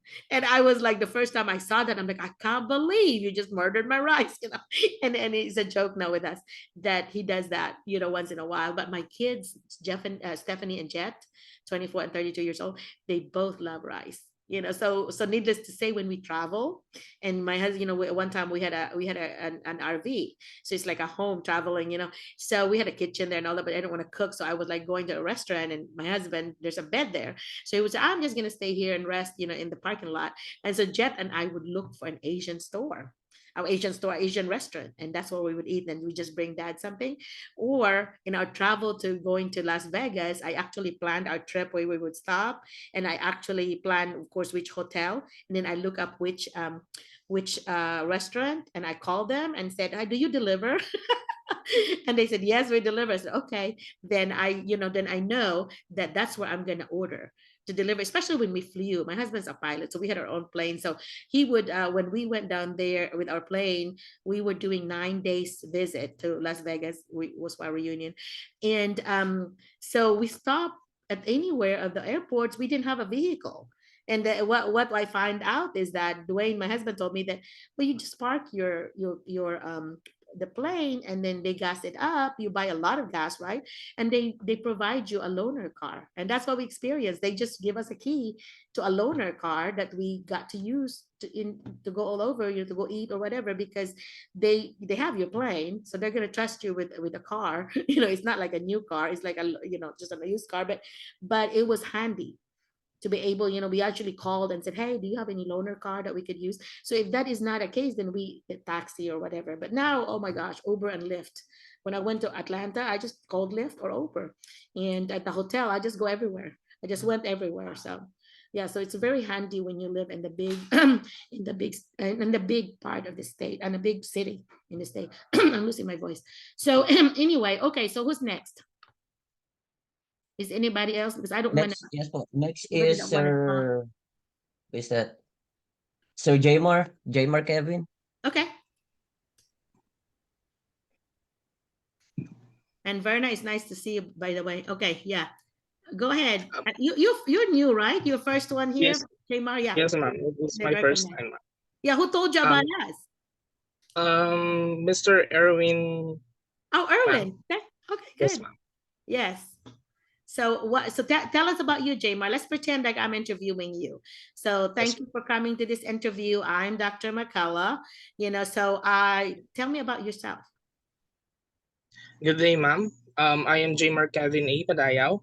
I'm 31 years old by April 21. Currently, I am the head teacher of Suba Elementary School.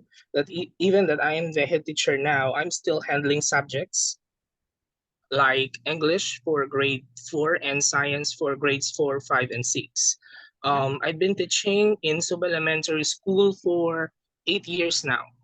Okay, 8 years. All right. So what's your degree in? I'm bachelor in elementary education, ma'am, and I had my master's in educational management. Okay, so your administration. Okay, so so why did you want to teach to the U.S. and why? How did you get into education? Why did you go into education? I guess. I am a person of who love or who is fond of challenges, and I would love to deal with different opportunities, and this time I would be able to expand my horizon, and of course to in this move I will be able to give my skills to help the American educational landscape. Okay. So yeah, so and then you might want to also say something about you also want to learn, because you have to show that you're a learner too. Yes. So yeah, you also want to Yes. learn about the American culture. Yeah, good answer. And so how about teaching philosophy? What do you believe about education? I believe, ma'am, that teaching should center on fostering inclusive environment, that a teacher should create a positive, a very supportive space for every learner, because it is very important now that our children should feel that they are they feel that they are in a conducive environment, so that they could be able to think critically and of course to collaborate, which are the important skills that a 21st century learner should have. Yes, good job. Love that. Love the 21st century skills. So you have to talk, and I love that you include that, Jamar. And for everyone, include the 4 C's of the 21st century skills, which are communication, collaboration, critical learning, and creativity. So those 4 things, if you mention it like Jamar did, is impressive. Okay, so then yeah, so you mentioned that because you believe that our kids should complete globally. They're no longer just competing with kids from the Philippines. They're competing with kids all over the world. So we want them to have those skills, right? And those skills are the one that cannot be replaced by robots. They a bunch of the skills you have to have humans involved. So yeah, great answer. I think you're gonna do well on interviews. So Jamar, you need to send me your resume and cover letter, if you don't mind. Yes, ma'am. And yeah, just Yes, my ma'am. name, first name, okay, at Gmail. And so I Thank you, want ma'am. to wish you the best on it, and just make sure I hope, ma'am. don't tell them your age, Jamar. Don't start with that, okay? Yes. Yeah. Yes, ma'am. If they ask you because you look young, you can answer them, but just don't include it in your introduction if you don't mind. Stick with professional, but do Yes. answer whatever it is. But yeah, just don't put it out there because I keep telling everyone it could create a bias. Some people might think you're too young. Some people think that you're too old when you're in your 50s. Yes. Those biases could form. You don't want anything to take away from your chance. So yeah, so that's why I say. kids ma'am. or whatever too. So, you can answer them later. Because if they hire you, they're gonna be asking you, do you have any kids that you want to bring? Do you have any family that you want to bring? Your wife, to whatever. So you cannot bring a girlfriend, and luckily you have to marry that person. So you can bring yeah. So that's what you need to do. Okay. And Yes, ma'am. Jamar, I want you to work on your background. Make sure there's no mess in the background, okay? And if you Yes, have an ma'am. interview, I think your shirt will be okay.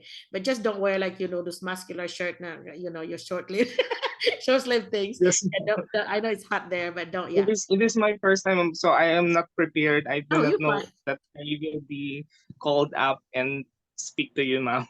Yeah, no problem, Jamar. I'm not picking on you. It's just that I usually try to get like, and you have very good body language, by the way, really forward and really open. So, yeah, I just usually give little tips like that because, you Yes, don't ma'am. want to come out wrongly that, that you're not. So, yeah, that's all. Yes, ma'am. Yeah. Okay. Yes, ma'am. Thank you, ma'am. Yeah, you'll do well. So, okay, next, Mike, you have some men, you have some women that will come in. Yes po, it's Ma'am Jacqueline Berjas Diaz. Yeah. So Jacqueline, talk to us real quick. I would like to know where you are in the Philippines as well, you guys, if you don't mind to tell me that, because I want to know who are my peeps from Cebu. I'm from Lapu-Lapu, Definitely not a great idea. Sometimes you have Is to that see Leslie? the label. What looks like a balloon. Hi, ma'am. I was looking for you, Les. I'm Jacqueline, sorry. before I talk to you, I want to talk to Leslie real quick. I was looking for you when you first started 2 hours, 3 hours ago. I I'm said, "Where's sorry, I'm Leslie?" late. No, that's okay. Can you tone it down, please? Yeah. Oh, yes, ma'am. I'm sorry, I'm late. No, I you're woke fine. up late today. Mike had to wake me up with his phone call. I was 15 minutes late because I had set my alarm, but obviously Leslie, he didn't wake me up. So I anyway, thought I already told to Doc Merlina why you're late now. I yeah. know you have a Friday night. I was I was at Jing's house last night. Yeah, you're Sir the Mike, party. why were you not there? I'm busy doing my thesis. Okay. He's pretending to But be busy. Hell was there. He's pretending, but his daughter was in there yesterday with Oh, us, okay. Well, last that's night good. with us. Yeah. Yeah. You know what? They were Which having house fun. is that? Is that Jing's house? Is that the Yes, gathering? ma'am. Yes, ma'am. We were at Jing's house last night. Usually when it's Friday, Filipino teachers would usually gather and just talk things about what's happening in the school, about life and all that. I think I love that. Really? I love hearing that. I wish I Sir take Mike? pictures. Yeah. Hey guys, when you take pictures with the group pictures and you post it, that just makes me so happy. You know why? Because I Thank you, want you to build ma'am. that bond, And and you are forming that Filipino community in the area. And Yes, you could ma'am. you could do some good things together as well, not just a fun for yourself. Like I think I talked to Camille Joy yesterday, and they were Yes, ma'am. thinking about feeding those National Guard that's providing water in Helena. Uh-huh. And they were thinking about cooking Filipino food. Oh, That is such a that good is idea. yes, Yeah. ma'am. That We need to is. do things like that in the community. When you see that there is a need, bring what you know. You're good cooks. So bring them Yes, up. ma'am. And I told her, and I said, yeah, it's self-promoting. I said, if you contact the newspaper office and tell them that, because it's a culture, it's a news. Uh-huh. And so that's a good thing to feature the Filipino community, is that you're doing Yes, something good, not ma'am. just for us. We're not just partying together. We're actually doing something for other people. And she can Yeah. ask others to bring like almost like a potluck thing in order to give to Yeah. yeah. So Leslie, That's be thinking about that. I will, and we will come up with something and we will talk about that. But yeah, usually Friday night is like a thing for us here, Filipino teachers from Delta part of Arkansas, because it's a time for us to unwind and just sit And down and relax and be able to catch up with everything that's happening. they always are and aware of everybody's business. And I would say, I heard from the grapevine that this one, that's usually happening. I think somebody would share. I would never say who shared it with me, but Yes, ma'am. sometimes I would hear some shocking things, and I'm like, oh, I didn't know that so and so is doing this or whatever. But thank you for although I'm not able to physically attend, usually I feel included because they would share some Yes, ma'am. important things with me, and I really appreciate that. And I get invitation, but I'm 4 hours away, and it's really hard on weekends to come after being gone all week. you know. Yes, Yeah. ma'am. So We Leslie, totally yeah, I understand. talked to Leslie last night and they were gonna have us Tuesday night. So I said, yay, we can have soup. Have Sir soup. Mike, that's what we talked about last night. We will be hosting here Dr. Merlina and her company. So if that's all right with you, you are also invited, including Mama Bell and the kids. Yeah, so we have two. Yeah, Yes, I am yes, yes, bringing no two problem. Filipino ladies with me, some older ladies that are local here in Salem, and they want to ride with me. And so I said, okay, I'll introduce you to the teachers there. And so then when I told Leslie, I said, yeah, I want to eat here. Like, yeah, I would not say no to that because she's just a good cook. I will And bring the I mean, ingredients. and everybody here is such a good cook. I mean, Yeah, Sir Mike's wife, Mama Bell, she's really yeah, a good cook.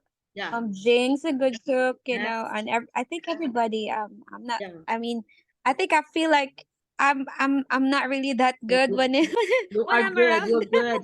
She puts all kinds of vegetables and she put it enough, like hot enough, and I like that. And you know what? That is so good. That's very healthy for you guys to have that balance. That you have your social lives because what depresses someone is that when you go in a new community and you don't know anybody and you don't go out and you're just like having staying in the house, and that Yes, ma'am. depresses someone because as social beings we want to be with other people, and so when that needs are not met, then that's when you want to go home. That's when you're unhappy about your job and everything because you Yes, don't have ma'am. that social life. And I'm so glad you're meeting that need, and you're Thank you, providing. ma'am. Yeah. And I think we learned that from you. That you don't have to be alone and feel alone. You have to reach out, and I Yeah. mean, I really like we really learned that from you, Well, thank you. especially when we came in here, and then when the first time I mean a day after we got in here, you I'm invited so us tired. over to your place. We traveled for 4 hours, and it really helped us a lot. Get over with a lot of emotions taking place. Even like trying to get a hold of your family when Yeah. you yeah. Yes, ma'am.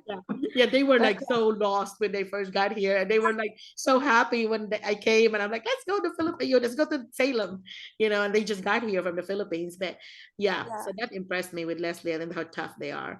But she's But we were huh? jumping when you came in, and you pulled over, and I was like, I think that's Dr. Molina, and we were like jumping because it's like a relief seeing you and be able to meet you in person, and then it's just so happened that you're going back to your place and you invited us, and when we get, I mean, it was a breath of fresh air for me because when I came, it was like overwhelming. Yeah. So thank you for that, Yeah, ma'am. it's just like a regular Filipino home, very simple life, And so, but that's yeah, that's kind of a home feeling, like you know someone just like we feel. Yes, My ma'am. husband feels when we go to Philippines and he sees another American. He's like Yeah. so excited, like, oh my God, there's an American there, And that's kind of what we feel here. You see other Filipinos. Although when you come here, and this is goes for the rest of you that's not here yet, when you come here, that doesn't mean that all Filipinos that you meet out there in the public are going to be as friendly as us. Right? Yeah. Leslie, have you That discovered that? Yeah. that I did. I think I shared it to you one time when I went to Hot Springs. I've attended a conference, and I've met some, Filipino teachers from other parts of Arkansas. They just ignore And you. I was like, because I'm just like you, Dr. Marina. I'm like, hi, I'm Leslie. I'm so glad because Uh-huh. I was the only Filipino from my school who attended the conference. So I was really happy seeing some of the Filipino teachers, Uh-huh. and they were like, "Oh my God, who are you?" Who are you? What are you on? Because I really thought that we had the same culture that we have here in Delta part of Arkansas.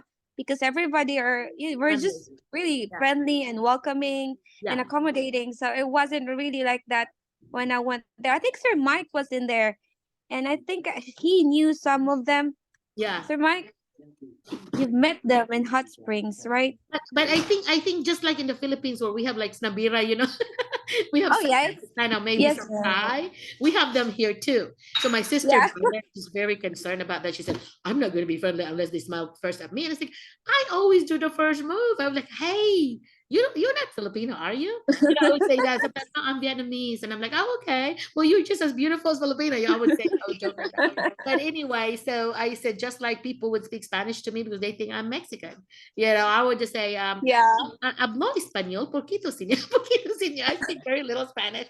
And so anyway, so they know I'm not Spanish, but but Leslie's just like me. I felt like I've cloned myself a little bit, a younger version of me, because she's very friendly. And Leslie, I really admire that you're so grateful and thankful.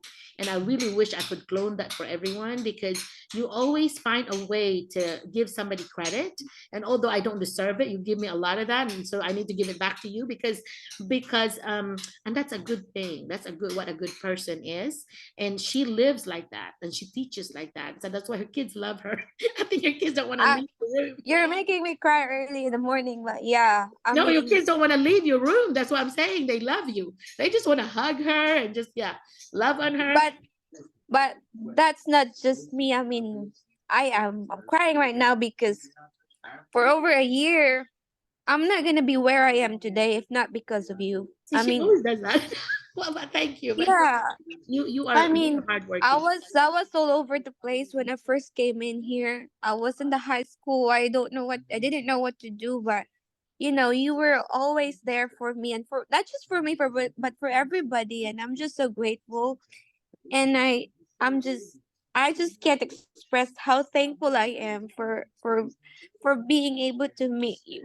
Oh, you're welcome. I'm Leslie, emotional today. you always humble me. You always make me feel like, did I actually do that? I mean, no, I didn't. Like I No. just do it because I love it too. I've enjoyed being with you guys, and I learn from you. I go to their school once a month, and it's such a big treat for me. I look forward to it because they're just a joy to watch. And Leslie, I mean, my gosh, I told her some things to like, you might want to look at this, you might want to look at this. By the time I got back, I was having problems looking for something to tell her that to improve. I continue to feel that way, which is a good problem. But I have to say something about what you can improve. But you're very good about implementing the suggestions, and that's what I want to tell everybody. When somebody suggests things to you to improve, you don't think that I'm just like putting you down. It's really because I want you to improve. And what the instrument I use to observe you is the same instrument, the test, the teacher rubric that your principal would be using. So I'm actually giving you heads up on how you will do on your observation. So I made a list of things, like bulleted things, and Leslie was over there typing in her phone on the things that I said, you might want to do this. Have a display of your students' work, have your objectives posted, agenda, things like that. And how you always visit with your students when they come in. You tell them about, ask them about their lives and so on. She knew exactly what her students, how many pets they have.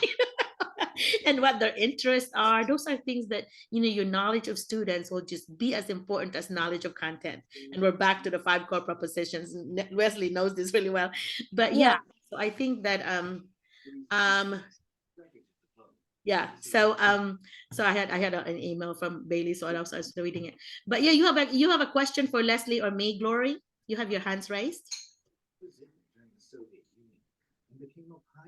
Oh, you're muted, Glory. Yeah. I'm sorry, Doc. I just had it raised just in case if you would love to find someone to talk to later. Okay, you'll be next. Okay. Do you have any question or comment for Leslie though? Or me? No, that. No? Okay. But I saw you smiling. I like your reaction. so yeah, that's good. Yeah. And so Leslie is in a Barton school, which is very close to Helena, where Mike and them are, but she lives in the Helena community. So that's kind of nice that she's able to, you collaborate with the other school districts. And so she knows what's going on in the other schools. So she's updated. Whatever what I do not like to hear, which it's okay. I mean, it's okay that I heard it, but when I hear somebody looking for another job and they're leaving us, it makes me sad. But of course, it's still democracy. You still, if that's really what you feel is something that you need for you and your family, of course, I'm not going to stop you. But I also want you to remember, especially if your school was the one that paid for your expenses, you might want to think about being grateful and being thankful, and give them at least 5 years possibly, or 4 years, not just leave them after a year, because it would reflect back bad on me, that here I recommended you and I feel strongly that you do a good job, and then here you are just doing a year and then leaving them, and then having somebody else, another school, benefit from the money that they've spent on you. I felt like I, it's so, right? Do you feel like that, Les? Like it's like yeah, such ungrateful. no, I think I can. I was like that when I first came in. Like I was so frustrated and I didn't know what to do, and you were not there yet. So I felt like I think I should move schools. I think I was like thinking of moving to Helena because there were a lot of Filipino teachers in there, or moving to Lee County because my aunt was in there. But I mean, I think I've mentioned it to you that I want to move schools, or I want to go back to the Philippines because I couldn't handle all the things that I was going through. But then you talked to me and said, there are, I mean, we can find ways in order for us to solve the problems. Transferring schools or going back to your country is not, it's You're not not the gonna best solution for your problem. So the thing is, this is what we're gonna do, and I was really thankful because you've talked to me about it, because I was really frustrated. You helped me, move from, because I was in the high school and I'm not really a high school teacher. I was an elementary teacher in the Philippines for 9 years. So I'm really thankful because you've helped me, transfer from the high school all the way to the elementary right now, and I'm doing, the things that I'm really passionate about, being with the smaller kids, because Yeah, that's what I really wanted to do. yeah, So I'm just yeah. It's a super good thing. happy. Well, although she did a good job at the high school, I watched her at the high school, so you could not have told that she felt that way, because you really, you're either a good actress or you're really a very adaptable person. I think I But was like trying to live yeah, by, but you did. fake You it till make you it. make it.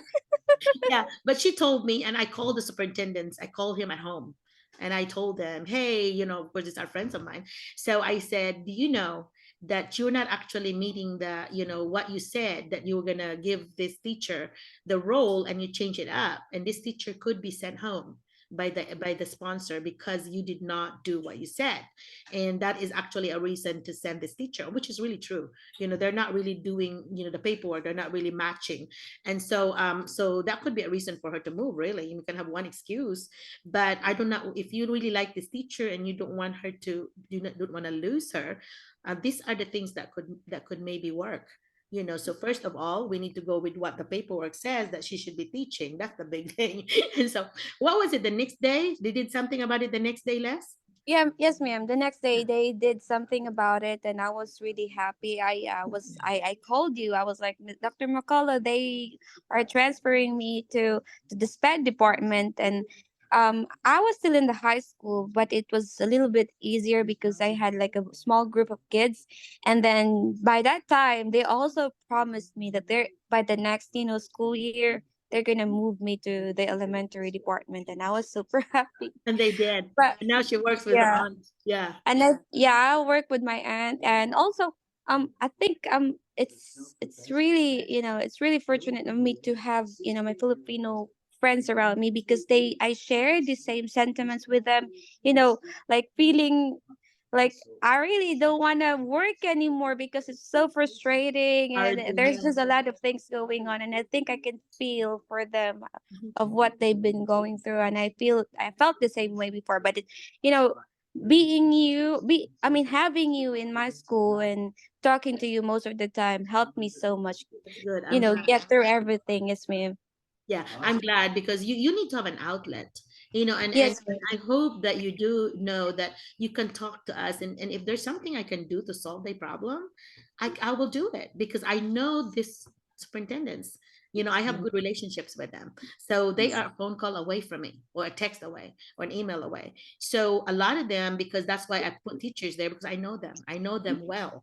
And so anyway, so once you lose the relationship with the superintendent because they changed superintendents, and that's kind of what happened to one of the schools that I didn't even have a contract this year, is because the one that I was dealing with retired, and I didn't really have a relationship with this new one. And she has other priorities, but that's okay. I mean, they make their own choices, but that doesn't stop me from still contacting the teachers, and going to their homes, and talking to them. Like on my way here, a 5-hour drive, I just called a bunch of people last night, check on Mary Chris, called Jing. I did not get hold of Yeah, her. I You think know, I think yeah, they mentioned about it. Like Mama Annalisa was like talking to me. And she's yeah. like, "Oh, Doctor Merlina called me, and she was talking to me about moving schools and something like that." I'm like, "Oh my god!" And then she said, "Well, Jing was also like talking up to me about you calling her, and she wasn't able to get her phone or answer her phone, but you left her a voice message, and she was able to." We're playing phone tag. Yeah. But what I did Leslie, then I'm was, not Marites that I did There, not Marites that. I yeah. did not I did not. Marites I that. did not marry test that too. No, no, no, no, never, guys. And if you tell me something that I think can help, I would never say Mike said But this. I but I think I mentioned to Dr. Merlina about the frustrations that my some Yes. first Filipino teacher Yeah, friends yeah. about the new administration and And I things did like something that. about that too. I don't have a Yeah. contract with them, but I still call Mhm, them. mhm. I'm like, hey, Mr. Simpson had relationship with the he got promoted to the district office. So I called him. I had his phone number. So I called him and I said, hi, do you know that the teachers are being done this way? Like they are called by doing this. And in our culture, that's really not a good thing to be called Oh like this. yeah, I think You know, Jean shared that to you, yeah. Dr. McCullough, Yeah, and when I you called visited them. her I called home. them about it and said, "Oh my gosh, Dr. McCullough, is that really the case?" And I'm like, "Yes, it is the case. So because you don't have a contract with me, I cannot really talk to you in person. With the rest of you, please be my messenger and tell the Oh other wow. administrators not to do this." And he said, "Okay, I'll do it." So I still have an in there. I still have a contact there. They're just not paying me, but that's okay. But I'm able to still get the message across that don't do this, don't just like open their classroom with your key and disrupt the flow of the lesson of the teachers, things like that. So I think that changed. I hope that changed. Do you know, Uh, Leslie, if that changed? um Those things changed? I really don't know, ma'am, because I think Sir Mike, we've talked about it like a long time ago, and for the past few sessions that we call it sessions. um we haven't talked about all of this, maybe because they're used to it now, like they cannot do anything about it, right, Sir Mike? Am I right? What's that, ma'am? Sir Mike, huh? The attitude of the administrators towards the Filipino teachers is what we're talking about in your school. I think because they are just new. Uh-huh. Yeah, because They don't know you and yet. they don't know really what's happening in the system, Uh-huh. and I think there is still starting to know the setup of the culture of the teachers, or why the teachers are here already, or why there's a lot of teachers here in Helena School District. Yeah. Mhm. And because I'm not there as their advocate, it's taking them longer. Because in the past, I would have already informed them. The first meeting I have, these are the things, some nuances in the culture that's different in America. I would have already kind of have an orientation with them, an informal orientation with them. And that's why Mr. Ernest, Mr. Simpson, really got to know a lot of the Filipino culture because I communicated with him a lot. Every time I visited his office, and he had shown me some videos that week of teachers that he was proud of the lessons recorded and all that. So he would share with me, or if there's an issue that he wants me to help solve, I want you to look at this video. Do you agree with me that this is what I saw? So he was actually problem solving with me behind the scene. The teachers didn't even know this, but he was involving me on that. But this new administrator, I don't have a relationship with them, and that's why I don't even have a contract with them. And that's okay because I don't even have time right now. I have one day a month that I'm free.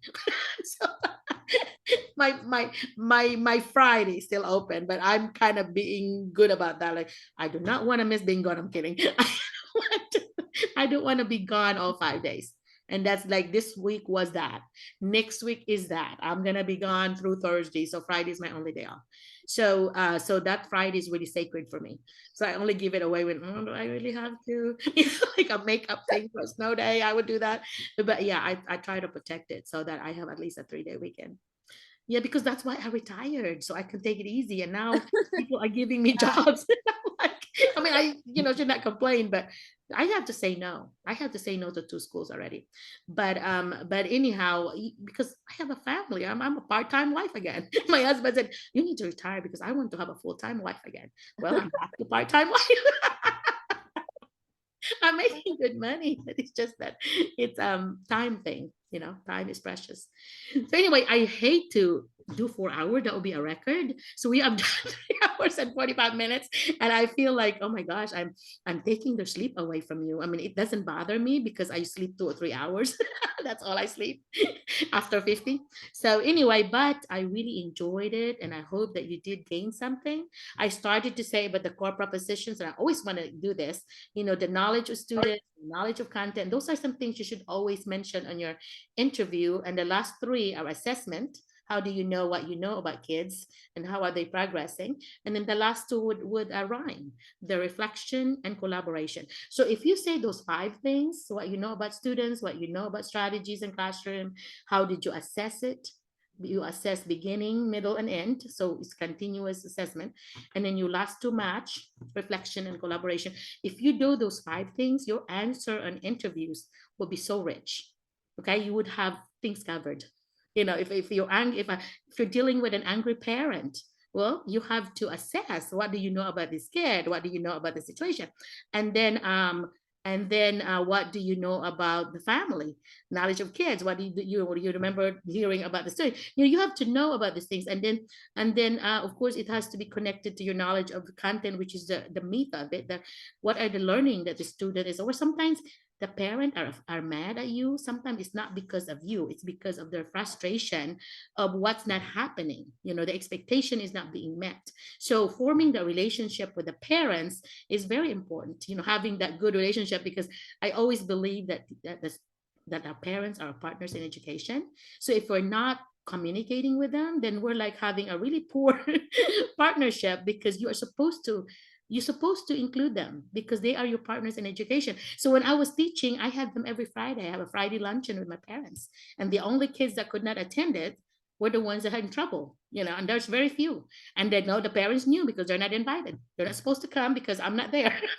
I'm on my detention. I'm at lunch detention. So needless to say, the years I've taught, I never have any issues because the parents are coming every Friday. So they're watching a video of our whole week's thing, from the role play to the advertisement they made to the meteorologist, any activities that I have that we videotape, that I showed on our cable company, but I have that on Fridays. They watch that and they give comments or whatever. So my students are like, well, I don't want to get in trouble. Please don't get me in trouble, because I want my mom here on Friday, or my mom or grandma's really looking forward to coming. So I said, well, you know, sometimes you would warn and you can use it. And he said, well, I hate to, like, oh my gosh, I'm going to have a missing parent this coming Friday because I'm about to write somebody's name on the board for the not coming on Friday. So, you know, motivation, things like that you can do. And so when you are being asked a question, use the 5 core propositions, a little checklist for you. How did you collaborate? Well, you collaborate with the parents. You know, what are you reflected. So after I met with a parent, I reflected, you know, what could I have done differently? You know, maybe I did not form a relationship with that parent. You know, so when you answer, you actually kind of like visiting with them, and you're having yourself talk, and you know, make those as your little checklist. And once you have that, you're like, ooh, good answer. Okay. Good answer. Okay, last comment. And I know I did not hit everybody because there's a lot of you, but my hope is if you learn one thing from this Zoom, I'm happy, and just use it. Okay. If you use one thing, that's gonna make me a very happy person, because you can pay it forward and you can share with others and invite others to come, you know, because I need more people in my list, because I'm getting the idea that there's so many schools that are needing teachers. So I will not be surprised if a bunch of you will be hired soon, because I will be sending this updated list. So be on that list. Although it's gonna be ongoing, it's gonna be on Google Sheets. So it's gonna be, when I update it, they'll see the update. So, but just get in there, okay? So they'll be looking at that, and they'll be asking me for recommendation. And Mike's gonna send me all those body that came today and what their areas are, because I need 9 people I need to interview with West Memphis Tuesday. So those, if you need to watch your emails, because I may be sending you, or I think he wants me to send the link, and send you the link for Zoom. And then it's gonna be, I think he said 9 o'clock, so it's gonna be 11 o'clock at your place. So I hope you don't mind, but that's the only time that we could start. He even said maybe 10. So I said, it's midnight over there. He said, yeah, but Merlina, if they want a job here, they will stay up, right? I said, yeah, they will. So anyway, so that's what it is. So be looking for my email. I wish I could recommend all of you, but only the ones that, the ones I talked to, that I remember, that I took notes on. And so anyway, so that's all I have. And I'm about to lose my voice, so it's time to go. Anyway, any last minute thing, Mike, Leslie, anybody in the that I've not talked to, any, do you want to say anything? This is the time I open. think Teacher Glory po. Teacher Glory, yeah, you Glory want to say anything, want Glory? to. Yeah.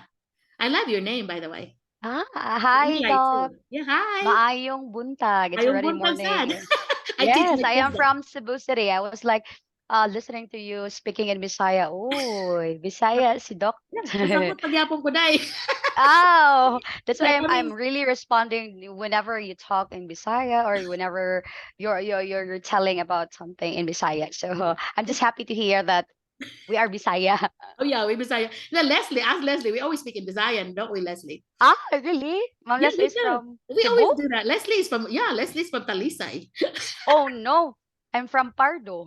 Oh, there you go. And You Doc might, is from yeah, your Lapu-Lapu. neighbors. Yeah, I'm from Oh, Talisay. There Bisaya you go. kayong dako. Bisaya ka din dako. Mo na magbisaya Poblacion? din kaon. But Why? Yeah. yeah, but see, we have Tagalog here, and I don't want to leave them out Ah, yeah, because we yeah. have an advantage. We know Tagalog, but they might not know They don't know the Bisaya. Cebuanas. I felt like being unfair about it, so that's why English would be good. But I've been watching Glory. I've been watching your reaction. You have been really positive. You've been nodding your head and all that. So Yeah. I watched for that, just like I do in the classroom. So anyway, so Glory, what's the message? Did you learn something? One thing. Yes, Doc. In fact, I am having my notes here. It's always a lot. Everything, yes, everything you've um suggested for us to do during the interview, I really have to jot it down so that next time.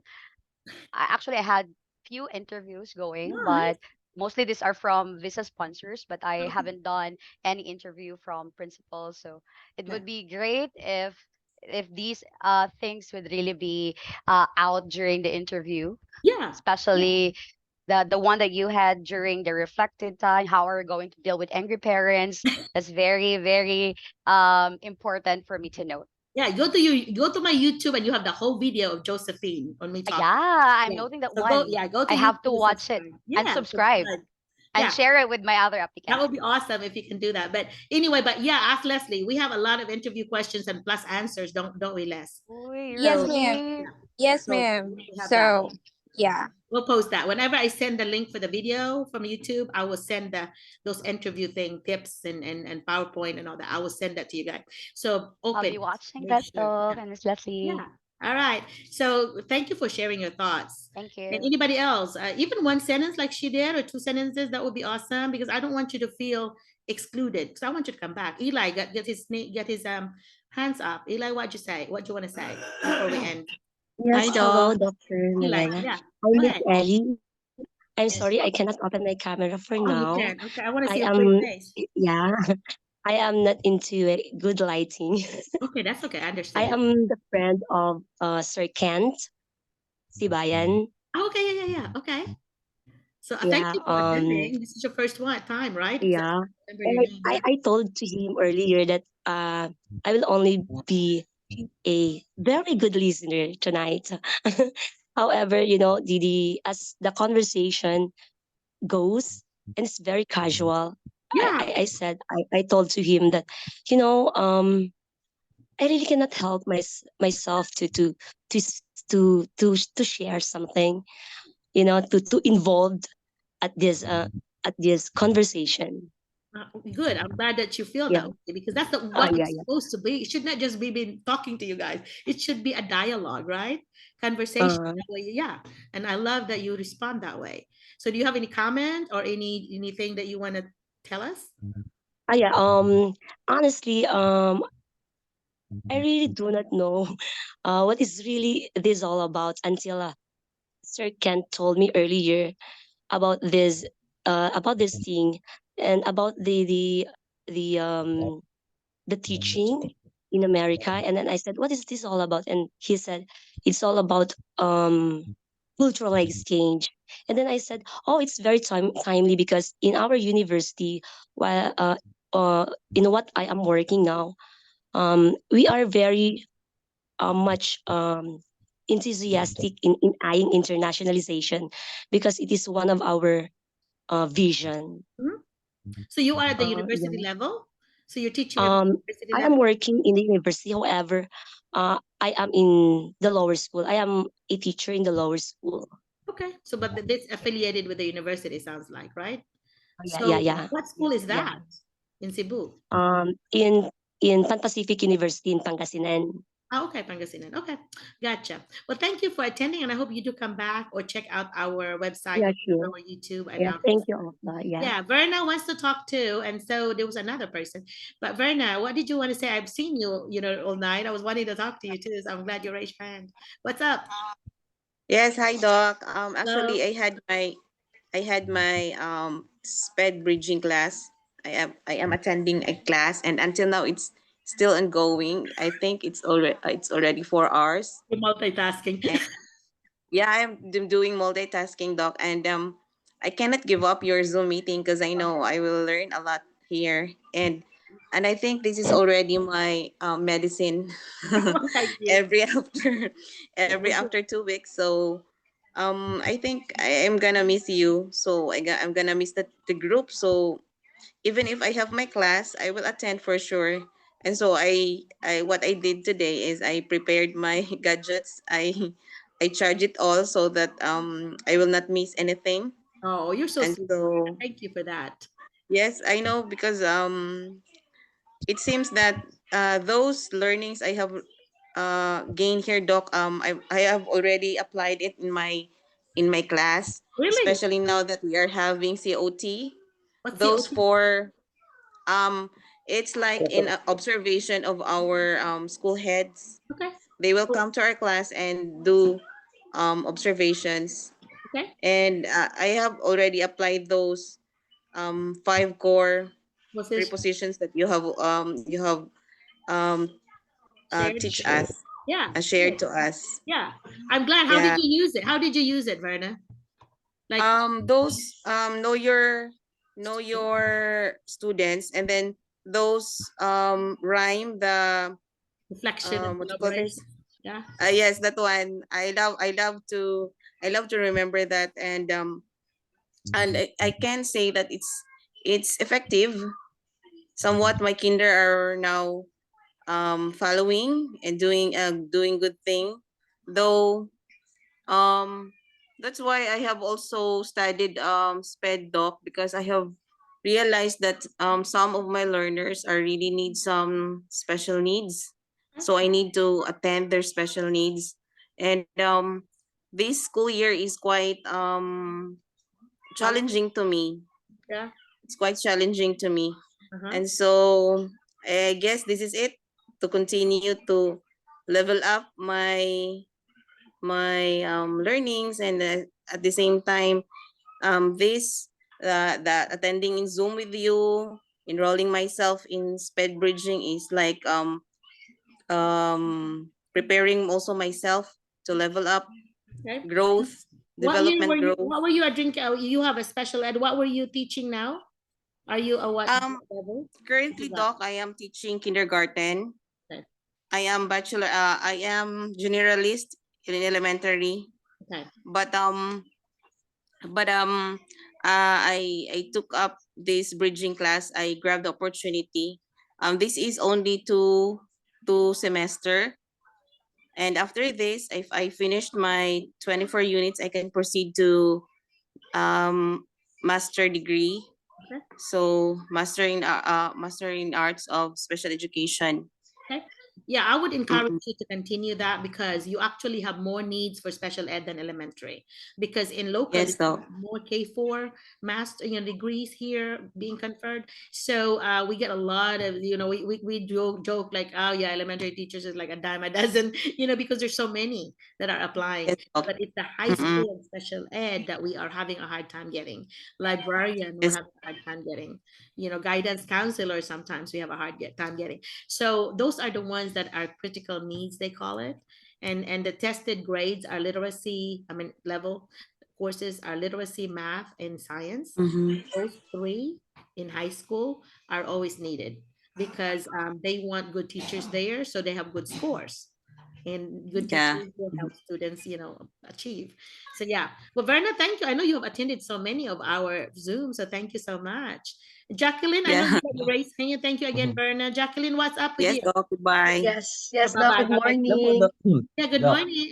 Yeah, good evening to you. Uh, Good morning now. to just yes, Doc. Just to interrupt for before Ma'am Okay. Jacqueline, I Yeah. was wondering po, is it a bridging required for those who taking a special education? Because in my experience, I did not take any bridging program. Um, Go straight, right? My bachelor's degree is industrial education, and then my master's degree, my another master's degree is educational management. And then when I started to enrolling in special education, I go directly in my master's in education. I did not any took any bridging program. So I think it's the 24 units is I think it's a lot before you get the master's degree. Yeah, you don't. That's not needed. That's why I was wondering why are you Yeah. requiring bridging? We never have a bridging thing here in the US. Yes, We go ma'am. straight. Yeah, and So here I think instead it's of better getting a for them second to check the colleges or universities in the Philippines who can offer straight. direct to master Mhm. masters in special education. Good advice, Mike. I love that advice because I was always wondering. I was going to ask you later. I said, "What is bridging?" Never heard of that. Mhm. Because we don't have that here. Here, when you get your master's, most people do not get a second master. They get the specialist, and that's what I did from Arkansas State University. I got my bachelor's, my master's, my specialist, and my doctorate. So that you just go to that level. So I graduated 4 times. Geek, what a geek! But anyway, so yeah. So but there's no bridging at all. So it's up to you. If you feel like you're already in the path and you want to finish it, like I am a finisher. If I start something, I have to finish it. So you only have one class. Go ahead and finish if you want. It might makes you happy because you already started it. You don't want to feel like it's a waste for you. So, but it's up to you. It's your money and your time. Yeah. But thanks, Mike. That's a good info though for everybody. So Okay, sorry for that, Ma'am Jacqueline. Okay, Ma'am Jacqueline. yeah, Ma'am Hello, Jackie, good morning. now who I'm told from you? San Who told you about us? actually it's a Sir Kent Sibayan, ma'am. Oh yeah, you did. Okay, yeah. Okay. There's another I one am that's a really from good recruiter. yeah. I'm from Santa Rosa, Laguna, and I am a science teacher. I had my master's degree in special education way back 2001. And currently, I am a resource room teacher here in our school. This is one of the biggest school here in our city.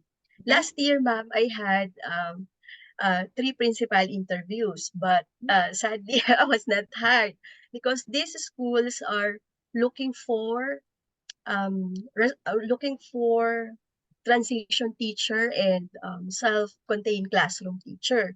Unfortunately, in our school, we only have resource room, and I am one of the resource room teacher. Yeah, but So I don't know. I think special ed, you will adapt to whatever role. Do you agree, Mike? Whatever role you're given, that role that you play, you meet the requirement of the credential. Yes po, yes po. Because Adjust. mostly majority of the schools here in the USA are implementing the inclusive education now. So they go in, it's pushed in. In the classroom. Leslie has to pull out some still, right, Les? So it's a mix. Yes, ma'am. Yeah. I have a mix of things to do. I push in the classroom, and sometimes I would also do pullouts. But if you are a special education teacher, you are a special education teacher. No matter what setup you had in the Philippines, even if you're a resource teacher and inclusion teacher or whatever in the Philippines, when you come in here, no, there is no such thing as qualification as to what classrooms are you in the Philippines. So yeah, just I say think there's I'm qualified. Yeah, you're qualified. Yes, ma'am. Yeah. Yeah. Actually, those interviewers asked me if I had this experience handling a self-contained class and transition program. But sad to say, I do So not have you have not? those. I mean, even if it's not a year, like have you helped somebody transition? Do you know what it looks like? Yes, ma'am. Of Then course, you can, we yeah. have this learners with special need in a regular class. Okay, then you can say Yes, I'm doing that. that's it, ma'am. Yeah, that I should agree help. because we have some students with it's not only about students with disabilities, but also students with learning disabilities is considered from special education. Yeah. Yeah. So don't like shut yourself out of that job opportunity. So just make sure I have the credential, special ed, and I am very flexible and adjustable that I can be placed anywhere and I will learn. Because as a special ed teacher in America, you're pretty much starting over because you don't know the US rules on IDEA. Mike has a really cute one on that. I don't have any idea on IDEA. So cute when he said that because he was having an interview. Yes, boy. And I said, Mike, Because you you have to know said about IDEA. you sent me the link, I think a seconds ago before my interview, and then while I'm checking it in the internet, suddenly the principals or the group of interviewee appear already, and then I'm shocked. So he could not read my Yeah. further and read my links because he didn't have any idea on the IDEA.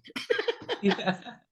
Yeah, but I would also like to add, Dr. Merlina, in the Philippines, I did not have any experience as to when it comes to special education because I was a regular classroom teacher. But my bachelor's degree was special education, and my master's degree is also special education.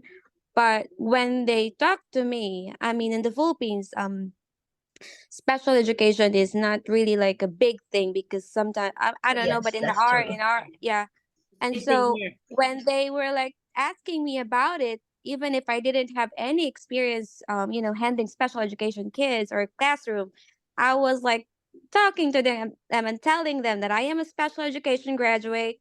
I am a regular classroom teacher, but I have students in my classroom who have different learning difficulties in my class, and because we are having a hard time, doing assessments in the Philippines, so it's usually an inclusion type of setting. Kids are being put together in a regular classroom, so Yeah. I So you're just selling yourself said in that that, and area. I just said some of the things that I'm doing in my classroom in order for me to accommodate those kids, and I think that that helped me, with the Yeah. interviews that I had. Yeah. Yeah. Because it makes you flexible Yes, because ma'am. once you're being interviewed, they're looking at where would I put this teacher? Yes, ma'am. Maybe a good fit for this elementary, for this special ed, or so you making it like really flexible. You got That different places that's and other places. That's really true because when I was interviewed by the school that I am in today, they were asking me, "What would you do if you are a science teacher in the classroom?" I'm not. Oh, I'm not a science teacher. I'm not. So Yeah, I was answer. like, I had to come up with something. So I was like, "Oh, if you come into my classroom, you would see me doing experiments with my kids. That's what I said. I'll be doing this and that. And can you give us some types of experiments that you'll be doing in your classrooms?" And I said something like I've done with my kids, the little kids that I have in my class.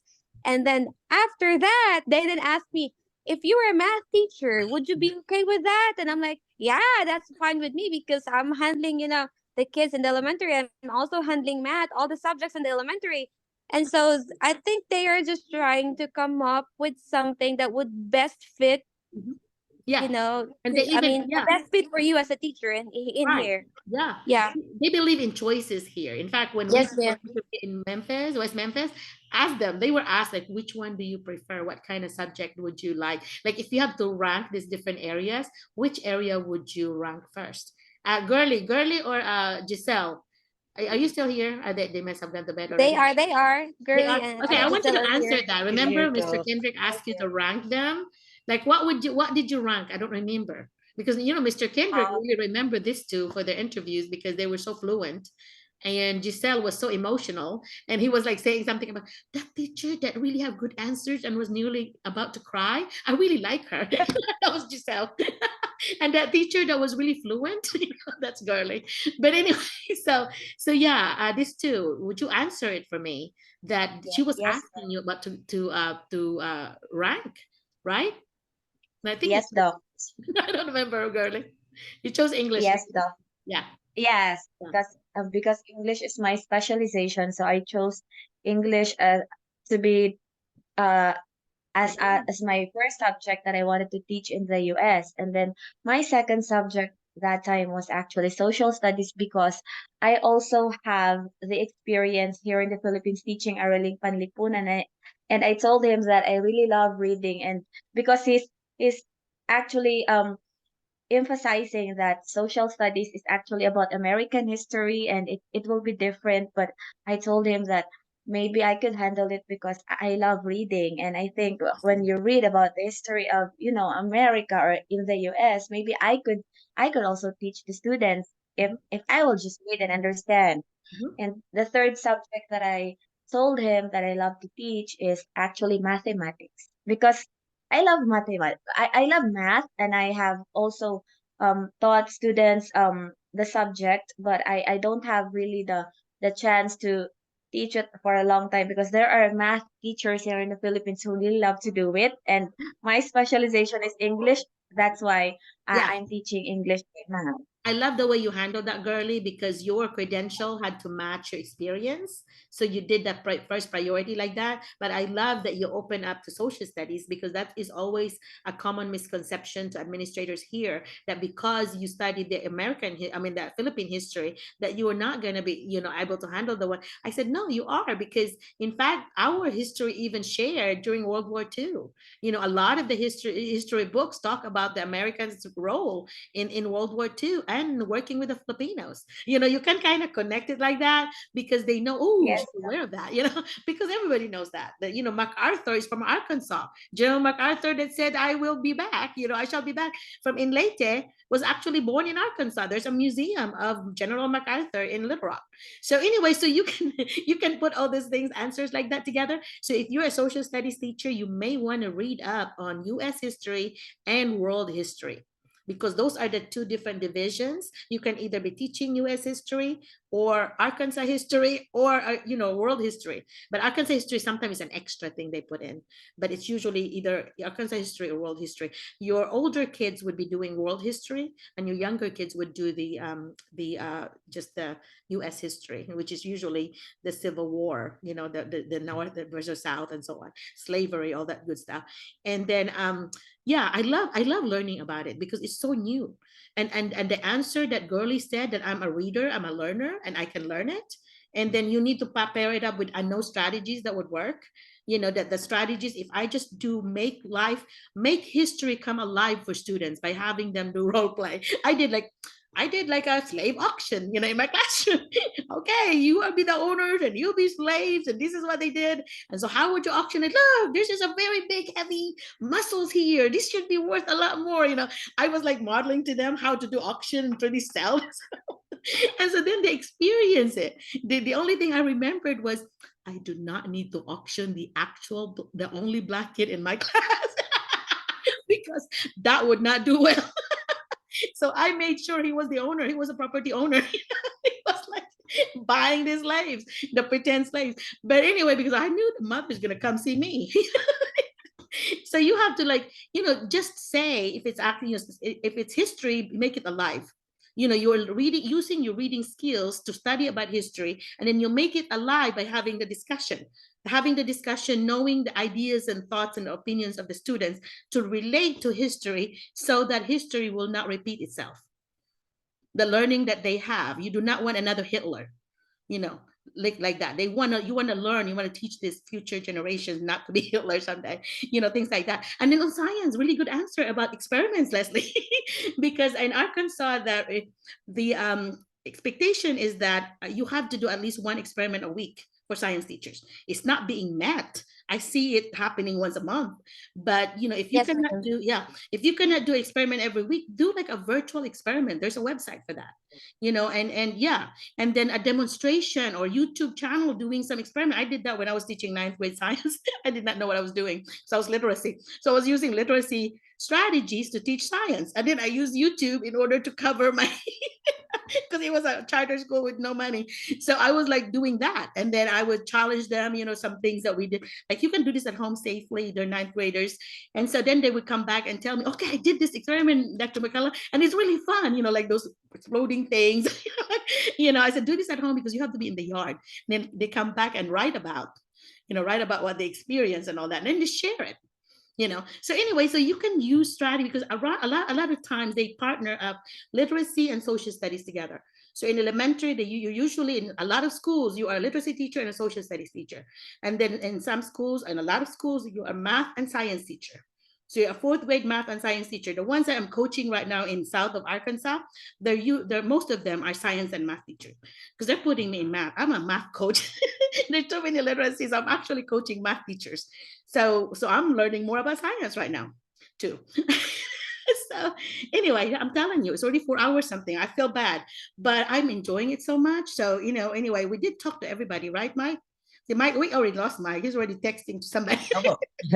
No, I'm still here po. No, And who else? I asked some of the I asked the West Memphis teachers to stay to ask some questions about their status or they Okay, have yeah, let's questions do that. about it. Yeah.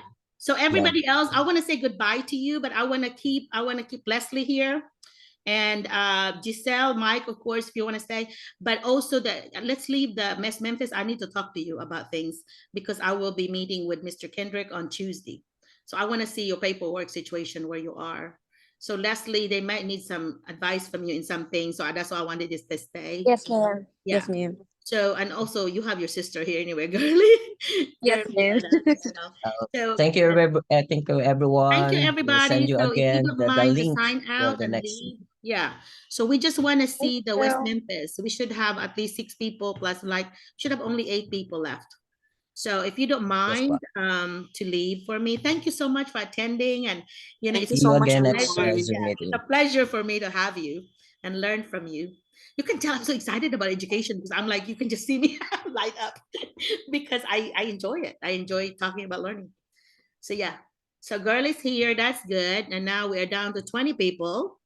So it's either they're sleeping. It's already 1 o'clock in the Philippines. I know. 1 I a.m. know. I feel so. But this is the longest that we've had ever. Yes, yes, po, Doc. Record. Yes, I know. Doc. And Joanne, is Joanne still here? I bet she's gone. Yeah. Joanne would be my timekeeper. She always tells, we have 17 minutes. Like, yeah, she's wonderful about that time management, which is I'm very weak on. Mike, you're not helping me. You're letting me go. Thank you so much. Thank you so much. Nice to talk to Dawn. you. Okay. I hope to see you again. Yeah. Check out our website. Bye-bye. Okay. And the website. Yeah. It's up. Okay. Thank you. Bye-bye. Okay. Bye-bye. So it is Doc, I would nice just want to to see a lot share. of new Thank you folks. so much. Yeah, thank you guys. Thank you so much. Some of you I did not even get to talk to. Australia, bye-bye. Yeah, Australia, I've talked to you before anyway, right? You look familiar. Yes, ma'am. Yeah, I have. But I did not attend your meeting on the month of December po. Yeah, well, thank you for all the other times that you did. So I hope you learned something new. One thing, okay? Just do one Yes, thing. ma'am. That's Thank all. you po. Yeah. All right. Well, bye. And in 2 weeks, we'll see each other again. Yeah. So that's the 10th. That's a week before my birthday. Yeah. Okay. So who else? Who else was saying bye? We're down to 13 people. Elmerson, I will. If you still have a last minute thing to say, feel free to do that before you leave. But I want the West Memphis 6 plus Leslie and Mike to stay. So 9 of us. So there's still 3 people that we need to say goodbye to. Cheryl, Yeah, you want to say Ma'am something Ellie. to me, Kara? Yeah. Hi, Fran. You're finally there. I didn't know if you were here. Fran is my cousin. She's one of the West Memphis 6. So Erwin is here. Thank you. And Joel, did Joel leave us? So there's Kara. Kara, do you I'm have still something here. that you want to ask me first? Oh, there's Joel. Kara, do you have something you want to ask me before you leave? Or Cheryl? No? Okay, if you don't mind to put end, yeah. And I should be left with 9. No? We must be missing. Yeah, 1, 2, 3, 4, 5. Who am I For missing? the others. 1, 2. Am I missing oh, I'm missing Girl. Ma'am Marlene. Yeah. Ma'am Marlene. Yeah. Yeah, I'm missing Maria's mother. That's okay. I'll share with Maria what we talked about. I talk to her all the time, Maria. So okay. So guys, I already asked some of you on where you were. I know you have heard that Joel, congratulations to Joel and Girly for passing their yay, for passing their Doc, excuse me, Doc. I only took my TOEFL today and I'm still waiting for the final Claim it. result. I Claim it. only have the official result.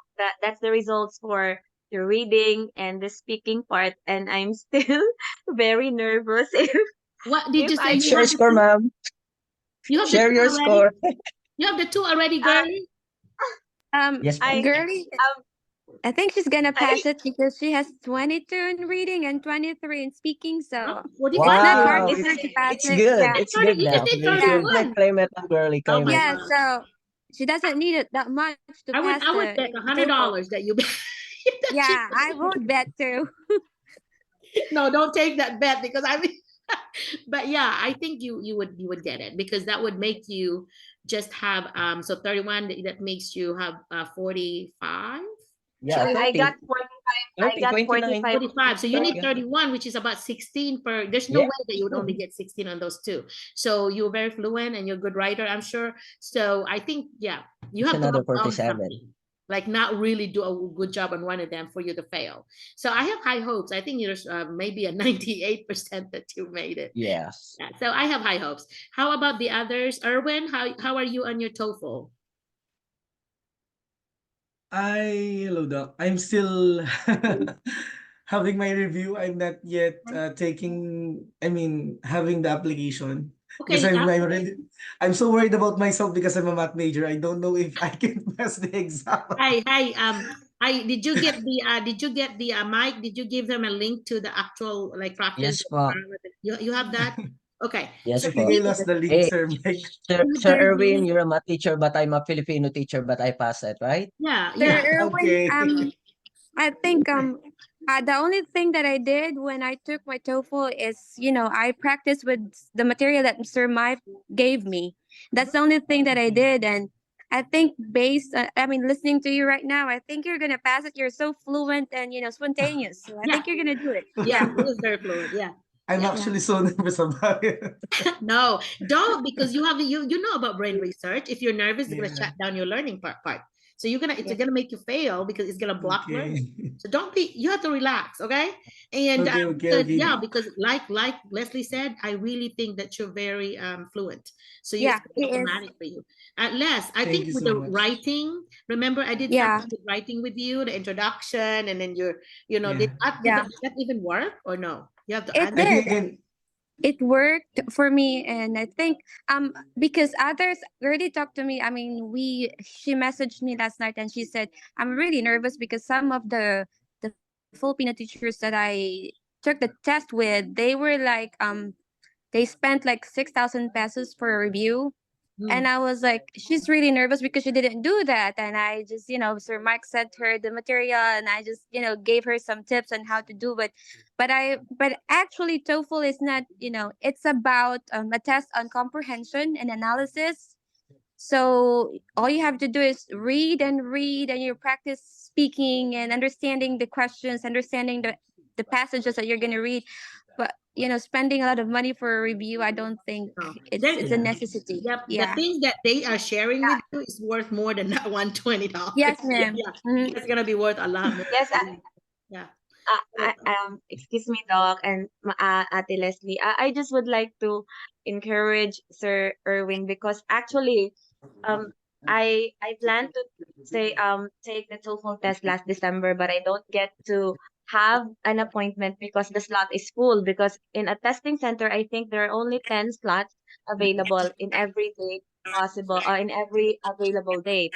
I would like to encourage him because that's how I felt when I found out that we need to take TOEFL, and I was so afraid because when I did the practice test, I would be very honest that my score in reading was actually like 14 out of 30, and I told myself this is a very hard test. And I always talk to my sister like reading is really the hardest part, so when I have time in school, I printed materials on ets.org. There are PDF files there about reading, and I printed it all out.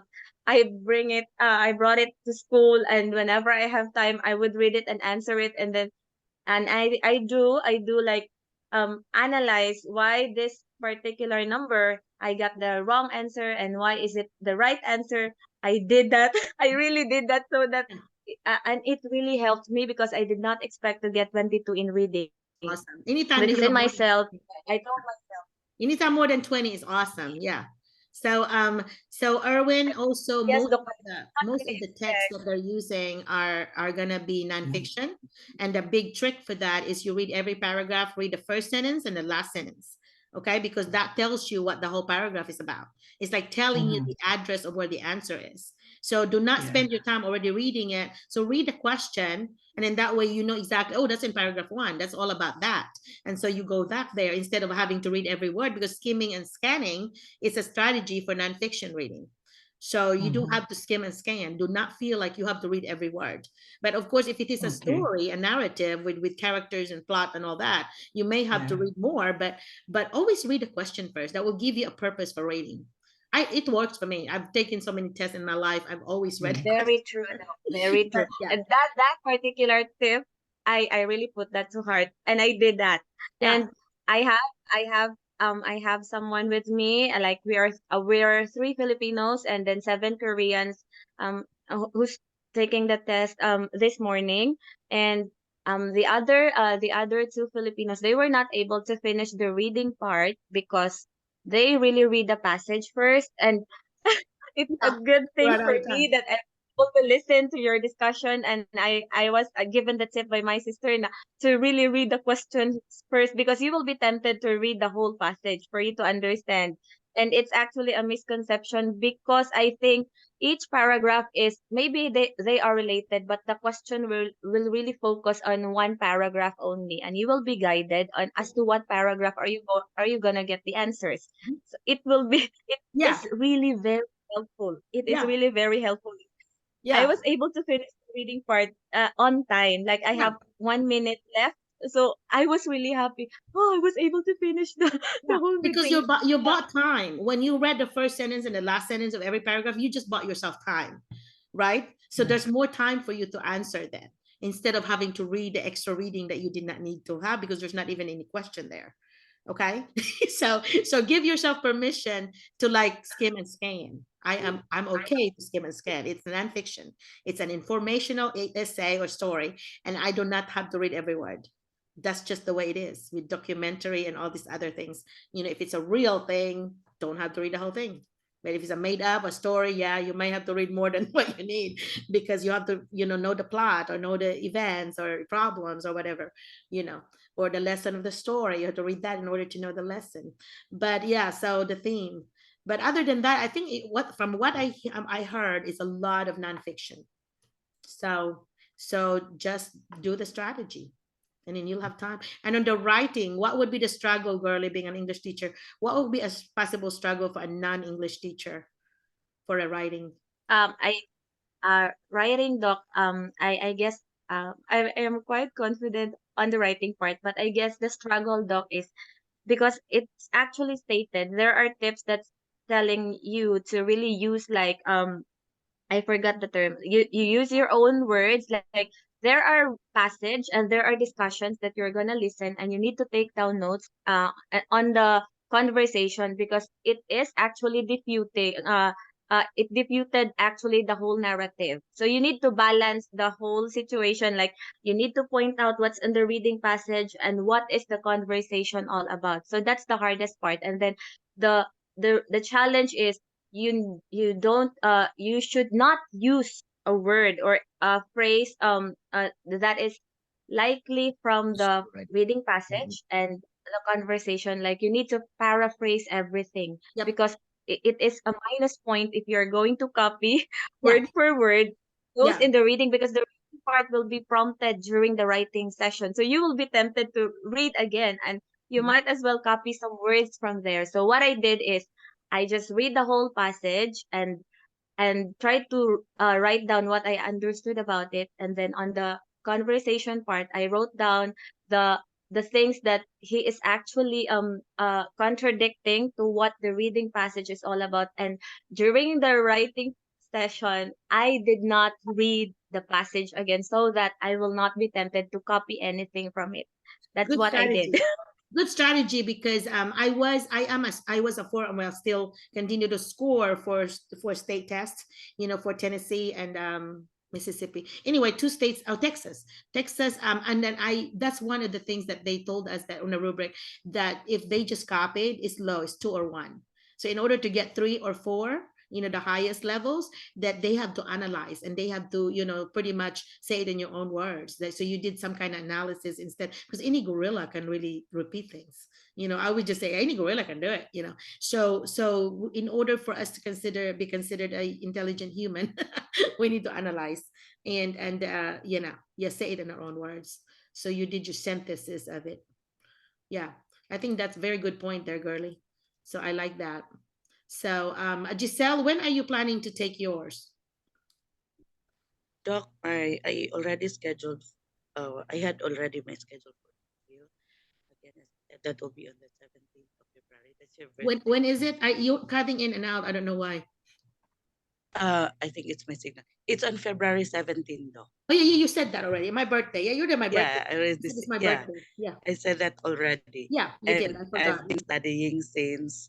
I've been studying doc since the day I scheduled, and I think I had difficulty on listening in the speaking part because in reading, I guess I love reading. Okay. I used to read novels, doc, since I was in high school. So in college and even until now, so I've been reading novels. So I guess I'm okay with the reading part. But I had a difficulty in listening because I am more on reading, doc. So I had a difficulty in listening because first it's the pronunciation and the diction of the speaker, doc. We are not very much. But do the familiar main with it. word, do the main gist of it. Do not have to say all the words. The main gist, like give keywords there. That you when you see a keyword, then you know the rest of the sentence. But you just that one word might remind you, or 2 words. So I would not do the whole sentence itself. I would do a keyword thing. That's how I take notes anyway. So that just the keywords, and in that way, I see that, I know what that means, because this is what the sentence was about. I don't have to write the whole sentence. That will take you time. So yeah, do the gist. Girlie, did you write the whole thing, or did you just do the gist as well?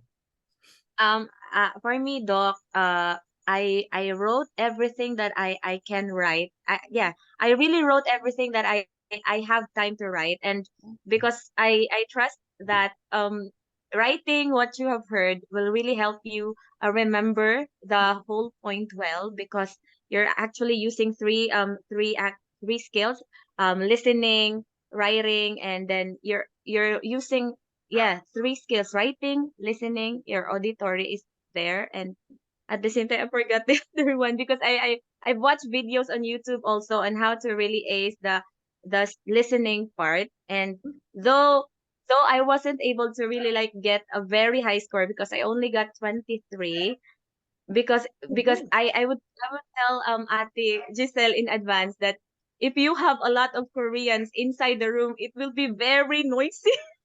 It was so noisy. Yes, wow. yes, Doc. They have a very loud voice, and they keep answering with a very loud voice, and there were 7 of them, and they answered like we answered not in the same pace, because I started first, and then oh my god, during the mic test, and they are starting to talk. Oh my god, these persons are having a very loud voice, and I was distracted. Like on the second part of the listening, I really get to like see who's on my side. You just ignore them. Yeah, you learn maybe. Yeah. Yeah, Just be because aware they of are that, very right? busy. Yeah. Yeah, So I think that's a good tip. yes, Doc. But they were not reprimanded by the proctor. They were just allowed to do it, and most of it, because maybe because they are all Koreans, they were very comfortable with each other. But the 3 of us, the Filipinos, when we went out, we really told ourselves, were you distracted? Pinaunsa man ka kina saba jud kay sila, no, grabe gid sila kasaba, di ta ka focus ana gid, Doc, ang nahitabo ana gid. Yeah, I would have. I mean, I guess I'm too assertive sometimes, because I would have like said something to the proctor, like I would have said, like I might not even say, but I'm like, Just show them that like, oh, it's too loud. I got hair. I would do that. Even when I first came to America, I would always assert myself like, oh, I'm not gonna be, gonna be suppressed or, be stopped just because they want to be loud. You need to say something, right? So say something because they don't know how you feel unless you do. And just be nice about it. I would be smiling like that, but Milet, when we took our test for national board, she said, "You really distracted me." And I said, "Why did I do that?" She said, "You like you were typing so fast." And Milet was like, "This relaxing," and I'm like, "What in the world? Why is she relaxing when we're being time?" And you know what they did? She only read a story 1 out of the 4 stories because she thought she was done. She did not put the next.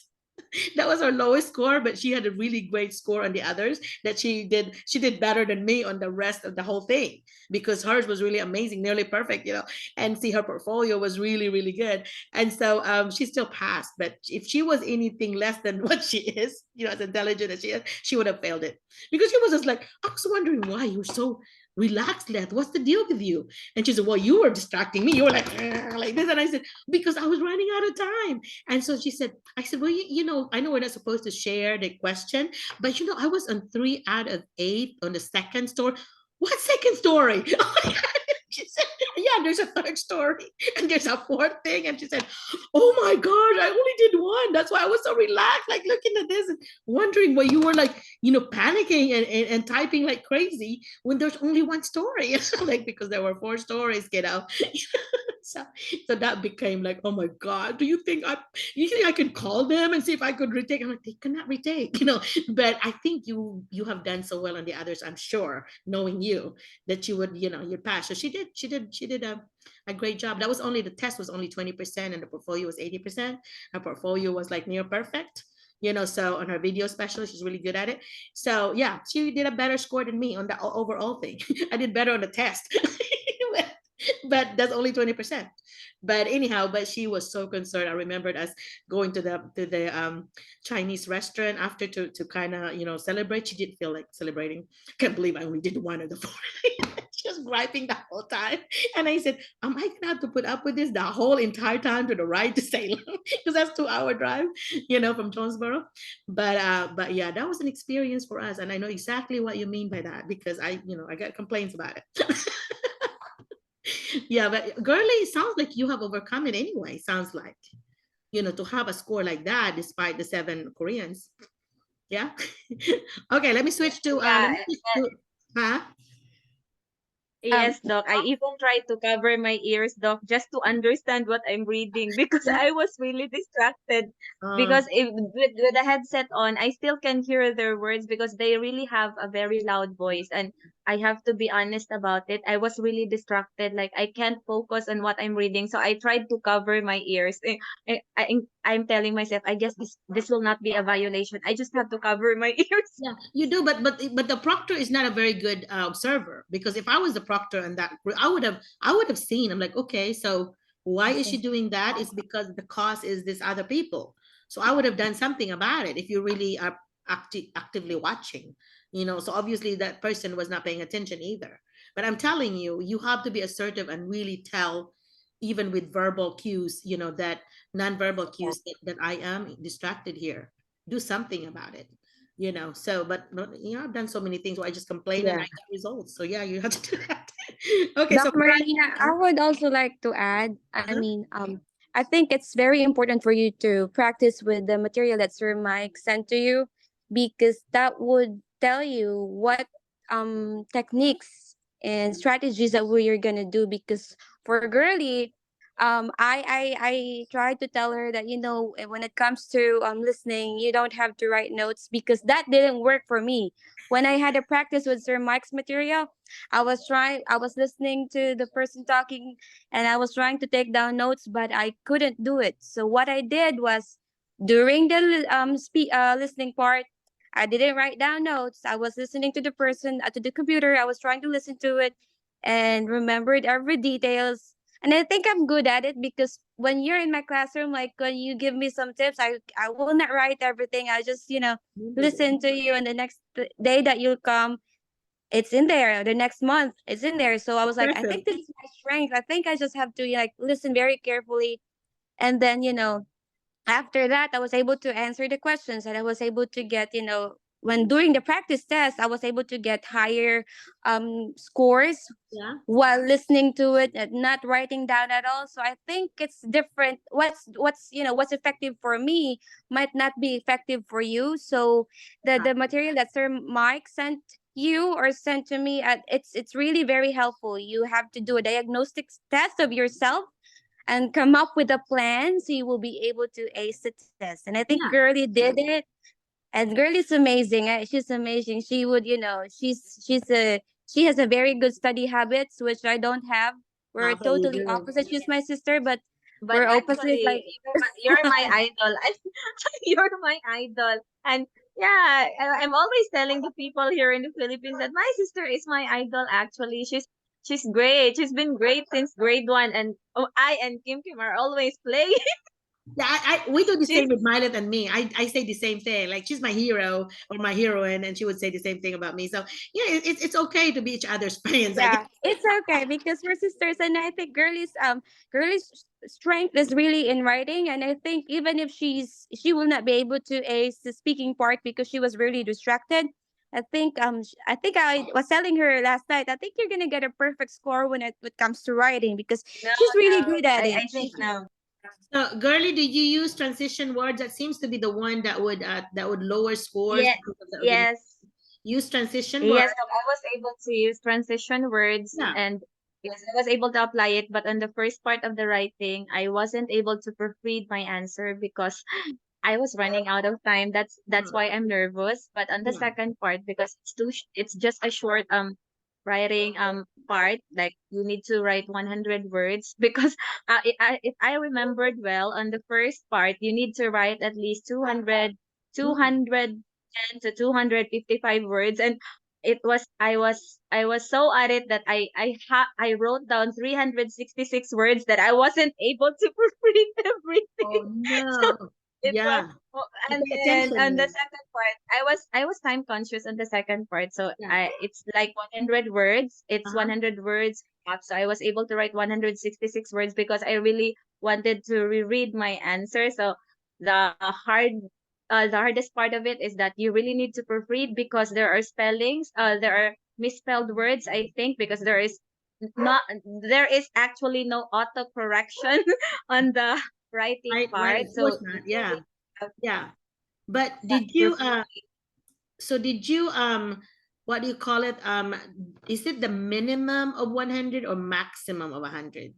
How did they say? Minimum of 100 and 100. then minimum of 210, or it Okay. will it states that it's a good answer if your answer, or if the words will reach 210 to 255. So I guess if you wrote more than those number of words required, then that will be okay. Okay. Yeah. For me, but I was so at it on the first part that I wasn't able to count the words. I was not into like how many words did I have already. So I was so lost. I Yeah. was so What? at it. And Yeah. What? So being math, Erwin, you can like look how many lines and just kind of see how many, you yeah. can kind of estimate like that. But Erwin, the transition words, first of all. Yes, Doc. I Yeah. actually check it. I'm Yeah. using these words when I do my essay. Yeah, good for you. And then the conclusion part, Leslie will Yeah.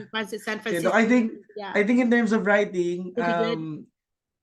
I have a less problem with that because I'm writing Oh many yeah, research you papers. teach college. What am I So talking about? Yeah, you teach college. my problem is my ear for listening. Just clean Because it well. I said, yeah, sometimes I misheard words. yeah. Well, I think I'm about to go to a audiologist because I have one ear that I cannot hear very well. I feel bad about like what's it was it again? Like especially you African American students, and they would like sometimes you talk funny. So I'm like, sweetheart, what is it again? I'm deaf in one ear, and I'm like, I cleaned it the other day, and I'm like, that's why. So anyway, I actually would go to the doctor's office, my doctor, and they would actually do the professional thing where they they put something there. Yeah, and I love that. It feels so good. Like everything is just really clean. Yeah, you can do that. But And Dr. McCullough, I would I also like to add, because Gertie just shared that, the testing center is really loud. So you might want to start practicing taking the test, in the Ouch. loud places, Good so idea. you will get used to it. Yeah. So I think yeah, that's one thing too. Yeah. Go Because to some when I took Starbucks or my something. test, Yeah. when I took my test here in America, it was loud, but it wasn't that much because we have really like a room for all for ourselves. Mm. But I can still hear the person beside me speaking, and I was also distracted. But I think the setting that Girly had yesterday, yesterday it wasn't that um convenient for It's her. just a one room, and Oh, then there Yeah. are cubicles. Oh my God. One So room only for not good everybody. because cubicle's not a no. soundproof thing. Yeah. So I think you have to start practicing taking the test, and with loud environment, so you Go will to get Starbucks. used. Yeah. Go to How Starbucks. about Starbucks? Yeah. It's usually loud with all those people. Yeah, see if you can ignore them. Yeah, those are some good tips. Leslie, we need to write some new tips for people. So on yeah, really, I'm serious So, about it. Because it's fresh, if you can write and share, that would be nice. If you can do that. Yeah. But anyway, so Erwin, I really think you can do it because I forgot you are a teacher in college. My gosh, man. yeah. When you're a teacher in college, we do a lot of papers. I'm so glad every time I give it, like, I'm so glad I'm on this end. I'm not the one taking it, I'm giving it. And where I'm teaching, I actually have TAs, I actually have teacher assistants, and they do all the grading. All I'm doing is like make sure that they're not grading it too easy or too hard. That's all I'm doing. So everybody else will be grading my papers, but I'm checking everything. I'm seeing if somebody's missing a lot and they're not giving me the names. I go ahead and ask the assistant, hey, have you checked on this teacher 3 assignments already? And I've not heard back, whatever. And so I would have them to check, just like we do in our school. I do that because college students, or they're teachers already, but they're death in the family. There's some emergencies in the family, and they don't even they forget that about telling us that, oh, by the way, I can do this assignment. And I was always very understanding about, life happens, so let me give you this, and this time I will give you this new deadline, and just make sure that you get it before before the semester ends, because I want to give you a grade on this. I don't want to make your grade low, because especially that that they're very overachievers anyway, and here comes 0 and 0 and 0, so I'm very hands-on on it. I call them, and they're so happy, like, oh my gosh, you really called me, and there's like 400 people in the classroom. Because my students will be a lot of that, 300, 400. Yeah, so yeah, it's a different bunch, baby. Dwayne was like, okay, we need to finish. Yeah, I know, baby. It's a different batch. It's my West Memphis batch. Anyway, I'm finishing up. Hang on. I love you, but to finish this. But so any question for me? I know you are filling out the paperwork that I sent you, and so I was happy to see a bunch of greens there. So Erwin, what is your last paperwork that you're still working on for West Memphis thing? The only tofu though. TOEFL. I mean, Okay, after the TOEFL's left. tofu, Not bad. the license, yeah. Not bad. Girly, what's left for you? I really forgot though. I think I only had one or two because I Yeah. already applied for Illinois teaching license, and I'm That's the just one. waiting for the result. Okay. And for the membership in an association, I already signed up for Arkansas Literacy Association, and I already paid $20, and I'm already an active member. Uh-huh. Yes, I have done that already. I already took my TOEFL. I had my FCE also. I received my FCE already. So Okay, that you did. that's that will be used for an Illinois teaching license, because you need to request from Spantron, and you need to pay $10 for it Okay. to be forwarded to Illinois ISBE. And I am so happy. I was just being guided by my sister, like when things are going hard for me, I would really ask like, "Te busy ka, te? Pwede ka tawagan, te?" So anytime she would tell me, "Oh, you may call." Oh, So that's so that's why good. I was really assisted by my sister, doc, and that's Mhm. why I get to have Illinois teaching license, because she told me that Illinois teaching license is better because it's easier than New Mexico teaching license, because I don't need to have my fingerprint Yeah. be mailed to, I don't know what's the process about New Mexico, because my sister told me about about Illinois. Illinois And is I better. thank you so much to my, Yeah. he's always my idol. Yeah. Well, do you know that people are actually making you idols? The one Mike has fans, they would tell me things.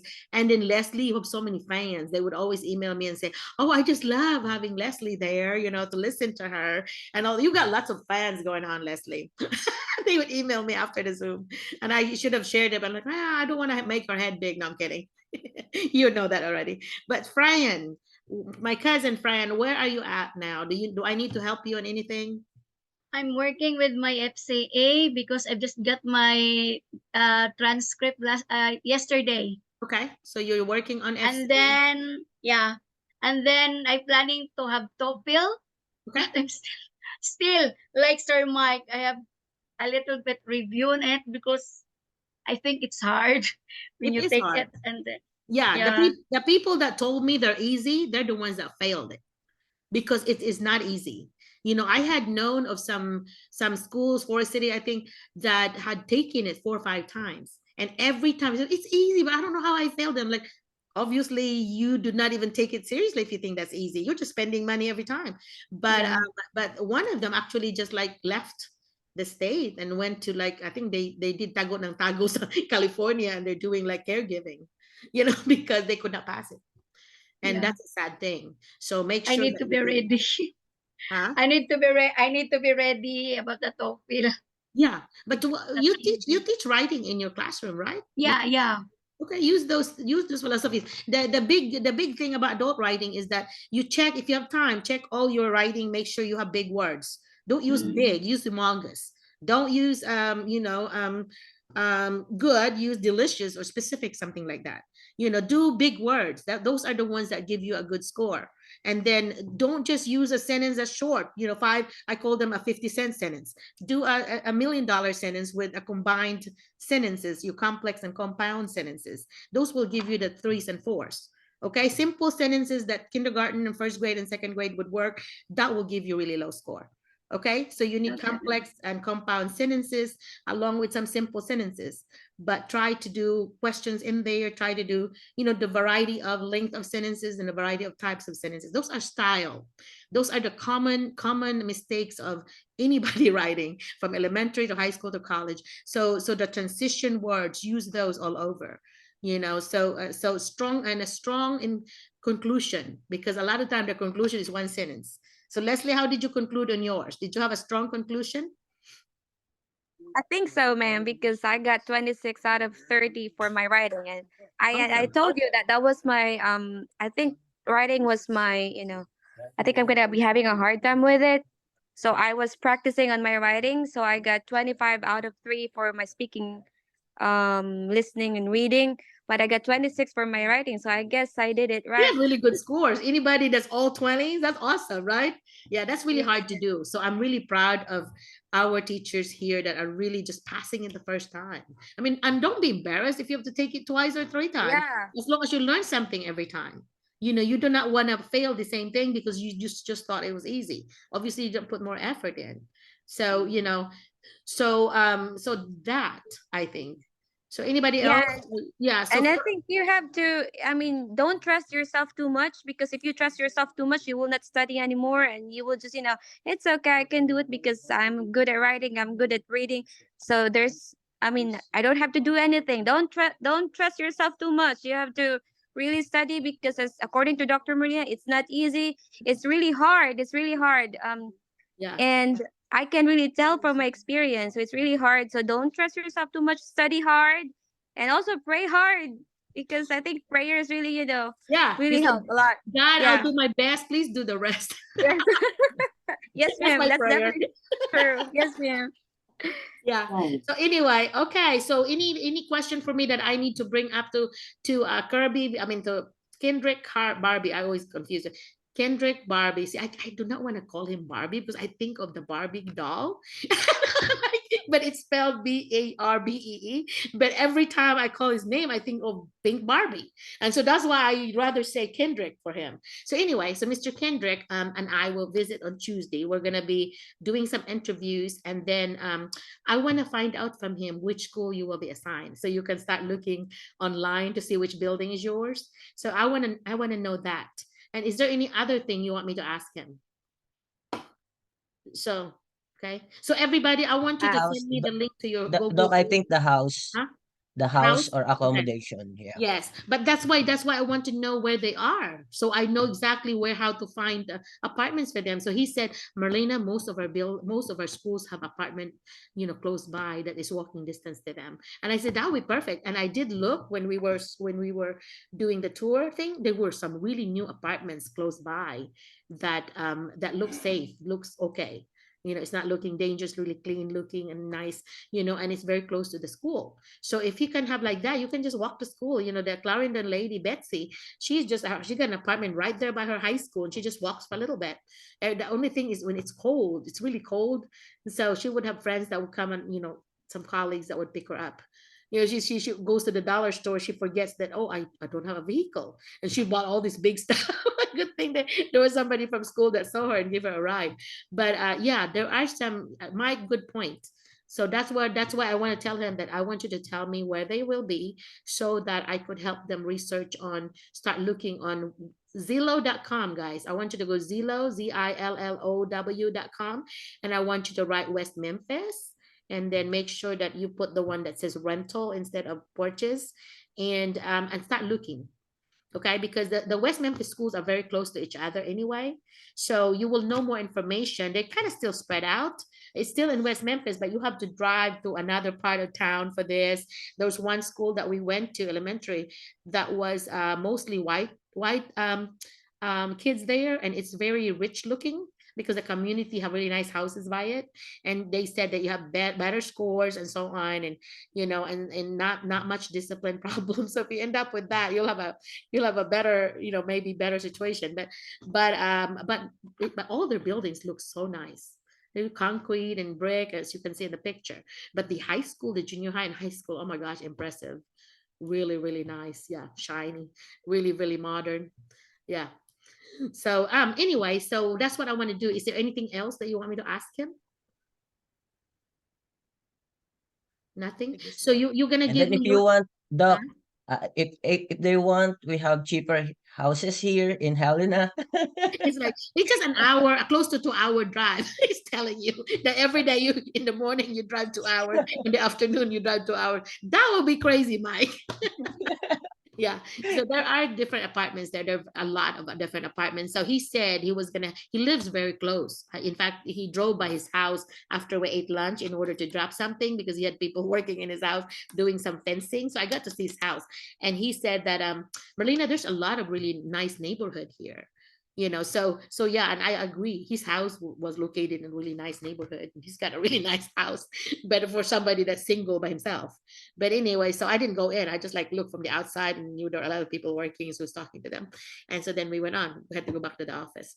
But yeah, so we went to the Mexican restaurant. But anyway, so your homework for me is to send me the link to your Google folder, because I want to see what you have and what you might need. Because when he tells me everything is ready, I will be getting the information from your Google folder to start putting the packet together in order to send to the LCA one. Okay, because that's our step 2 is the LCA. So that's why I want you to gather all those things, because those are needed as a support for the LCA, because we will be naming you there. You will be names of you there, and they would have the supporting document. And some of the documents are similar to what you would need for the I-140. And so that's why I want you to go ahead and put it in one folder. That way I know to grab it. So I have this little checklist thing that I would put as a cover thing for the LCA. So I just want to double check that I grab it from everybody's folder. And that's why I wanted to do that. That way, kind of multitasking while we're doing our stuff here, you're doing your stuff there. So we'll see. So by the time we get LCA and it gets approved, it's usually within 10 days, we'll know. And then what we get, because we need that LCA approval for us to go to for your I-140, that's a required paperwork. So once we sent it and I'll put it together, in 2 weeks after we mail that, you will know the result. So, but it will take another, maybe another month then for them to get that back to us. But then after that, they'll be, they have to get it done. My brother-in-law said, we have to get it done within 14 days or we have to return the 2,500 premium fee to the applicants if we don't get it done in that amount of time we promised. So that becomes a priority in their office. That's what he said. because they have to reimburse if not done on time. So, but our job now is to make sure we have all the paperwork. Okay. Who doesn't have the master? There's one of you that did not have a master's. Who was it? It's me. Was It's it me, Giselle? Okay, Giselle, you, a bachelor's degree with 5 years of experience is equal to master's in America, according to immigration. You have that, right? Bachelor plus 5 years. You have your master's. From their point of view, you have your master's because you have the bachelor and 5 years of experience. Okay, that's good because if we're doing what we did in Helena with Mike and them, there's a partnership between the school and the university, and that makes them exempted from the quota. So, so if you're exempted from the quota, then you don't have to wait till March because the quota is in March. They have this window, 2 weeks window in March where everybody has to have theirs, and then they call the lottery. So they say how many they would pull from the Philippines, they would pull from another country, but there's a limit of 65,000 or 85,000 if you have your master's. And so we don't know if we're gonna be called or not. I think So just to share about that po. Mexico, India, and Philippines are excluded already in the lottery because they said that there's a lot of immigrants already here already in the USA. Yes po. Okay. Well, see, there you go. But that doesn't affect us because they have a partnership with the university. So I will give an MOU, the memo of understanding paperwork, showing the relationship with the university. So when you have a relationship with a nonprofit like that one, a university, then you check off there that they're exempted from the quota, from the lottery. And also Doc, I think I will share to them po yung next form nila is yung I-129, the petition. You remember that po, the petition form that is next to LCA po. The But it's 140, Mike. I-129. It's employee based. A 129, I thought was family based. No. No po. What's the difference No between po. 140 and 129? 140 is for the application of green card po. And then Miss Mills asked us as last time to fill out the I-129, which is the petition po. That is the petition after the approval of LCA. The next is the I-129 po. And then 140, did you do 140? I don't remember. 140, was it later? No po. It was We did not 129. do po that. Yeah, it's 129 po. Yeah, I Okay. will send the form po. I will Then po, double check that, Mike, because I know it's either 129 or 140. So I'm gonna check with my brother-in-law because I know I did yours correctly. So it has to be I-129, but I don't know why I said 140. So I have to have gotten that somewhere. So it will be similar, guys. The paperwork will be similar. So it just some different questions there, but anyway, yeah. It's okay because the information you give me are the ones we're gonna put in. That's why I want you to do your own, and then we'll do the school part. So if you have that ready for your part, then I could help him get ready for the whole part. Okay. So even if it's one, Doc, for example, I'll move can it. I share po? Can I share this po? Yeah. Ito po. This one po. That's I-129. I remember that. But Yes, Mike, po. can you Yes, po. Google also what's the difference? You need to put one I-129 versus but the VS I-140. Do that on Google for me and see what it says. Because I think I remembered looking that up at one time when I was working with you guys with Helena.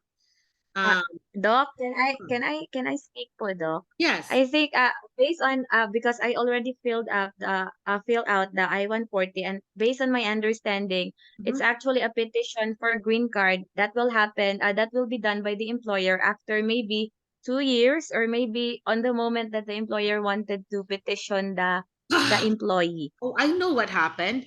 I was helping Yes, po. Maria That's with what the happened. I-140. And so this is going on around the same time that it happened with West Memphis. So I got my mind confused. That was for Maria, for people like the J1 folks. And this is I-129 for the beginner like West Memphis. Mike, thank you so much. Because Yes po. yeah, that would have messed up. This one po.